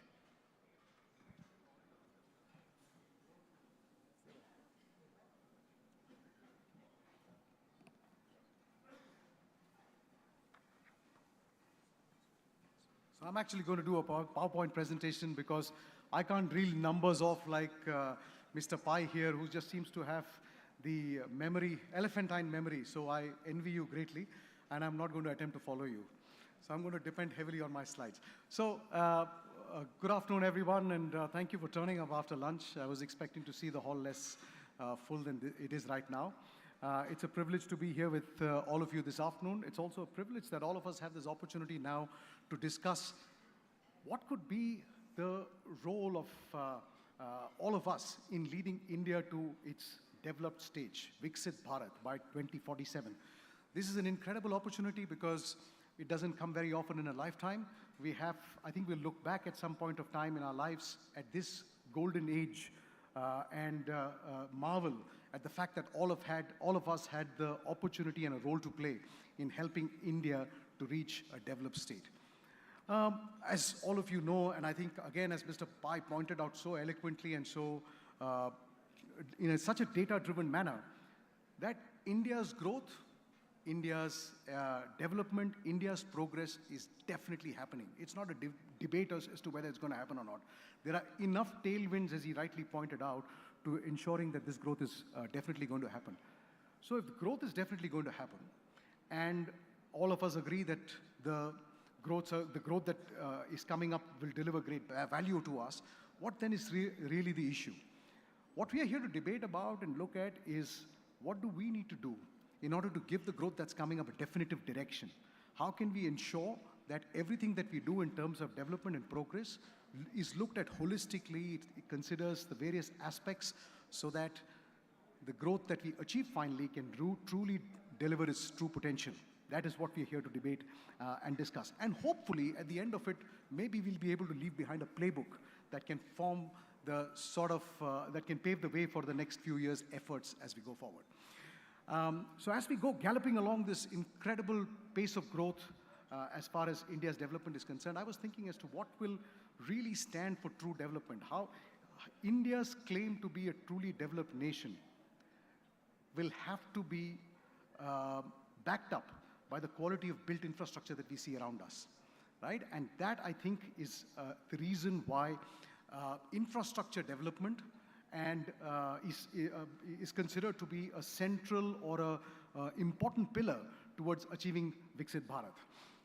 And it's also for this reason that this priority forms the bulk of the initiatives that are part of the government's initiatives during this Amrit Kal, as we call it. I'm part of this, I'm a small part of this infrastructure piece. I represent a part of the business that I believe truly is going to deliver over-proportional benefits to the economy as it grows and develops. So my topic of the day was to speak of the infrastructure conundrum. And as I thought about the topic, one of the things that struck me very clearly is that, honestly, infrastructure development is less of a conundrum and more of a vast ocean of possibilities and opportunities. So over the next 25 minutes that I have for the talk, what I'm going to focus on is laying out for you why infrastructure development is important for contributing to Viksit Bharat, what are the kind of tailwinds that have generated the kind of pace that we have, and at the end of it, maybe touch upon some of those aspects of the conundrum itself while explaining what makes comprehensive infrastructure development. And I think I'm going to use a lot of examples from the aviation and the airport industry that I represent, including some specific examples from Bangalore Airport, because I think that will bring the topic a bit closer to heart. So I'd like to start by talking about why is infrastructure so important and why is it really the building block of Viksit Bharat. As I mentioned, infrastructure is the most visible part of progress. All of us visit cities, countries, and all of us make an instant judgment of whether this country is developed or not when we look at the way the infrastructure has been built. And most importantly, not just the way the infrastructure has been built, but the way the infrastructure actually contributes to improving the quality of life of its people, about how it simplifies life, makes it more seamless, eliminates friction in people's lives through the quality of built infrastructure. And I think that's the one important reason why infrastructure in the long term is very critical to improving quality of living. Similarly, infrastructure improves competitiveness and productivity. One only has to take a look at the examples of airports. Airports today are not just better looking buildings than what existed before. There's a lot more to it than that has gone into the airports that have been developed. Airports today deliver efficiencies, improved throughputs, better customer experience, and what have you as a result of this.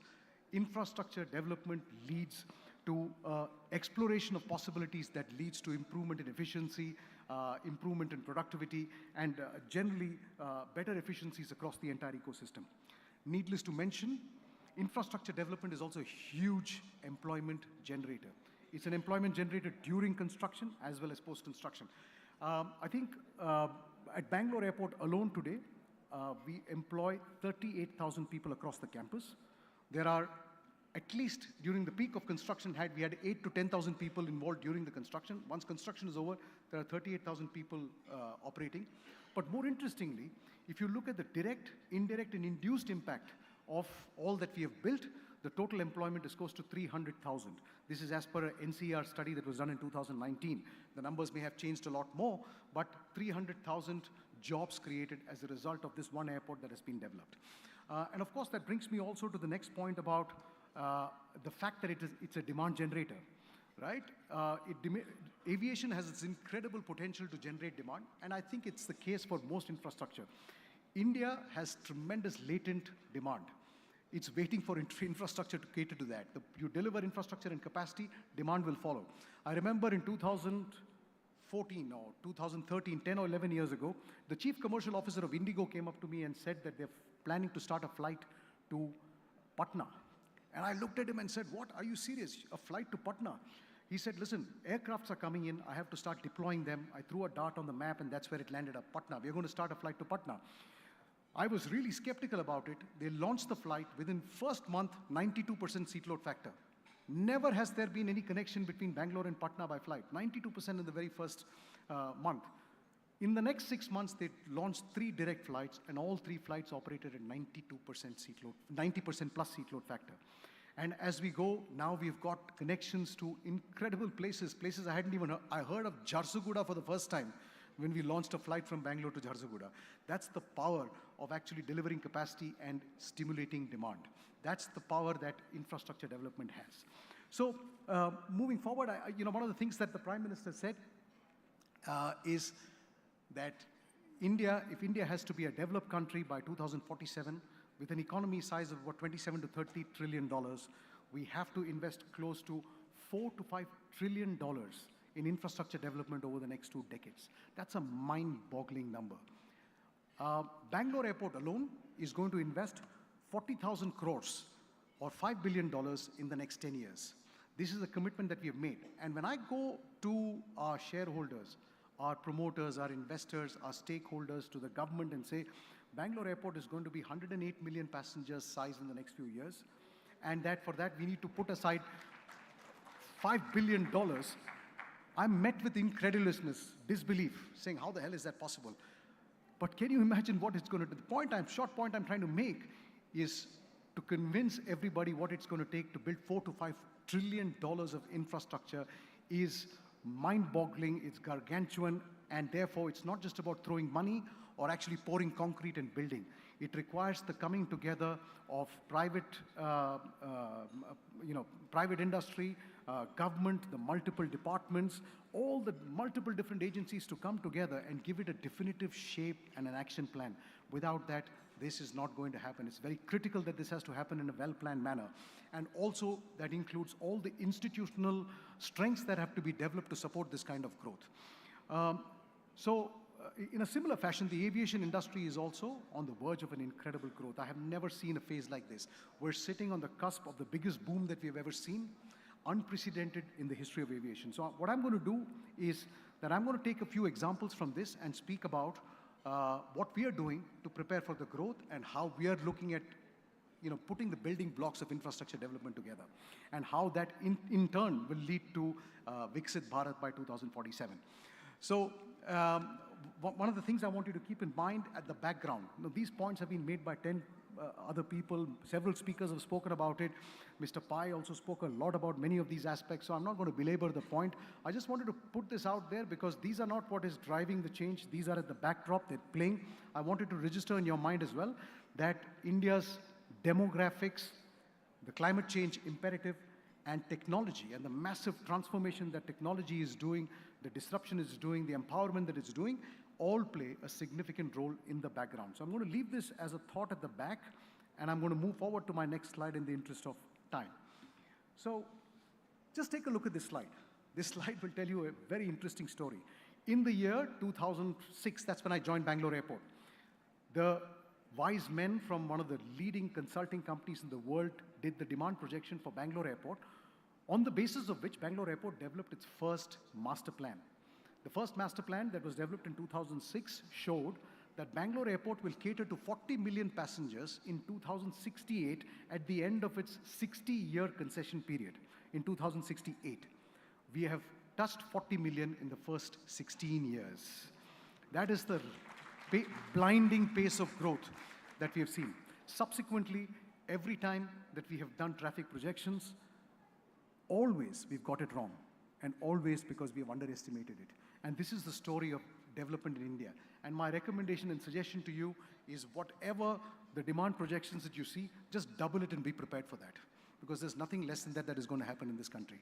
And as we see today, our saturation capacity is 105 million passengers. And what is interesting about that is that we will touch this 105 million passengers by the year 2035 or 36, which is still, we have still not completed the first phase of our concession, 30-year concession period. The remaining 30 years still stands, which means what is Bangalore going to do after that? It needs a second airport. I have been making this point to the government now for a very long time. If 2036 we have to see a second airport, you need to start the work now. Land acquisition, land notification, acquisition, site clearances, surveys, and whatever that has to be done is an incredible amount of job.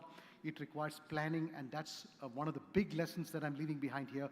Infrastructure projects take a long time to plan and need to be thought and committed to at a very early stage. If we don't do anything about it in the next year or two, by about 2032 or 30, the cracks will start showing, because 105 is saturation capacity, but 4 or 5 years before that, the strains will start showing because peak hours will be already there. We'll have to deny many slots to airlines, and that will do great disservice to the city of Bangalore. Moving forward, quickly on some of the key tailwinds that I believe are the reasons that are going to drive the growth that I spoke about. First of all, just focus your attention to the bottom left-hand corner of the screen. There are 1,200 aircrafts on order by Indian, I think Amitabh Kant spoke about it, Mr. Pai spoke about it, $150 billion investment. And the point I'm trying to make here is that that is a firm order size. That is more than the annual GDP of most of the states in India, with the exception of about 6 or 7 states. This is an incredible bet that private industry has placed. You don't place these kind of bets unless you're 100% sure that the demand is there to be catered to. And that is the growth that's coming up. On the back of that, just above that I've mentioned, airports are also growing. Look at the pace, the blinding pace of growth.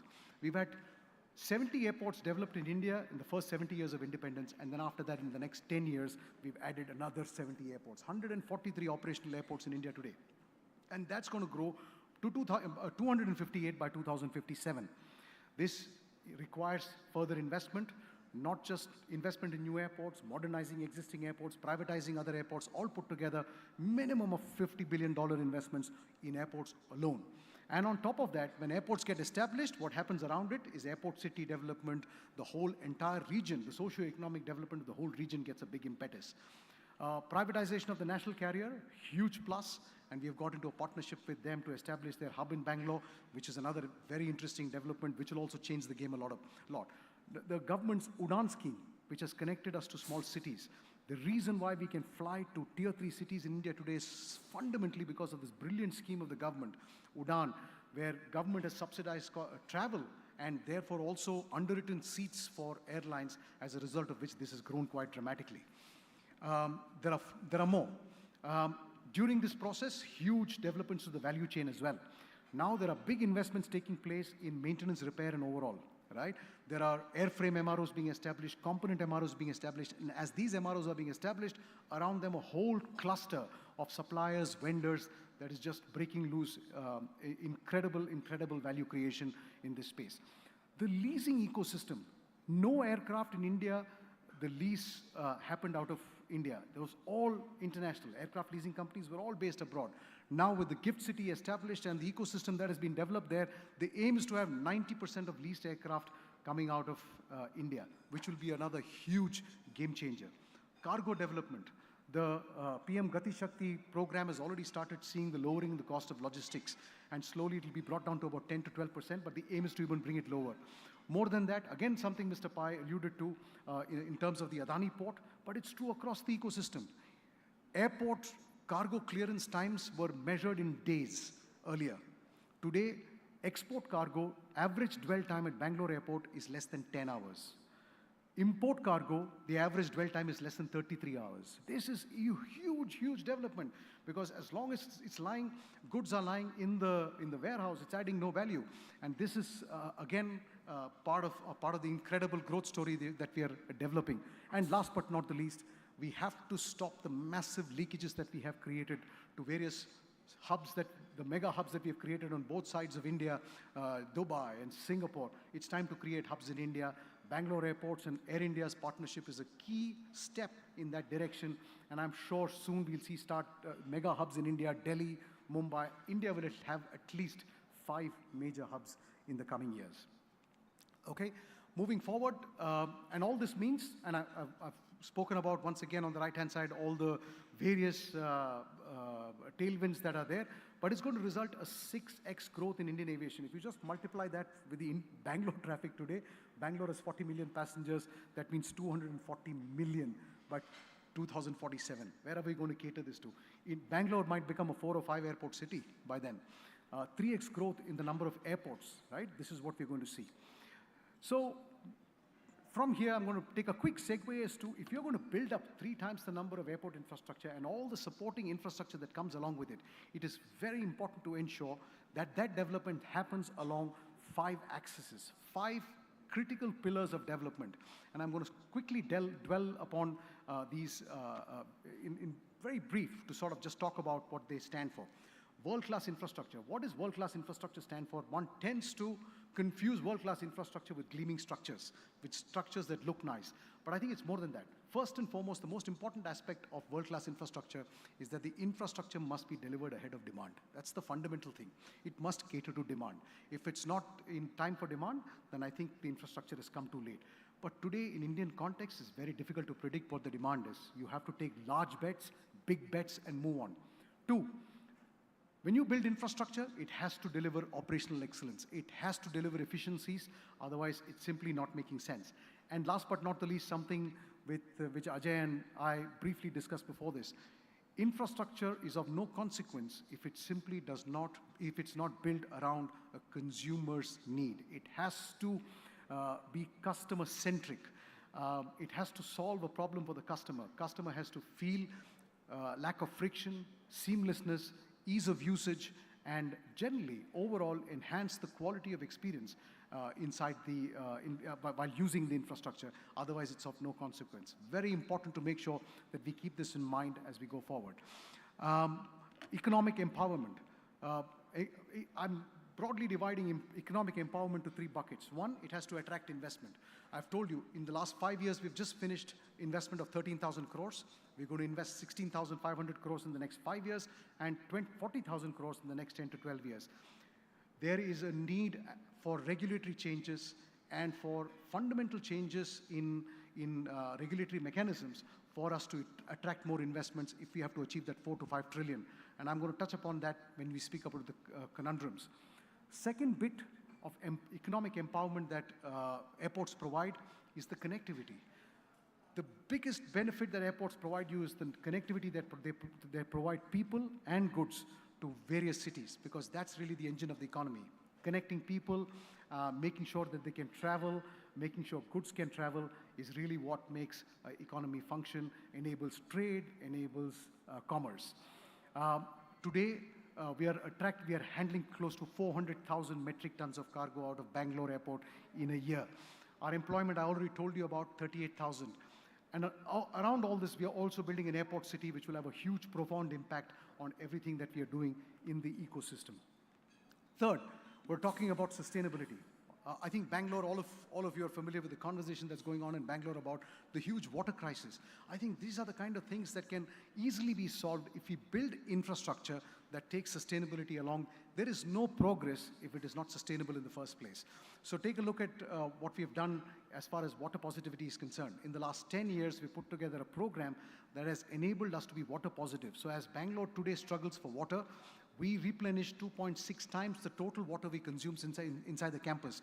So the sponge city concept that we speak about is exactly what Bangalore Airport is. And as a result, today, we're not taking a drop of water from the city. We've stopped taking water from the city. We use water from our internal reservoirs and only from our internal sources. This is a huge plus for a city like Bangalore. Imagine if this is replicated by all infrastructure assets. Similarly, we don't use any traditional power. We only use 100% renewable power across the campus. And that, I think, again, is a huge plus. And not only that, I told you about this huge development that's coming up.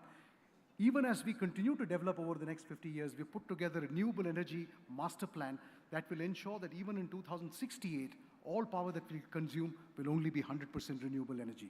And like this, a slew of initiatives, but fundamentally, the point I'm trying to make is sustainability has to be woven. Sustainability and resilience to climate change has to be woven into everything that we do as we build infrastructure going forward.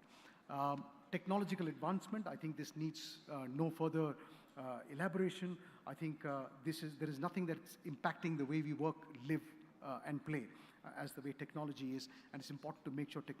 A great example of that is how we have leveraged the digital stack of India by building the DigiYatra, which I think is a great program to enable. We're still teething problems, but I think over a period of time, it will simply become the de facto way for people to travel using facial biometrics and many other things that we are doing using Internet of Things for asset management across the company and several other initiatives. But technology simply has to be woven into to make three broad objectives: making infrastructure more efficient, make customer experience with infrastructure better, and at the end of it, deliver infrastructure at a lower cost than ever before. That's the role of technology. Last but not the least, social welfare has to be woven into everything that we do. The employment multiplier, like I said, is 6.1x. But what we have to ensure is like airports, most infrastructure assets are set up on vast tracts of land. The land acquisition happens at the cost of somebody sacrificing something. There are people who have given up their homes, their livelihoods, their farmlands, so that this infrastructure can build and can thrive.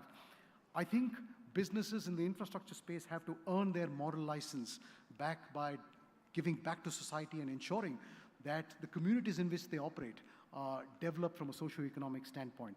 We do that, I think, reasonably well. We run plenty of educational institutes around the airport. We support communities. We do rainwater harvesting for them. We manage their sanitation requirements. We do solid waste management across this region.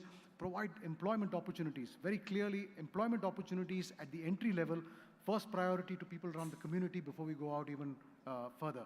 And women empowerment. We had a long discourse this morning about women. Women in aviation is a big thing for us. We have the first crew of women firefighters in the world. This is a glass ceiling that has never been broken before. When you close your eyes and think of firefighters, they are big burly men. And we've got these young, tough girls from Devanhalli village who can carry a man on their shoulder and rescue them from the aircraft if it is required. And that's the kind of glass ceilings that we're breaking. And this means a lot for the socio-economic development for that region. So those are the 5 facets along which I strongly advocate infrastructure development must happen. Of course, I told you it's more of an opportunity than a conundrum, but my job will not be complete if I don't touch quickly upon the conundrum. First and foremost, Mr. Pai and I had a discussion just on the sidelines. Can private investment really come in? I think it's important to bring in private investment. And as far as private investors are concerned, what they really expect at the end of it is an enabling environment and the possibility to make a reasonable return. And I think that can be provided. I think infrastructure, there is a way to make that happen. We're slowly getting there. Our regulatory agencies need to undergo a slight change.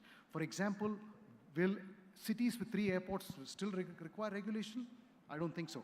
In fact, I don't even think it's required right now because Bangalore Airport competes with Hyderabad. We competed with Hyderabad like hell to get Air India here, and we actually gave them tariffs way below the regulated tariff. So obviously, which means that if, in a competitive environment, and competition is any day better than regulation. And I think some of these fundamental things need to change. Another important aspect is that we've been used to very high spurts of growth. We have to change our mindset to thinking that we have to achieve now CAGRs at the same levels that spurts have happened, which means it's a huge challenge. Because if you're going to operate consistently at that high level, we are not going to have the benefit of those banks in between huge spurts of growth where we had consolidation, where we had stabilization, where we had institution building, capability building. That's not going to happen. So that's got to run side by side. These 2 years at Bangalore Airport, for instance, we have dedicated 100% to capability building, to capacity building, to training, to human skills. This is all that we are focused on for 2 years because the growth that's coming up in the next 5 years, Bangalore Airport is going to go from 35 million to 60 million in 5 years, which airports around the world have taken between 12 and 15 years. So if it's going to happen in 5 years, we're going to be caught short because along with the growth in scale, is going to be a huge growth in complexity of the business as well. And we have to have people ready to be able to manage this business. And I think that is another challenge that not just airports, but everybody in the infrastructure space will be caught with as the scale-up happens. Do we have the right people with the right skill sets to manage these things? And of course, I already mentioned it about building resilience towards climate change, cybersecurity, and many of the other threats that are coming around us. These are the known knowns. But then, of course, we have the known unknowns as well. We still don't know what eVTOLs, which is vertical takeoff and landing capability aircrafts, drones, what impact they will have. Imagine if eVTOLs become a reality and the largest planes can take off vertically. The airport's biggest currency, which is the runway, is of no consequence anymore, and then I wonder what airports will do after that. And these are some of the other known unknowns we have to deal with in the infrastructure story, because investments have to be made, but we also have to keep in mind that the whole business may get disrupted. And then, of course, there are unknown unknowns we cannot even ponder about. Those are imponderables. I'll leave that for a debate at another time. The last message before I leave would be simple. The growth is here to come. Do not spend inordinate amount of time in demand projection, because demand projection will always underestimate. Do a demand projection, double it, and go big, build big. That's it. Thank you. Thank you, Hari, for that very comprehensive. All of us Bangaloreans are very proud of what you have created. Everybody I speak to, anywhere I go, the Bangalore airport becomes the topic of conversation. So in the interest of time, I know we're running short of time, and I want to leave some time open for Q&A, but I had 2 or 3 questions, and I'm going to give them to you all together rather than give them to you one-on-one. So, and we briefly talked about this. I think my perception is, one of the things that we have lacked here is sort of strategic, big picture thinking. We only planned for 5 years, 10 years, whether it's a highway we add with 3 lanes instead of 4 lanes, or an airport with 2 runways instead of 3 runways. Why is that the case? Why don't we think, I mean, you yourself, you're adding a new terminal. Was this not part of the original plan, or what was the reason why we underestimate the potential demand? That's one question. I'll throw them all to you, and you can answer them together. The second one I found in the Indian context, across the infrastructure arena, is that this trade-off between size, growth rate, quality, and quality tends to suffer. We've had that issue that we grow very rapidly. We build all these thousands of kilometers of highways, new airports. But is there a trade-off between size, growth, and quality? So I'll leave those 2 questions, and I have one more, but go ahead and answer those 2 if you may. So just to answer the question on whether this terminal is thought of or not, very much. It's very much part of the master plan. Now, when airports develop, what they do is they prepare a master plan that's over the 60-year concession period. So we know what the airport's going to look like 60 years. But then you don't build the whole thing in one shot, because if you build the whole thing in one shot, it just is not viable anymore. But what you have is create a master plan with building blocks, with key triggers as to when each of these should come in. Key to that is the ability to project, to predict demand. And then each of these come up. For instance, today we already have in the master plan phase 2 of Terminal 2. What we have built in Terminal 2 is only half of Terminal 2. The second half of Terminal 2 construction will begin next year. Similarly, a Terminal 3 is part of the plan. There are additional taxiways that improve the efficiency of the airside infrastructure. All of this will be built over a period of time. To build them 2 ahead will also be great disservice, because then it becomes too expensive for the users. And therefore, but you still are right about the fact that there is a fundamental issue with which, in the nature in which infrastructure planning happens. First and foremost is that I think everybody thinks in the government in the short run, because everybody has short tenures and they're all worried about what needs to be done in their particular tenure and not beyond that.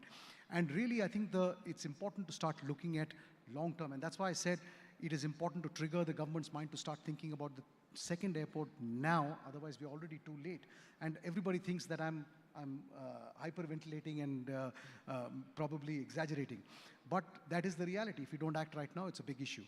And to your second point about, the second part of that question as to why the second pitfall in infrastructure planning is that we don't think holistically. So when you plan an airport, aviation department looks at the planning of that. Railways is planning on their own, highways is planning on their own, and these two simply do not come together. Ultimately, they're all fundamental parts of the transport ecosystem, and it helps for people to get from point A to point B. And the purpose and the aim of planning should be to create seamless, intermodal, multimodal transport options that enables a person to get from point A to point B with least friction and in the most seamless fashion. That should be the aim, but unfortunately... So sometimes it takes you longer to get to the airport than the flight. I've done that many times. My Bombay flight is 1 hour, 20 minutes, but it takes me 2 hours to get to the airport. And the second part of your question is precisely what I alluded to, is that and the same thing can happen to Bangalore Airport. If we don't focus on competencies, training, institution building, capability building at the institutional level, what can happen is that we might move from 35 to 60 million, but we'll be caught short because we don't have people and the skills to manage that and deliver, and that's when quality starts suffering. And it's not just that in an aviation ecosystem, the aviation ecosystem level is far bigger than just the private agencies taking action. Customs, immigration, security, all of them, they have a long lead time to develop institutional strength and capability to actually cater to this growth. And if planning doesn't start now, we have a huge problem ahead of us. So I think the reason, and I think that's the point that anybody who's trying to scale up dramatically has to keep in mind, that they have to operate at two different paradigms. One, enable the growth of that business, and at the same time, build institutional strengths and capabilities to be able to cater to that growth and to support it. Yeah, I think, Mohan also touched upon this, that, because we are growing so rapidly, we have to be sure that we don't end up sacrificing on the quality of, like in the US, you have roads that have lasted for, 100 years, and here we start getting potholes after a new road after three years. But that's another topic.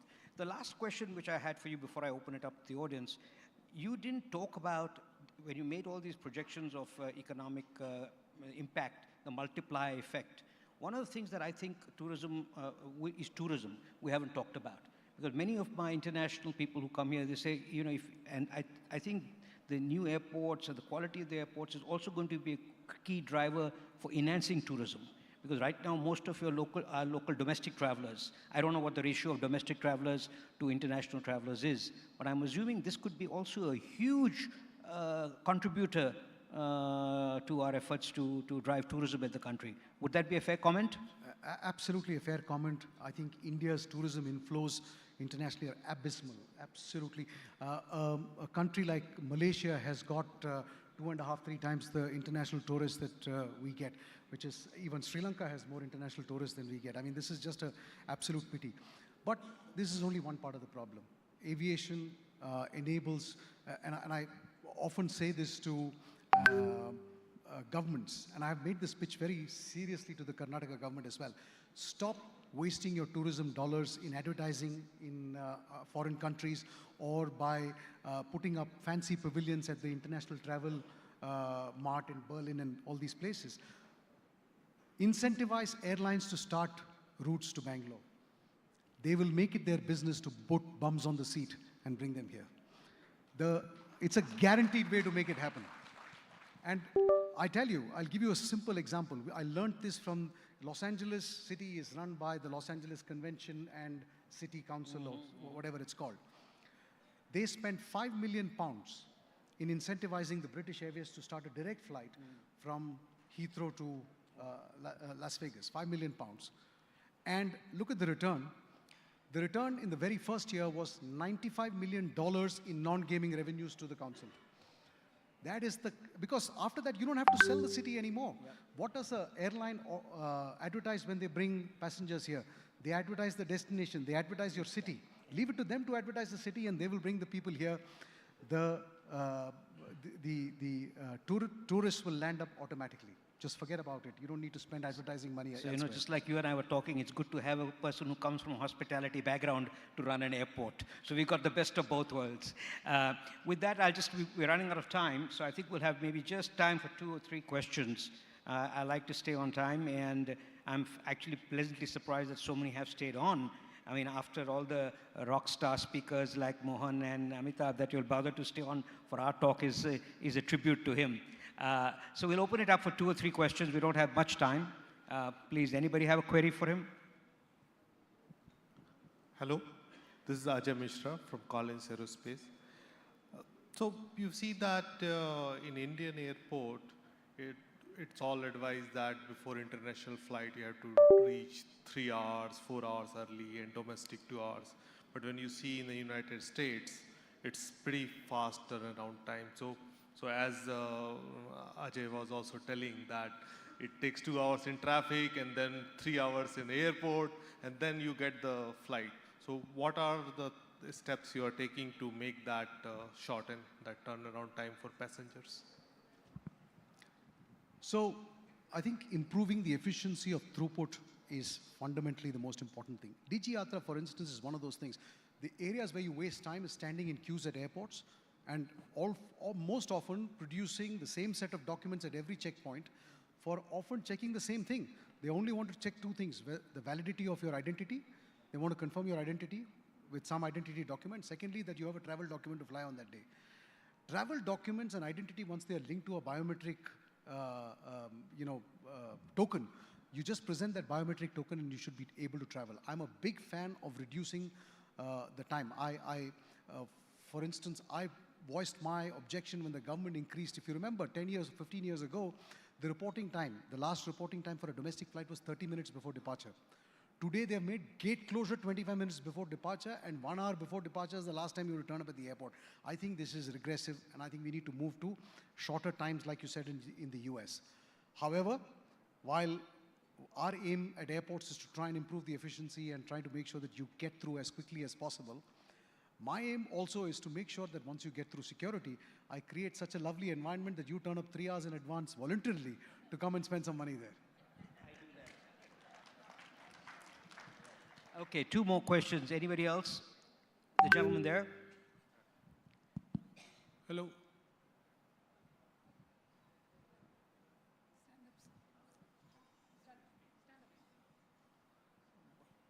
Hello. Okay, 1 question here and then 1 question there. Go ahead. Has the Ministry of Tourism, Ministry of Civil Aviation prepared a perspective plan for the civil aviation sector, and what are its main features?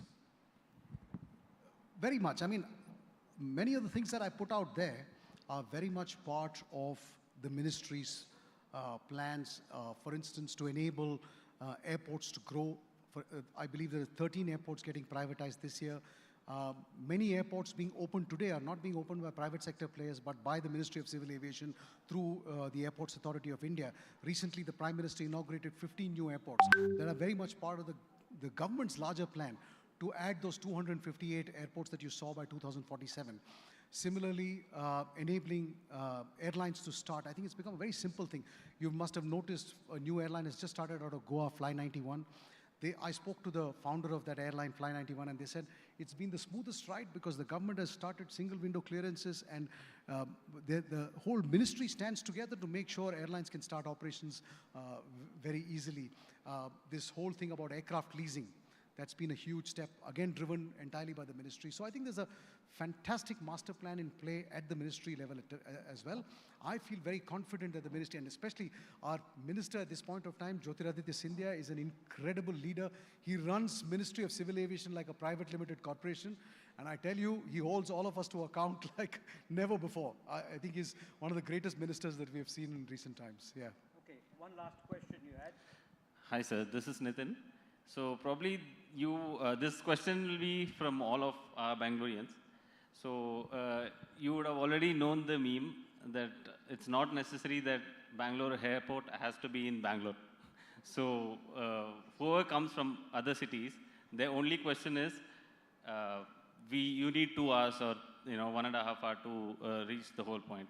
My question is, we don't have an answer. Like, why?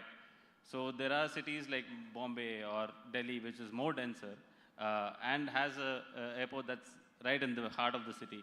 And we have to travel so much. For example, there's a domestic flight that's like 3,000 or 4,000 bucks.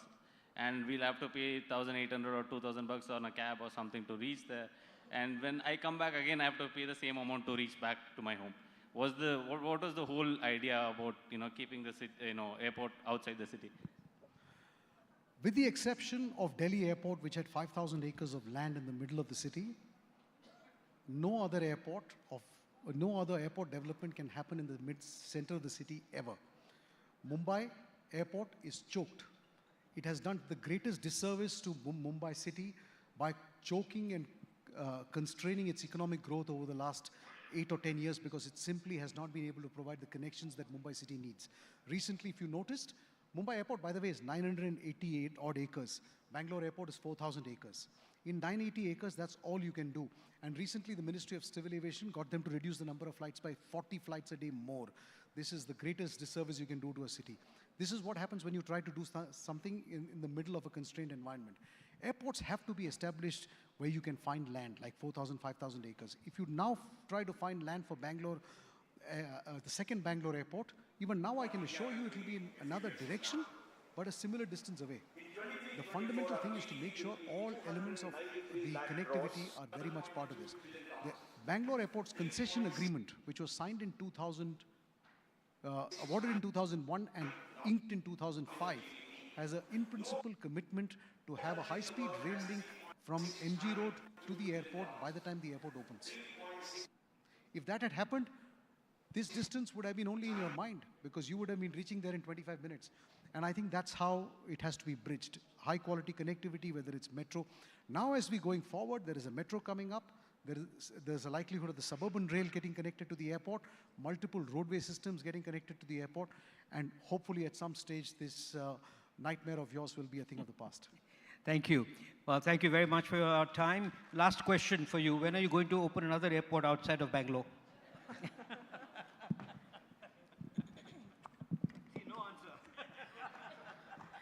Thank you.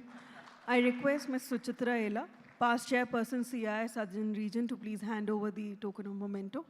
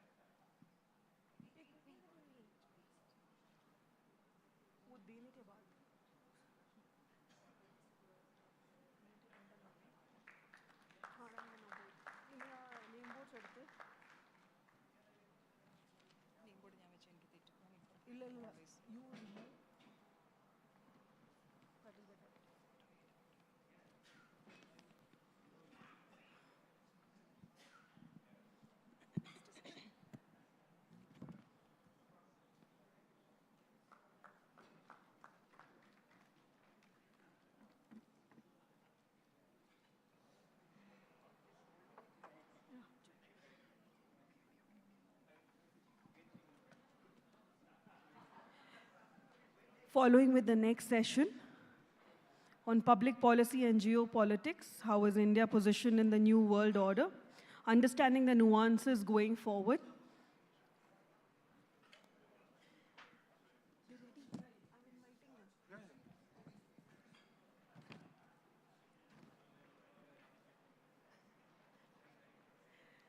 May I request Mr. M. Lakshminarayan, past chairman CII Southern Region, Mr. Nitin Pai, co-founder and director Takshila Institution,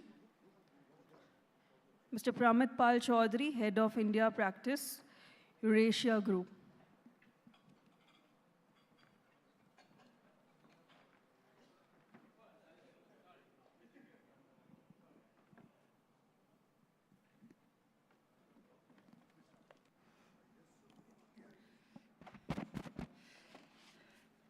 Good afternoon, ladies and gentlemen. I'm sure all of you are also looking at your watches to see that you beat the traffic.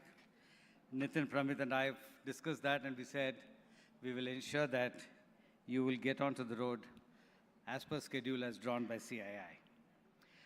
But coming to the last session, there's one good thing that always happens. In India, you start talking to each other, and it so happens both the wonderful gentlemen here, in some way or the other, connected. Pramit works very closely with my son-in-law in some climate issues, and Nitin and a nephew of mine were class fellows in Singapore. So a colleague of mine in Bosch once asked me, he said, Lakshmi, you're 1.2 billion people.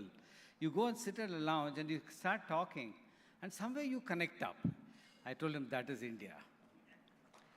Now we slowly change out to another topic in which Nitin and Pramit are really good at, trying to figure out as to how do we fit into the world order, especially now that India is really looking positive. I think whenever you go and meet people, I think you see that you exude a certain kind of a confidence, and we hope that will continue. But with our world's largest population and the aspirations to become a real great power, call it the third in the GDP, or whatever you may say, I think we must ensure that we have a fitment in the geopolitical order in the world. Now, our ties, I was just discussing, our ties with Washington have never looked more strong. The White House is reconciled to the South Asian giant, our friendship along with Russia, and we seem to have managed it very well. But then it all comes to as to why we're doing all this, We have set a goal of 8% GDP each year in the next decade, creating 90 million jobs, which is very important, investing a total average of about $600 billion in transition to the near and net zero by 2050, and realizing broad-based progress that runs across rural and urban India. 70% of our colleagues of the population lives in rural India. Now, India is really trying to walk a fine line, whether it is balancing its interest in the West and its relations to Russia, as I talked, or in convening the G20 high table while trying to become the voice of the global South. At a time of very fluid geopolitics, when everything seems to be for grabs, how long can India do this tightrope walking? Is there a vision in India of the world order when the dust of conflict, trade wars, currency wars, climate disputes, and energy insecurity settles? How can we take the world along with us? India has put a lot of emphasis on the UN Security Council. How do we reform the Security Council? How near or how far are we from global? Even as India gains currency on the global stage, it continues to face challenges of its own region. This is not just about Pakistan, but also the smaller neighbors, which may be not have as much of consequence as what you're talking about. And India has taken a lot of steps in linking climate action, energy transition, and economic development. Why is it still considered a naysayer as an obstacle? Are we just bad in telling our story? I think this is a key issue that all of us have to take back. And as India rises, it will be an intersection of critical geopolitical crisis, and it will also have issues on the global food security. You can clearly see it happening with the climate change and a total instability in supply chain, which is now getting better, but you already saw one pandemic as to how it completely shook the roots of our sustainable chain of movement. So a rising India, therefore, to conclude, has a huge role to play in this paradigm. India's geostrategic location, professional, military, huge labor force, a vast consumer market, and a stable political climate, along with the genuine aspirations of its people, make it a great stabilizing power as it rises. Now we have with us two excellent people, totally knowledgeable in these two fields that we talk about. One is Nitin. Nitin is the co-founder and director of Takshashila Institutions, an independent center of research and education in public policy. His current research includes information warfare, the geopolitics of Indo-Pacific. He teaches international relations, foreign public policy, and ethical reasoning at Takshashila graduate programs. He spent more than a decade of technological policymaker in the Singapore government. Earlier in his career, Pai worked on satellite design, undersea cables, and RF radio frequency communication. He was a gold medalist from the NUS, Lee Kuan Yew School of Public Policy, an undergraduate at the NTU, and an alumna of the National College, Bangalore. We have with us as well Pramit Paul Chowdhury, who, as the practice head of South Asia, Pramit focuses on interface of politics, economics, and foreign policy in India and neighboring countries. He is the head of the India practice of the Eurasian Group. He was a journalist for 3 decades, and that's one of the key issues for us to hear from him, because he has had a total coverage of the politics as it happens. And he has also worked as a consultant for the Rhodium Group and the Bauer Group Asia.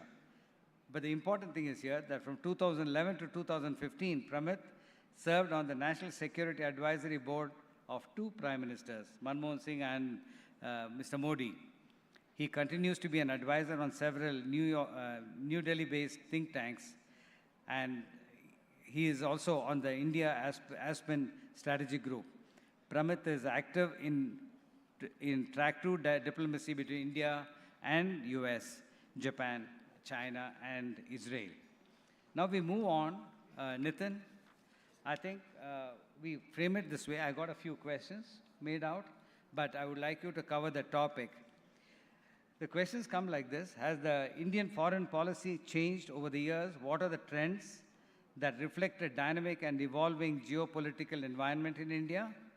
What kind of reforms in the multilateral order does India envisage? Is there a solidarity among the countries of the global south, which the word you don't like, but I'm using it for the time being, on issues of concern vis-a-vis the global north? Is there a southern perspective to the reforms? If yes, what is the perspective and how has India contributed? You can start, you've got 10 minutes, and then I switch over to Pramit. You can come here, you can talk from there, come here.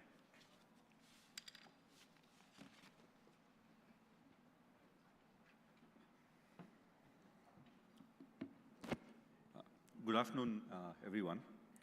I'm here at the very end of a very energetic day, and full of optimism, dynamism. People were talking about how the India story has gotten some kind of an unstoppable energy. And I totally agree with that enthusiasm, that energy. And in many ways, economic growth and development is a social construct. If you believe that the future is going to be great, it is going to be great. So I'm very happy that we are here. But what I'm going to do today, and what I've been asked to do today, is I'll give you a reading of the external world as we see it. Because most of the day was about India, right? It was about what's happening in India. And I'm going to talk about what's happening around the world in broad strokes. And then give you an idea of what you as CII, as an industry member, has to do. And then try and answer some of the intellectual questions, tough intellectual questions which were posed to me. But let me give you your readout first, instead of belaboring the point. What does it mean to you? 2 words. As a member of the private sector in India today, you have to do 2 things to manage international developments. 1, capacity development. I think Mohan Pai talked about it at length in the afternoon. But being in a capacity to act, to make use of opportunities as and when they arise, is number 1. It's not a shortage of money, it's not a shortage of financial capital, but it's this mysterious things called capacity. Right? And you have to figure out how you have that capacity right in time for you to take advantage of the opportunities that come. And second, that same capacity is important for you to do the second thing called risk management.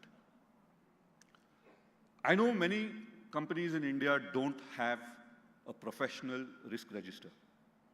Take risk management as seriously as it ought to be. And I'll tell you why. The first trend is climate change, energy transition, and its consequences. I'm not going to talk about climate goals and the opportunity and so on, but I'm going to talk about what does it mean in terms of geopolitical consequences. Number 1, many parts of the West are talking about degrowth. They're saying the way to get to global zero is to stop growing. So we in the Western world, let's stop growth. Let's go into negative growth. It's a fringe idea on the left, but it can take shape. If it takes shape, some of our most wealthy customers will be consuming less, and that will have consequences for us. Number 2, there is globalization and imports. Angus Deaton, a Nobel Prize winner of 2015, recently came up with a paper saying that probably I was wrong about free trade. We shouldn't have free trade. We shouldn't have immigration. Once Western societies, the rich West, cracks down on the free movement of goods, capital, and people, we will begin to see, the shrinkage in our. It might be 2% of our economy, but we're a huge trading nation. A lot of our economy depends on external trade, and we'll start suffering the consequences of it. Immigration, right? It's very important for us to have free immigration around the world, for us to manage both our security and our economic goals. And then the third, the last point here, in terms of environment, is when costs are imposed on us because the West has adopted higher, what I call this drastic, fast transition into the information age. We talked about it before, from industrial age, roughly 1985, 1990, to the information age, 1990 onwards. It's 30, 40 years. The world is now firmly around the production, consumption, and consequences of information. Software is eating hardware, right? So in a world which suddenly becomes an information age world, there are going to be consequences. Now, what would be some of the consequences? First is, I think we are seeing two kinds of information environments. One is a closed information environment, which you would see in a country like China, closed and controlled. And then there's an open information environment, which is United States, us, and a lot of others. And these two information environments are in contestation. So the DPI story which in India, for example, is a good example of India's foreign policy to address this information age problem. We don't want to be in the Chinese side, we don't want to be in the American side, we want to be on our own side. But this is going to force a lot of others to take sides. What kind of equipment do you buy? Who do you buy it from? Will that equipment be interoperable with others? And so on. And another related consequence of this is what we call platform power. Let me spend a couple of minutes on this. Everybody knows Amazon is a platform, Flipkart is a platform. But very few of us know that a military warship today is a platform. The Rafale aircraft that you buy to fly our Air Force is a platform. A scooter, an electric scooter which is produced, has to be a platform. Because the moment you treat it as an isolated individual component or a product, then you're losing the game. Products have to be platforms. Products that are platforms will succeed, right? So if you're not a platform, then you've got to be a platform. If you are a platform, then you have to figure out which ecosystem do you need to be a part of.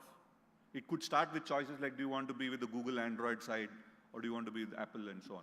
So it doesn't matter what you're producing. You might be producing a mixer grinder, or you might be producing light bulbs, but they're all parts of platforms, and platforms are parts of ecosystems. The last point, and this brings me into the territory which the chairperson mentioned today, is this 30, 40-year period which I would call Pax Americana, right? American peace, where the United States, being the sole superpower or the dominant superpower, imposed a certain kind of order on the world. That has come to an end. It's finished. Not just because China and the others are challenging that power, it's also because the US is working very, very hard to destroy its own power, both in terms of its foreign policy choices, its economic choices, as well as its military choices, as well as its moral choices. So when you don't see a US-driven world order, what do countries do? They use force. So if you see the world today, just look at the atlas and see what's happening. Every part of the world, might is right. The only currency that is being used is power. There's no sense of international law, humanitarian law, who's right, who's wrong. You know, you can make these nice arguments, but predominantly it's a world of power. So what does that mean for us? I think we were at another CII event a few weeks ago, and one of the generals made a point that we have to spend a lot more of our money on defense equipment. I disagree, because we are spending less than 2% of our GDP on defense, which is a good state of affairs because we have a lot of money for our developmental needs, like to build infrastructure for healthcare, education, etc. But we should be in a position to quickly ramp up this expenditure in case there is a need. If might is right, you might be called upon to build aircraft carriers. You know, you have to build one aircraft carrier a year. You have to build 70 aircrafts, fighter aircrafts a month. You know, this is war footing, right? This is what happened during the Second World War. You have to build a lot of these things. So a lot of your industrial capacity must move from whatever you're producing and go into military capacity. Now, the good news here is India has that capacity. It has that base. But are we prepared as a nation to shift production into defense quickly? Even if the government doubles military expenditure tomorrow, can the industry absorb it? That's the question which we have to ask. Now, the good news again is I don't think such a world will materialize, at least, but that's my view. But I could be wrong. And if we are wrong and we have to militarize, if we have to produce military equipment of various kinds, industry will play a very, very important role. And it means shifting production, either the kind of things you produce or the kind of customers that you have. into that. Now, lastly, what does this have to do with what I mentioned in the beginning, capacity and risk? See, for any of these changes, whatever international outcome might materialize, the best thing you can do is to have the capacity to adapt to it. Whether it's you have to ramp up military capacity, whether you have to ramp down military capacity, whether you have to create respirators because there's a pandemic, whether you have to replace China as in the supply chain. All of these things depend on our ability to do it. You can take this opportunity if you have the capacity to do it. So capacity is one. The second is risk. You have to systematically study, analyze, and implement risk plans as industry. And I've worked with many companies, big and small, and I'm always shocked by the lack of an appreciation of policy and political risk. Maybe in the last 25 years, we didn't have to do this because there was WTO, there was a rules-based international order. Business was mainly transacted under rules which governments agreed upon. But those rules will go out of the window. They're already out of the window. The World Trade Organization is non-functional. Mr. Trump might come back. Even if he doesn't come back, I don't think the Democrats have a very different worldview on trade and other things. And if you're working in a world where governments have massive amount of policy influence on your business, you have to be able to anticipate what kind of risks that will be invited upon on your business. And you have to figure out how to manage those risks. So if I want to leave you with a message, work on capacity and work on risk. The other questions I think we can do in the Q&A. I've run out of time. Thank you.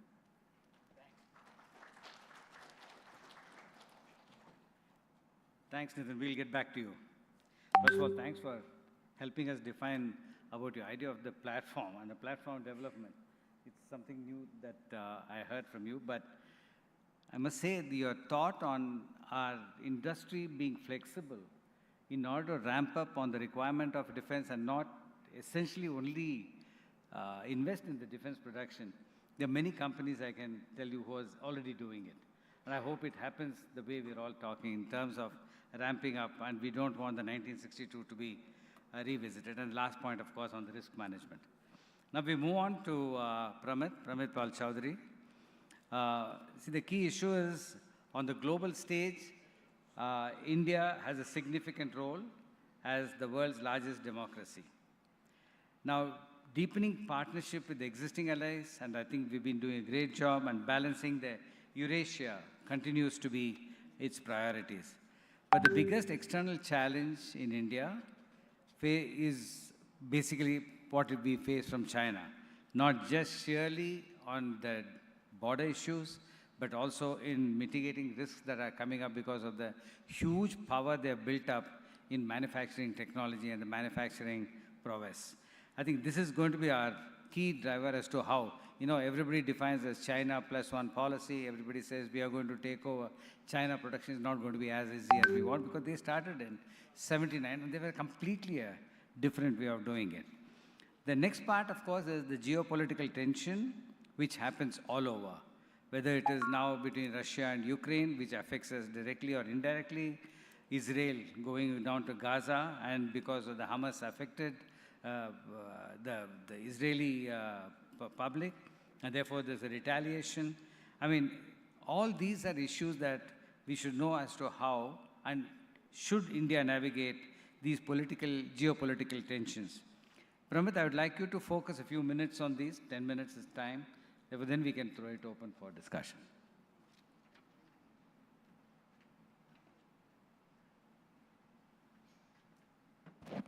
So, thank you. Yes, the heart of the global geopolitical story today is obviously the US versus China, #1 and #2 powers in the world.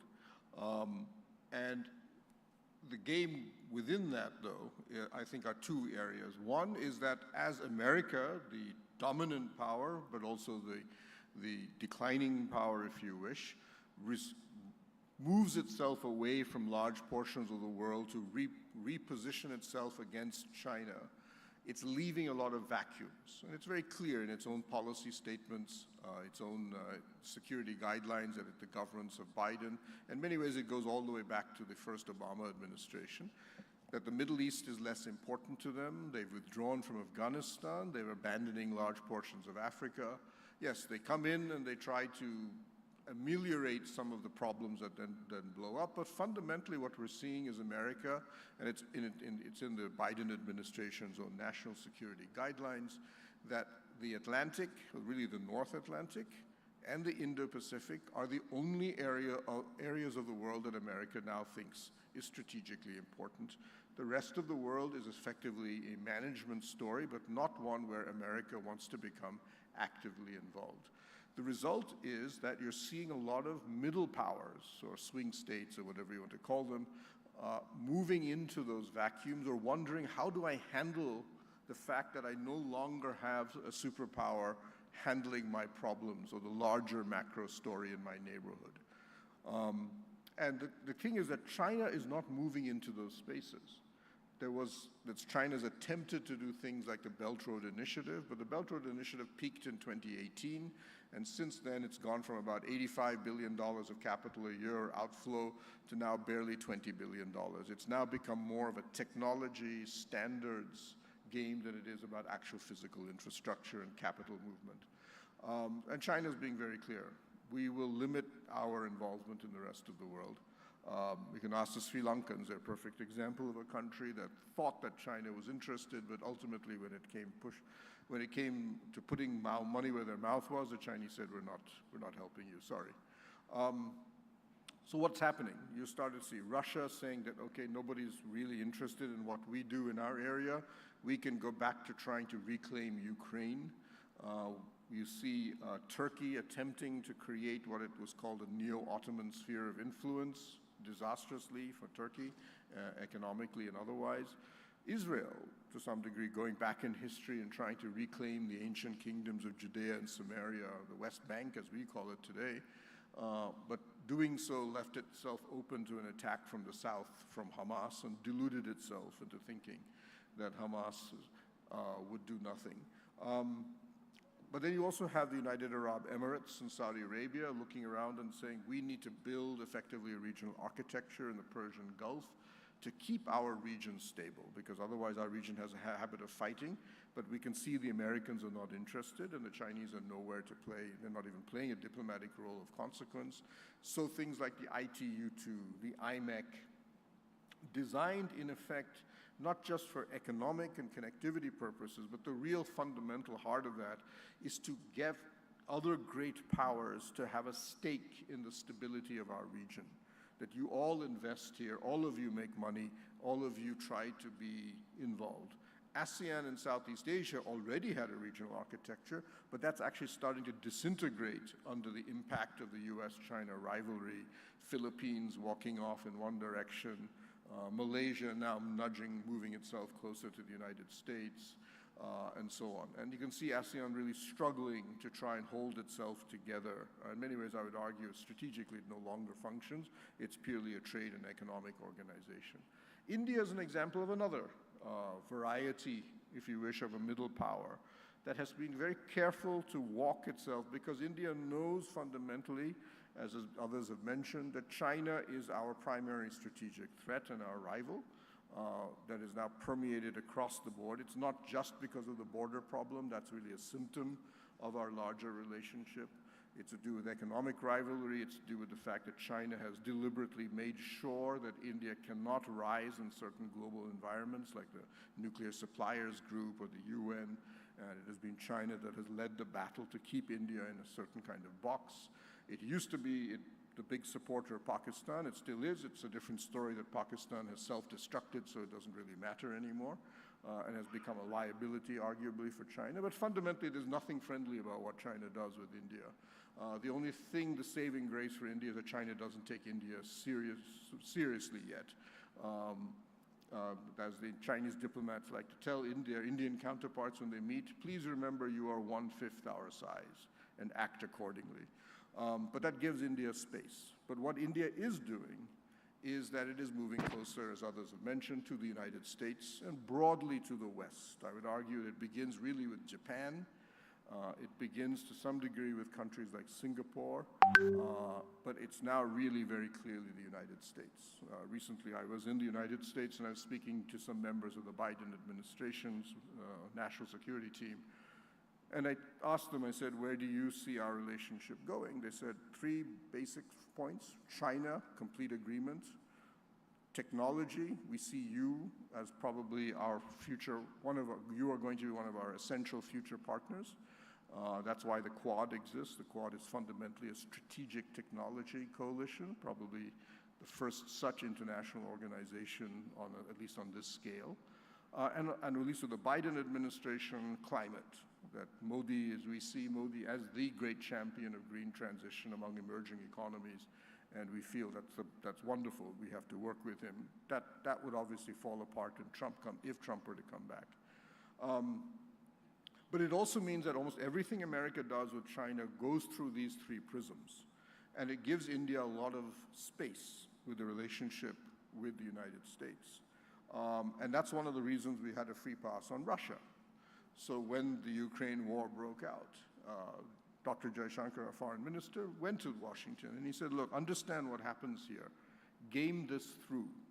If we join the sanctions on Russia, we lose our primary military supply chain to our army, our armor, and our air force. Both of them will cease to function within several months. Who is the beneficiary? The answer, the Americans looked at it and said, we've gamed it as well, it's China. He said, yes. So what's the solution here? They said, nothing. You keep your relationship with Russia. Because it doesn't have any fundamental difference to the Ukraine war. And on top of that, India then reached out to Ukraine. Modi phoned Zelensky. Jaishankar has spoken to his Ukrainian counterpart an endless number of times. So the Ukrainians have said, we're okay with the relationship. In fact, if you buy Russian weapons, that's one less Russian weapon against Ukraine. So we're fine. It's good. The dirty secret, I should add, it's not a secret, but that when we buy a Russian frigate, a Krivak-class frigate, the Ukrainians make the propulsion unit. So half that money goes to Ukraine anyway. So they both are quite happy to still make that ship and sell it to us, even in the middle of the war.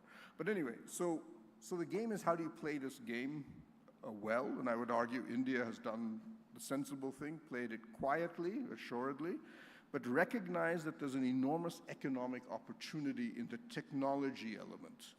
Because it's no longer, as somebody in the Indian government, very senior, told me, said, we don't have a trade policy anymore. Everybody has a supply chain policy.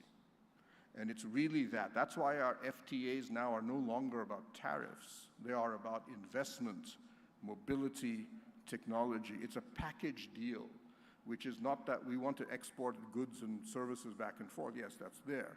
It's really about we want to bring entire chunks of this, make ourselves attractive to your corporations as they try to move out of China or diversify their supply chains across the world. Because it's not just about the Taiwan Straits. When I was in Sweden or in Germany recently, they said, you know, we invested in Russia, we lost everything.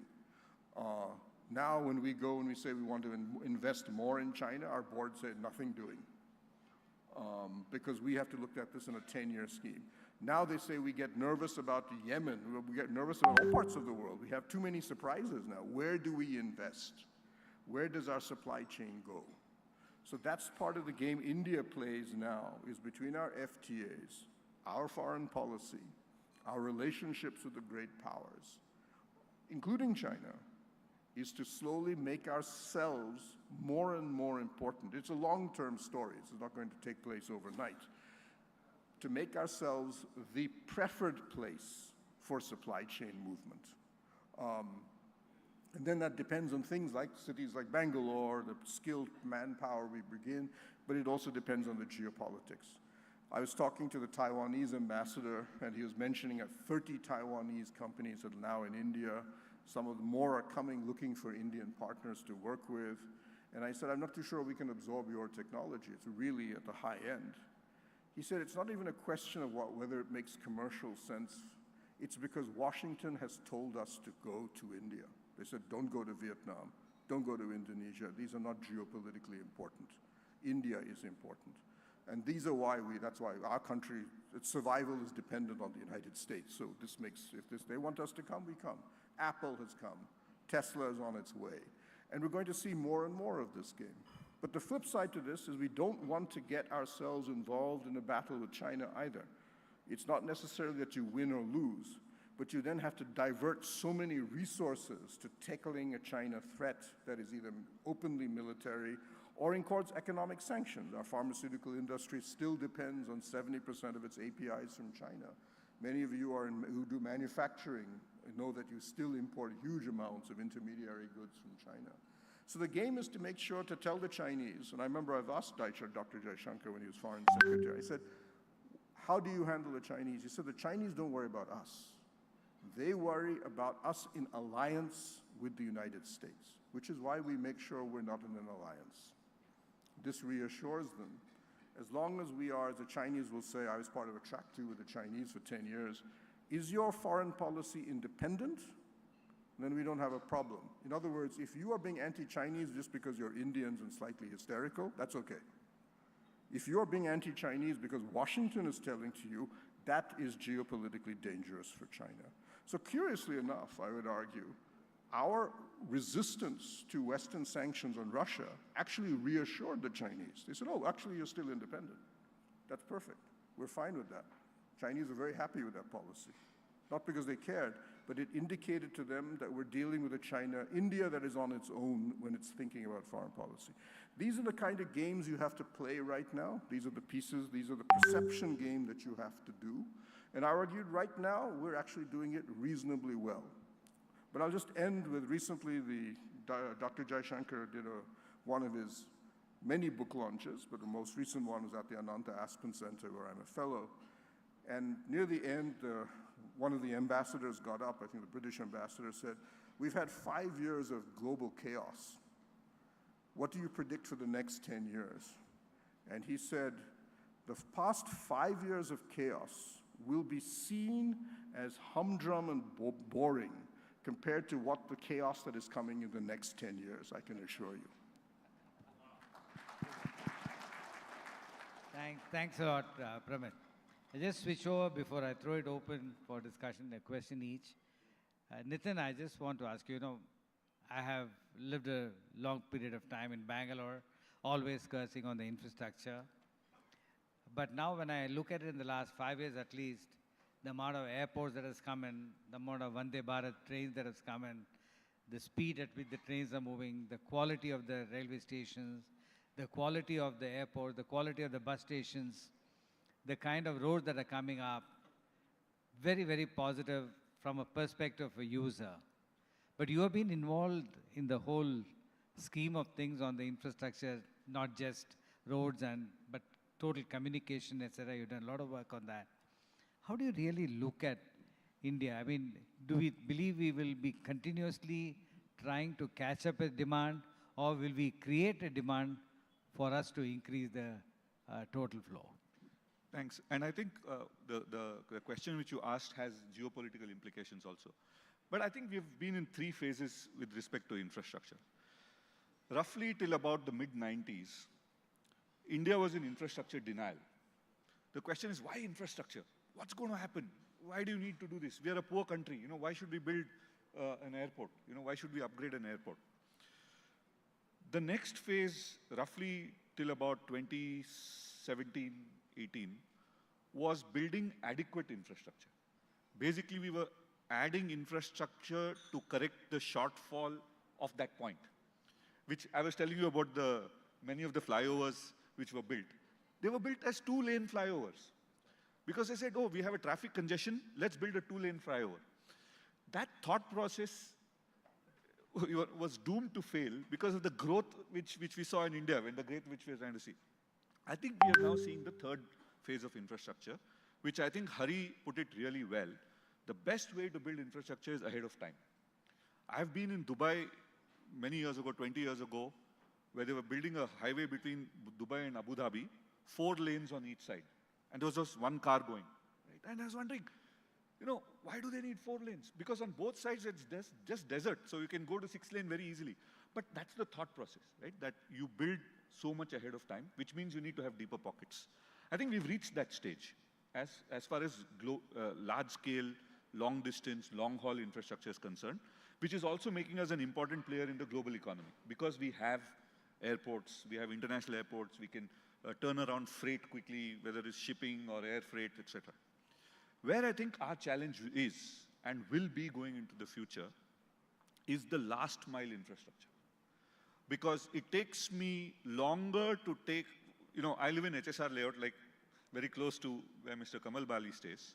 It takes me half an hour to come out of my house onto the Sarjapur Road and another half an hour to get from Sarjapur Road to my office. That first half an hour, it's very, very difficult to solve, right? Because it's a very complex political economy. And I think we'll have to figure out very interesting ways to solve this. It is not our strength because there's a tree there, there's a temple there, there's a school there, there's a 100-year-old building there. Which one are we going to demolish, right? And that Shiva deficit, I call this the Shiva deficit. We need to get Lord Shiva to dance more often. We need that destruction which precedes creation. And unless we invoke Shiva, we are going to be in a lot of trouble because that half an hour will become 45 minutes, will become 60 minutes. I might be able to get to Singapore in 3 hours, but it takes me 3 hours to get to the airport. Thank you. But one of the good things, Nitin, I'm sure you're aware, I live where you live on the left-hand side of the road going on the Hosur, I live on the right-hand side. And I've seen the Bomasandra railway station coming, the metro station coming up. There were two very important temples, one Ganpati temple and one very old Shiva and a Navagraha temple. But how nicely the BMRCL handled that.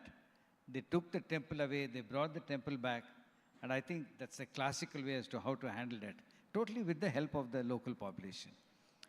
Now, Pramit, I have a question to ask because today, we are also rightly preoccupied with China. Talking, I come from industry. Are we really going somewhere with respect to the China?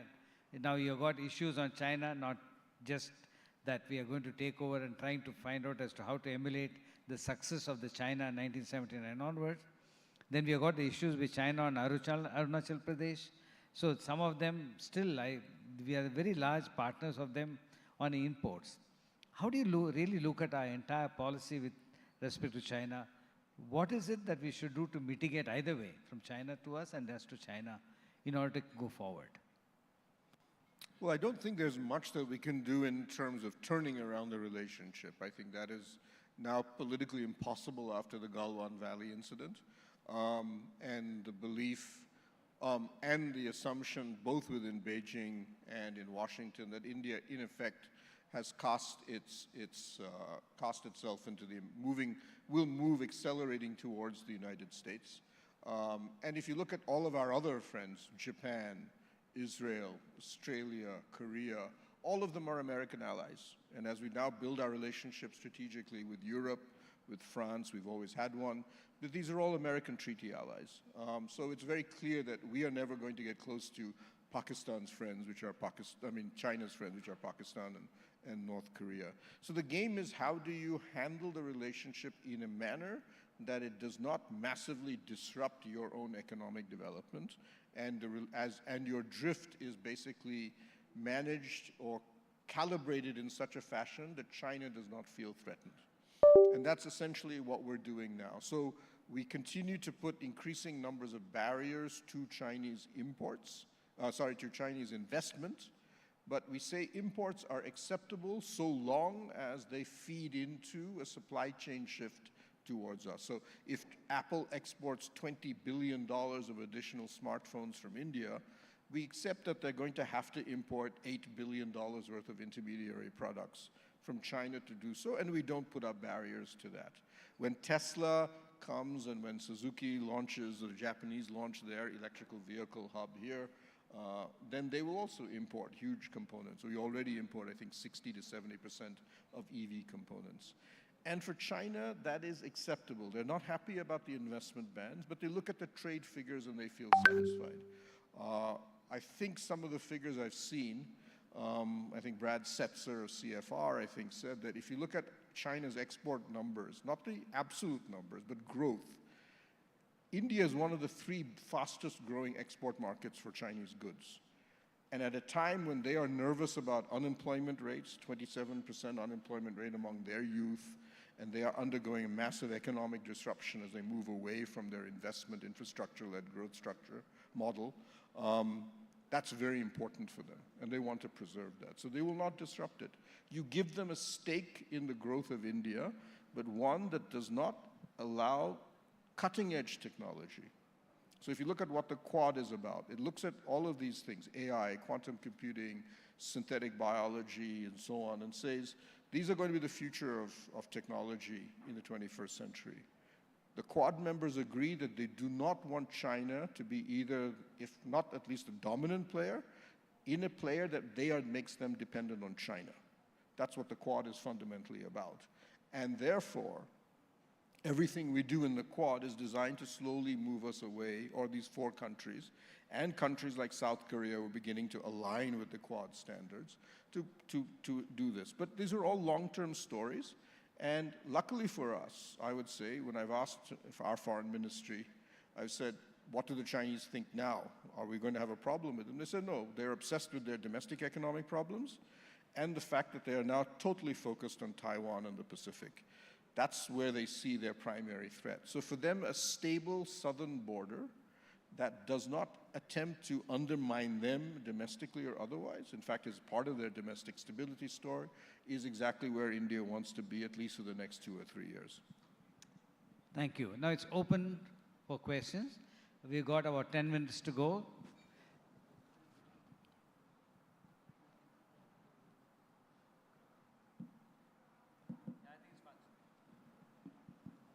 Hello, this is to Mr. Nitin Pai, sir.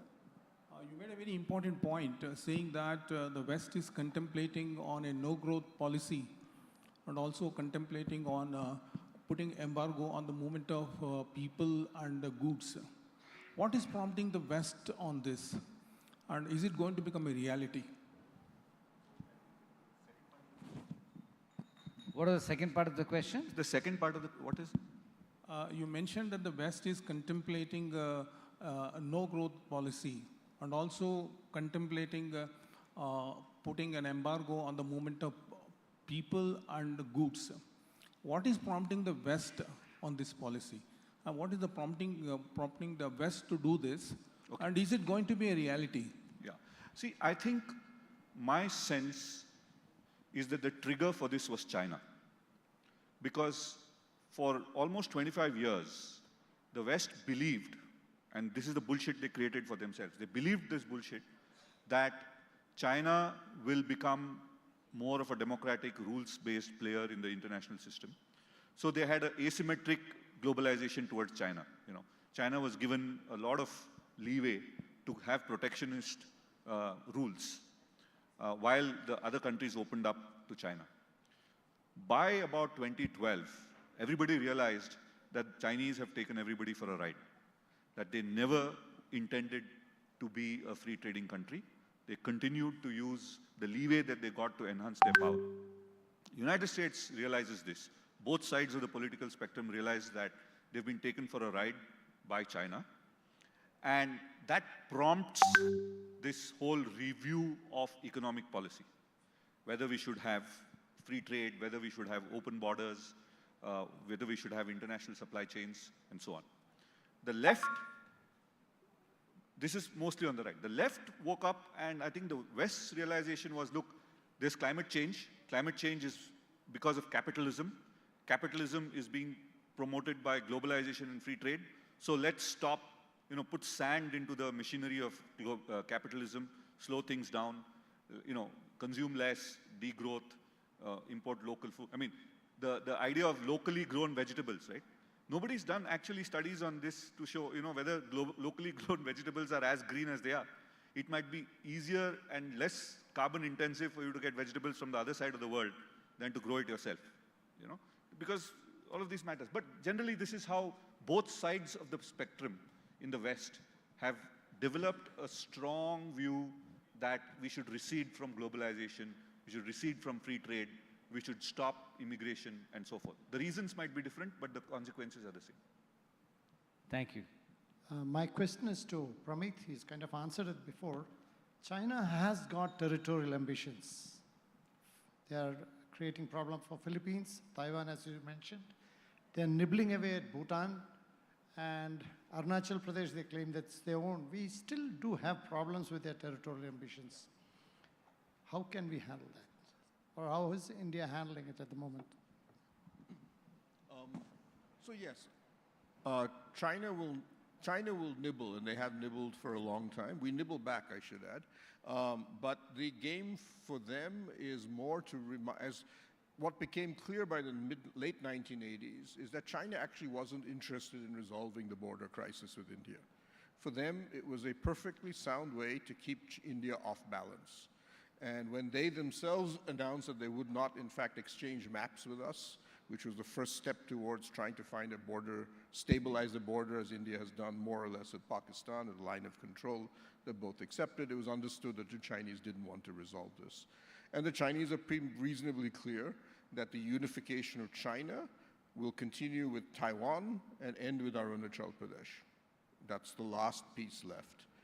So for India, as I said, the game is to try and ensure that China doesn't go, whenever China does something that India finds is a problem, like the Doklam crisis, which actually was involved Bhutanese territory, that India would react strongly enough to give China reason to either calculate the costs of what they were doing, or at the very least, hold back some of that nibbling that's going on.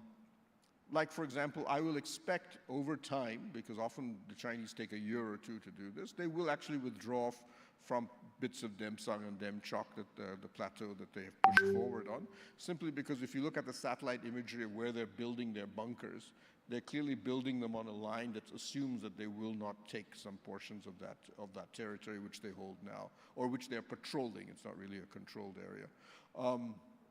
So yes, China will do that, and India works within a certain framework. They find a new normal, and then they wait to see what happens. But China wants to always make it clear. China, let's put it this way. There's an interview with Obama in The Economist. Obama tried very hard to develop a relationship with the Chinese, a so-called G2 strategy that lasted about 16 months or something before it collapsed. Near the end of it, he had an interview with The Economist. He says, yes, I tried to do this with China. I thought they wanted to work with us on things like climate and stuff. They weren't. He said, what I realized for the Chinese, it's all about power. And you can sign an agreement with them today. And as far as they're concerned, it is the state of power at the time that piece of paper was signed. And even if I have a treaty with you, if the nature of the power balance between us changes 6 months later, then China will start to nibble, push the envelope, do things that they feel now reflect a new balance of power. The treaty for them is just a piece of paper. It is totally irrelevant to them. They're just, I mean, to get to the top of the Chinese Communist Party, you have to be a completely ruthless bastard, right? You have to kill, execute, exile all of your rivals all the way through. Jiang Zemin became leader of his party by forcing Shen Qitong, the mayor of Beijing, to commit suicide. He basically said, here's a gun on your table, it's got one bullet, you are now completely isolated in the party, kill yourself. If you don't, I will kill you and all of your family. So Chen shot himself, and Jiang was lauded by the party. Wow, this is a real man. This is what a communist leader is. So their worldview is, to a large extent, just driven by that's how their system works. That's how you get to the top in China, and that's how they assume the world functions. So you have to play a very hard game with the Chinese, keeping in mind, however, that you're a much smaller power to them right now, and that's how you've got to play it with them. I was once, as I said, I was on a dialogue along with the Chinese. I remember I asked some of them, I said, what do your leaders read? They said not Sanju and all that stuff. They read history books, because for them that is the template on which they will build, they will resurrect Chinese power. When China was the Middle Kingdom, the word China, Zhongguo, means the Middle Kingdom. i.e. the center of the global power structure. They believe that. That's being where they're going to go. So yes, you will have to constant struggle to watch the Chinese. And the good thing that I think we've now realized is all the Quad countries tried at different times to build an engagement, to be a liberal internationalist with the Chinese. The Japanese tried it, the Australians tried it, we tried it, Americans tried it.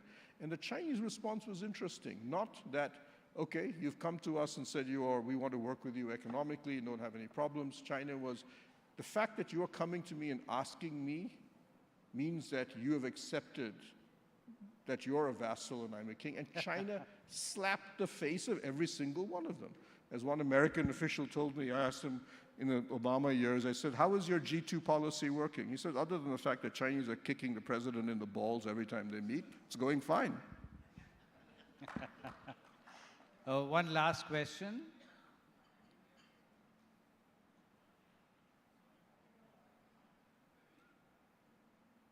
Repeat. Because I have one question left over from my side, but please continue. This is to Mr. Chaudhary. Why is the world giving so much of importance to China? And why is the world making China as the center of global geopolitics? Well, I think the obvious reason is because it is the second most powerful economy in the world, but also it's because it's the most disruptive. If Singapore were this disruptive, nobody would pay much attention except the Malaysians, who anyway will complain about anything Singapore does. When I was in Singapore recently, they were complaining that the Singaporeans had monopolized Taylor Swift. If China disrupts, then it has global consequence. It has, in fact, as Nitin said, the entire international system starts to fall apart. If they violate they basically cheat in the spirit of the WTO. If they block UN reform, if they disrupt supply chains, they do all of these things, then steal technology, build up military capacity, threaten to invade countries and so on, then if the United States did all of these things, then we would be terrified of the United States, because when it was a superpower, it could have done them, but it decided to lock itself into a rules-based order, which it dominated, but at least it figured that was the long term. We don't see China doing that at all. China's not interested. So therefore, the world is very, very worried, and noticeably, obviously, it's been the countries neighboring China that have been the most concerned, because it's not just economic, it's territorial. But now we're starting to see, and I think we'll see that especially over the next 5 years, as Chinese waves of electrical vehicles and manufactured products start to literally will destroy the industrial power of Europe. We will see Europe follow in the same path, that China is fundamentally a threat, and that their own survival will require them to effectively break off their relationships with China one by one. But China has proved to be, and it continues to baffle me to some degree as to why they have become what they have. Because if they had been Deng Xiaoping, whose argument was hide your power, hide your claws, they continued that, they would have been globally dominant without anybody even realizing it 10 years from now. But they decided to attack, and I think that fundamentally derives from the problems within their own domestic politics that have now been extrapolated, they've been effectively exported overseas, and has to do with, I think, the problems they had after the Hu Jintao's collapse, the end of his reign and the rise of Xi Jinping. But whatever the reason, it's been externalized now. I think most of the world knows what China is, but it's such an enormous country, and so, unlike the Soviet Union, so integral to virtually every supply chain in the world, that it is a very, very different game to play than it was, let's say, for example, in the Cold War. Thank you. Before we conclude, both Nitin and Pramit, just one single word, all of us are seeing a lot of changes in India. Many, many things are positive, there could be a few negatives, but then I look at it as a user of everything that comes by. We see a lot of changes in the infrastructure, in the quality, in the way of our life, etc. One sentence each from you both as to how do you look at India in the next 25 years? Both of you. How do you look, Prabit, as India? Because, you know, we have been seeing the change in the last 40 years. Many times plus, many times minus, but last 10 years have been different. What's your thought process? Okay. I just became a senior citizen this year, so thinking 25 years means I'll probably be in hospital by then. So I'll be mainly concerned about the state of healthcare. I would say that, look, for the next 25 years, the game will be broadly the same. How does a declining America handle a rising China? What's interesting now is that the rise in China is also now leveling off. Though the American decline seems to be continuing, I think we'll see the fact that you can see the quality of the two presidential candidates they have is just amazing for a superpower. The rise of the middle powers will continue, whether it's Indonesia and India. The more and more countries that become like India, if you want, and I think we'll see at least 4 or 5, that space, they will take over more and more of that area. But this means, I would expect, and I think this is what we're seeing in technology and in supply chains, is that rather than a global, you'll have a patchwork of international systems. You'll have one built effectively around America, the West, and probably India, and some other countries. And you will have another one that's built largely around China. You'll have regional ones like the Gulf and so on that will be sort of in between the two. But increasingly, you're going to see simple things like the internet, like email, start to fracture. And the Chinese, all the Russians, the Chinese have already developed the capacity to do this. They're waiting for the moment they need to do that. So a lot of that is going to splinter, and then we're going to have to repatch bridges across these over the next 25 years. But the real challenge is to ensure that these divides, which will be economic and technological, do not necessarily manifest themselves in the military sphere. Because if that happens, then you are looking almost certainly at a major conflict, probably over the Taiwan Straits within the next 10 years. Thank you. Nitin? Yeah, I think the biggest story for the next, 25 years is too long, but if you look at 5 to 10 years, is how is an increasingly powerful India going to shape the world order? What's the kind of an international system that we are going to influence in creating? The attraction of India to most countries and the mystery and attraction to most countries is how is it that such a large, diverse, pluralist society is able to stick together and make progress? And that model is very, very exciting to a lot of, and I think if India is able to provide a pluralist model to the world, where you can be different, but you can live together. But you look at all the international conflicts today, it's very, very me or you, It's a very binary thing. The Israelis and the Palestinians are a zero-sum game. The Ukrainians and the Russians, similarly, they are similar people, but they still see this as a very zero-sum kind of a situation. But I think India has shown that you can live together in pluralism. And if we can show that this is a model that can be used in the outside world, I think we also will become more powerful. So how are we going to do that? What's the challenges that we're going to face to get to that? And how are we going to overcome those challenges? I think those are going to be the next 10-year story. Thank you, both Pramit and Nitin. At this juncture, I must say a few personal experiences of mine. From 1991 through to 4 or 5 years ago, I used to be always going to China. Now I'm talking as a manufacturing guy. We supplied a complete line from India to China to manufacture spark plugs, which is the rate of 72 per minute or something like that. From the time in Nanjing when we used to see 1 million people on the cycles, hardly any cars, and to now when you hardly see any cycles but only cars. But again, when I go down to see the speed at which they are able to return back to the customer what is wanted, because I thought of getting some headsets manufactured for the India-Australia match. I used to be in charge of Harman those days. And when I went to Shenzhen to have a look at it, from the concept stage to the production of 100,000 sets was made in a week's time. Could never imagine as to how that was being done. I mean, these are certain very positive experiences that one needs to look at China as well. But I think we are getting there. If you see as what's happening in Royakota, what's happening in Hosur, what's happening in Hoskote, I think there's a complete sea of waves of changes that are taking place. And I see it very positively happening that India becomes a powerhouse if we continue in the same way that we are thinking now. So with that, Nitin and Pramit, thank you very, very much for having been with us and for all of you to have stayed back and really been a part of the Southern Region Annual Conference. Kamal, you did a great job. Thank you very much, and my personal compliments to you and, of course, your wife for having supported you. Thank you very much. Thank you, sir.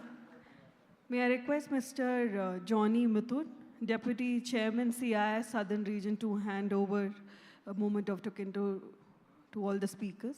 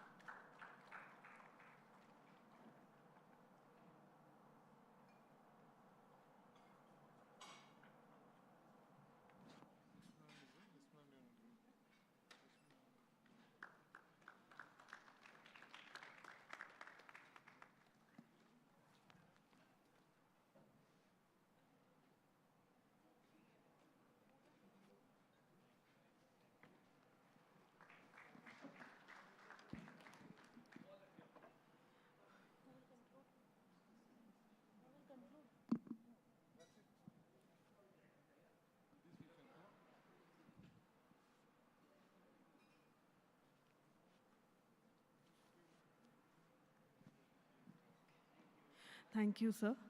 With this, we conclude the public session. May I request all the participants to please fill up the feedback forms placed on your tables. You may fill it and please hand it over to CII Secretariat at the registration counter as you exit. Thank you, and thanks for joining in.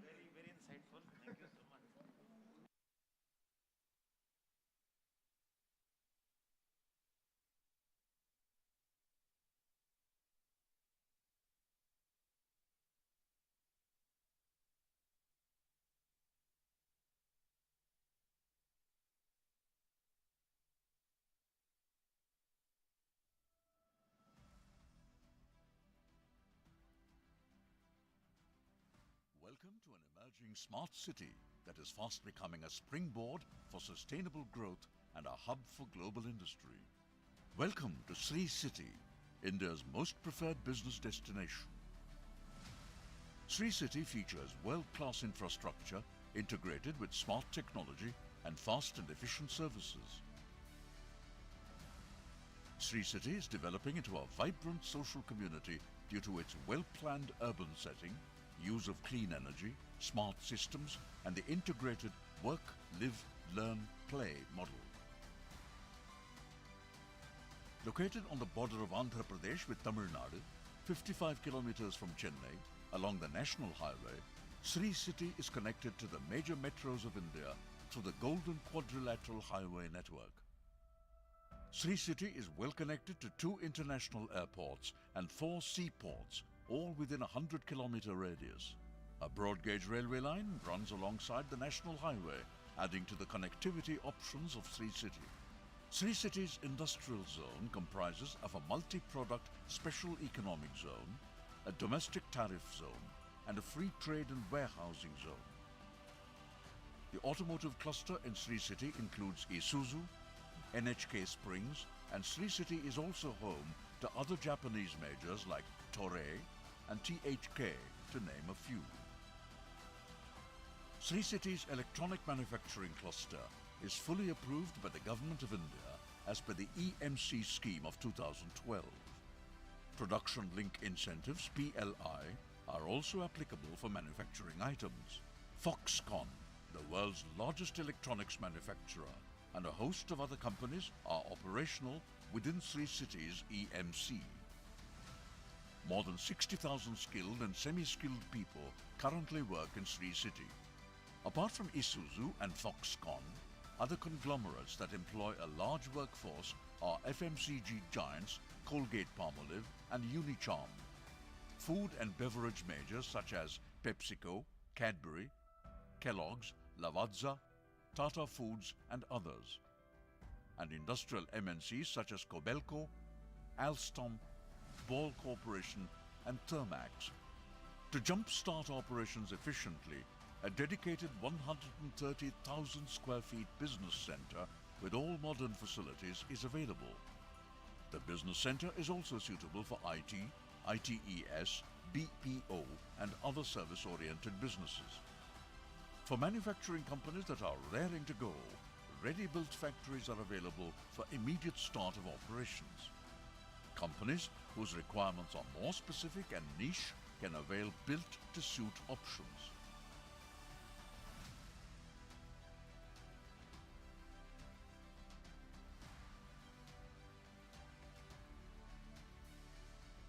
Fully supported by the state and central governments, single-desk 21-day approval window is available for all units in Sri City, along with a multitude of operational benefits. Sri City's state-of-the-art infrastructure has been designed by world-renowned urban infrastructure experts. The robust internal road network facilitates easy access through IRC standard, primary,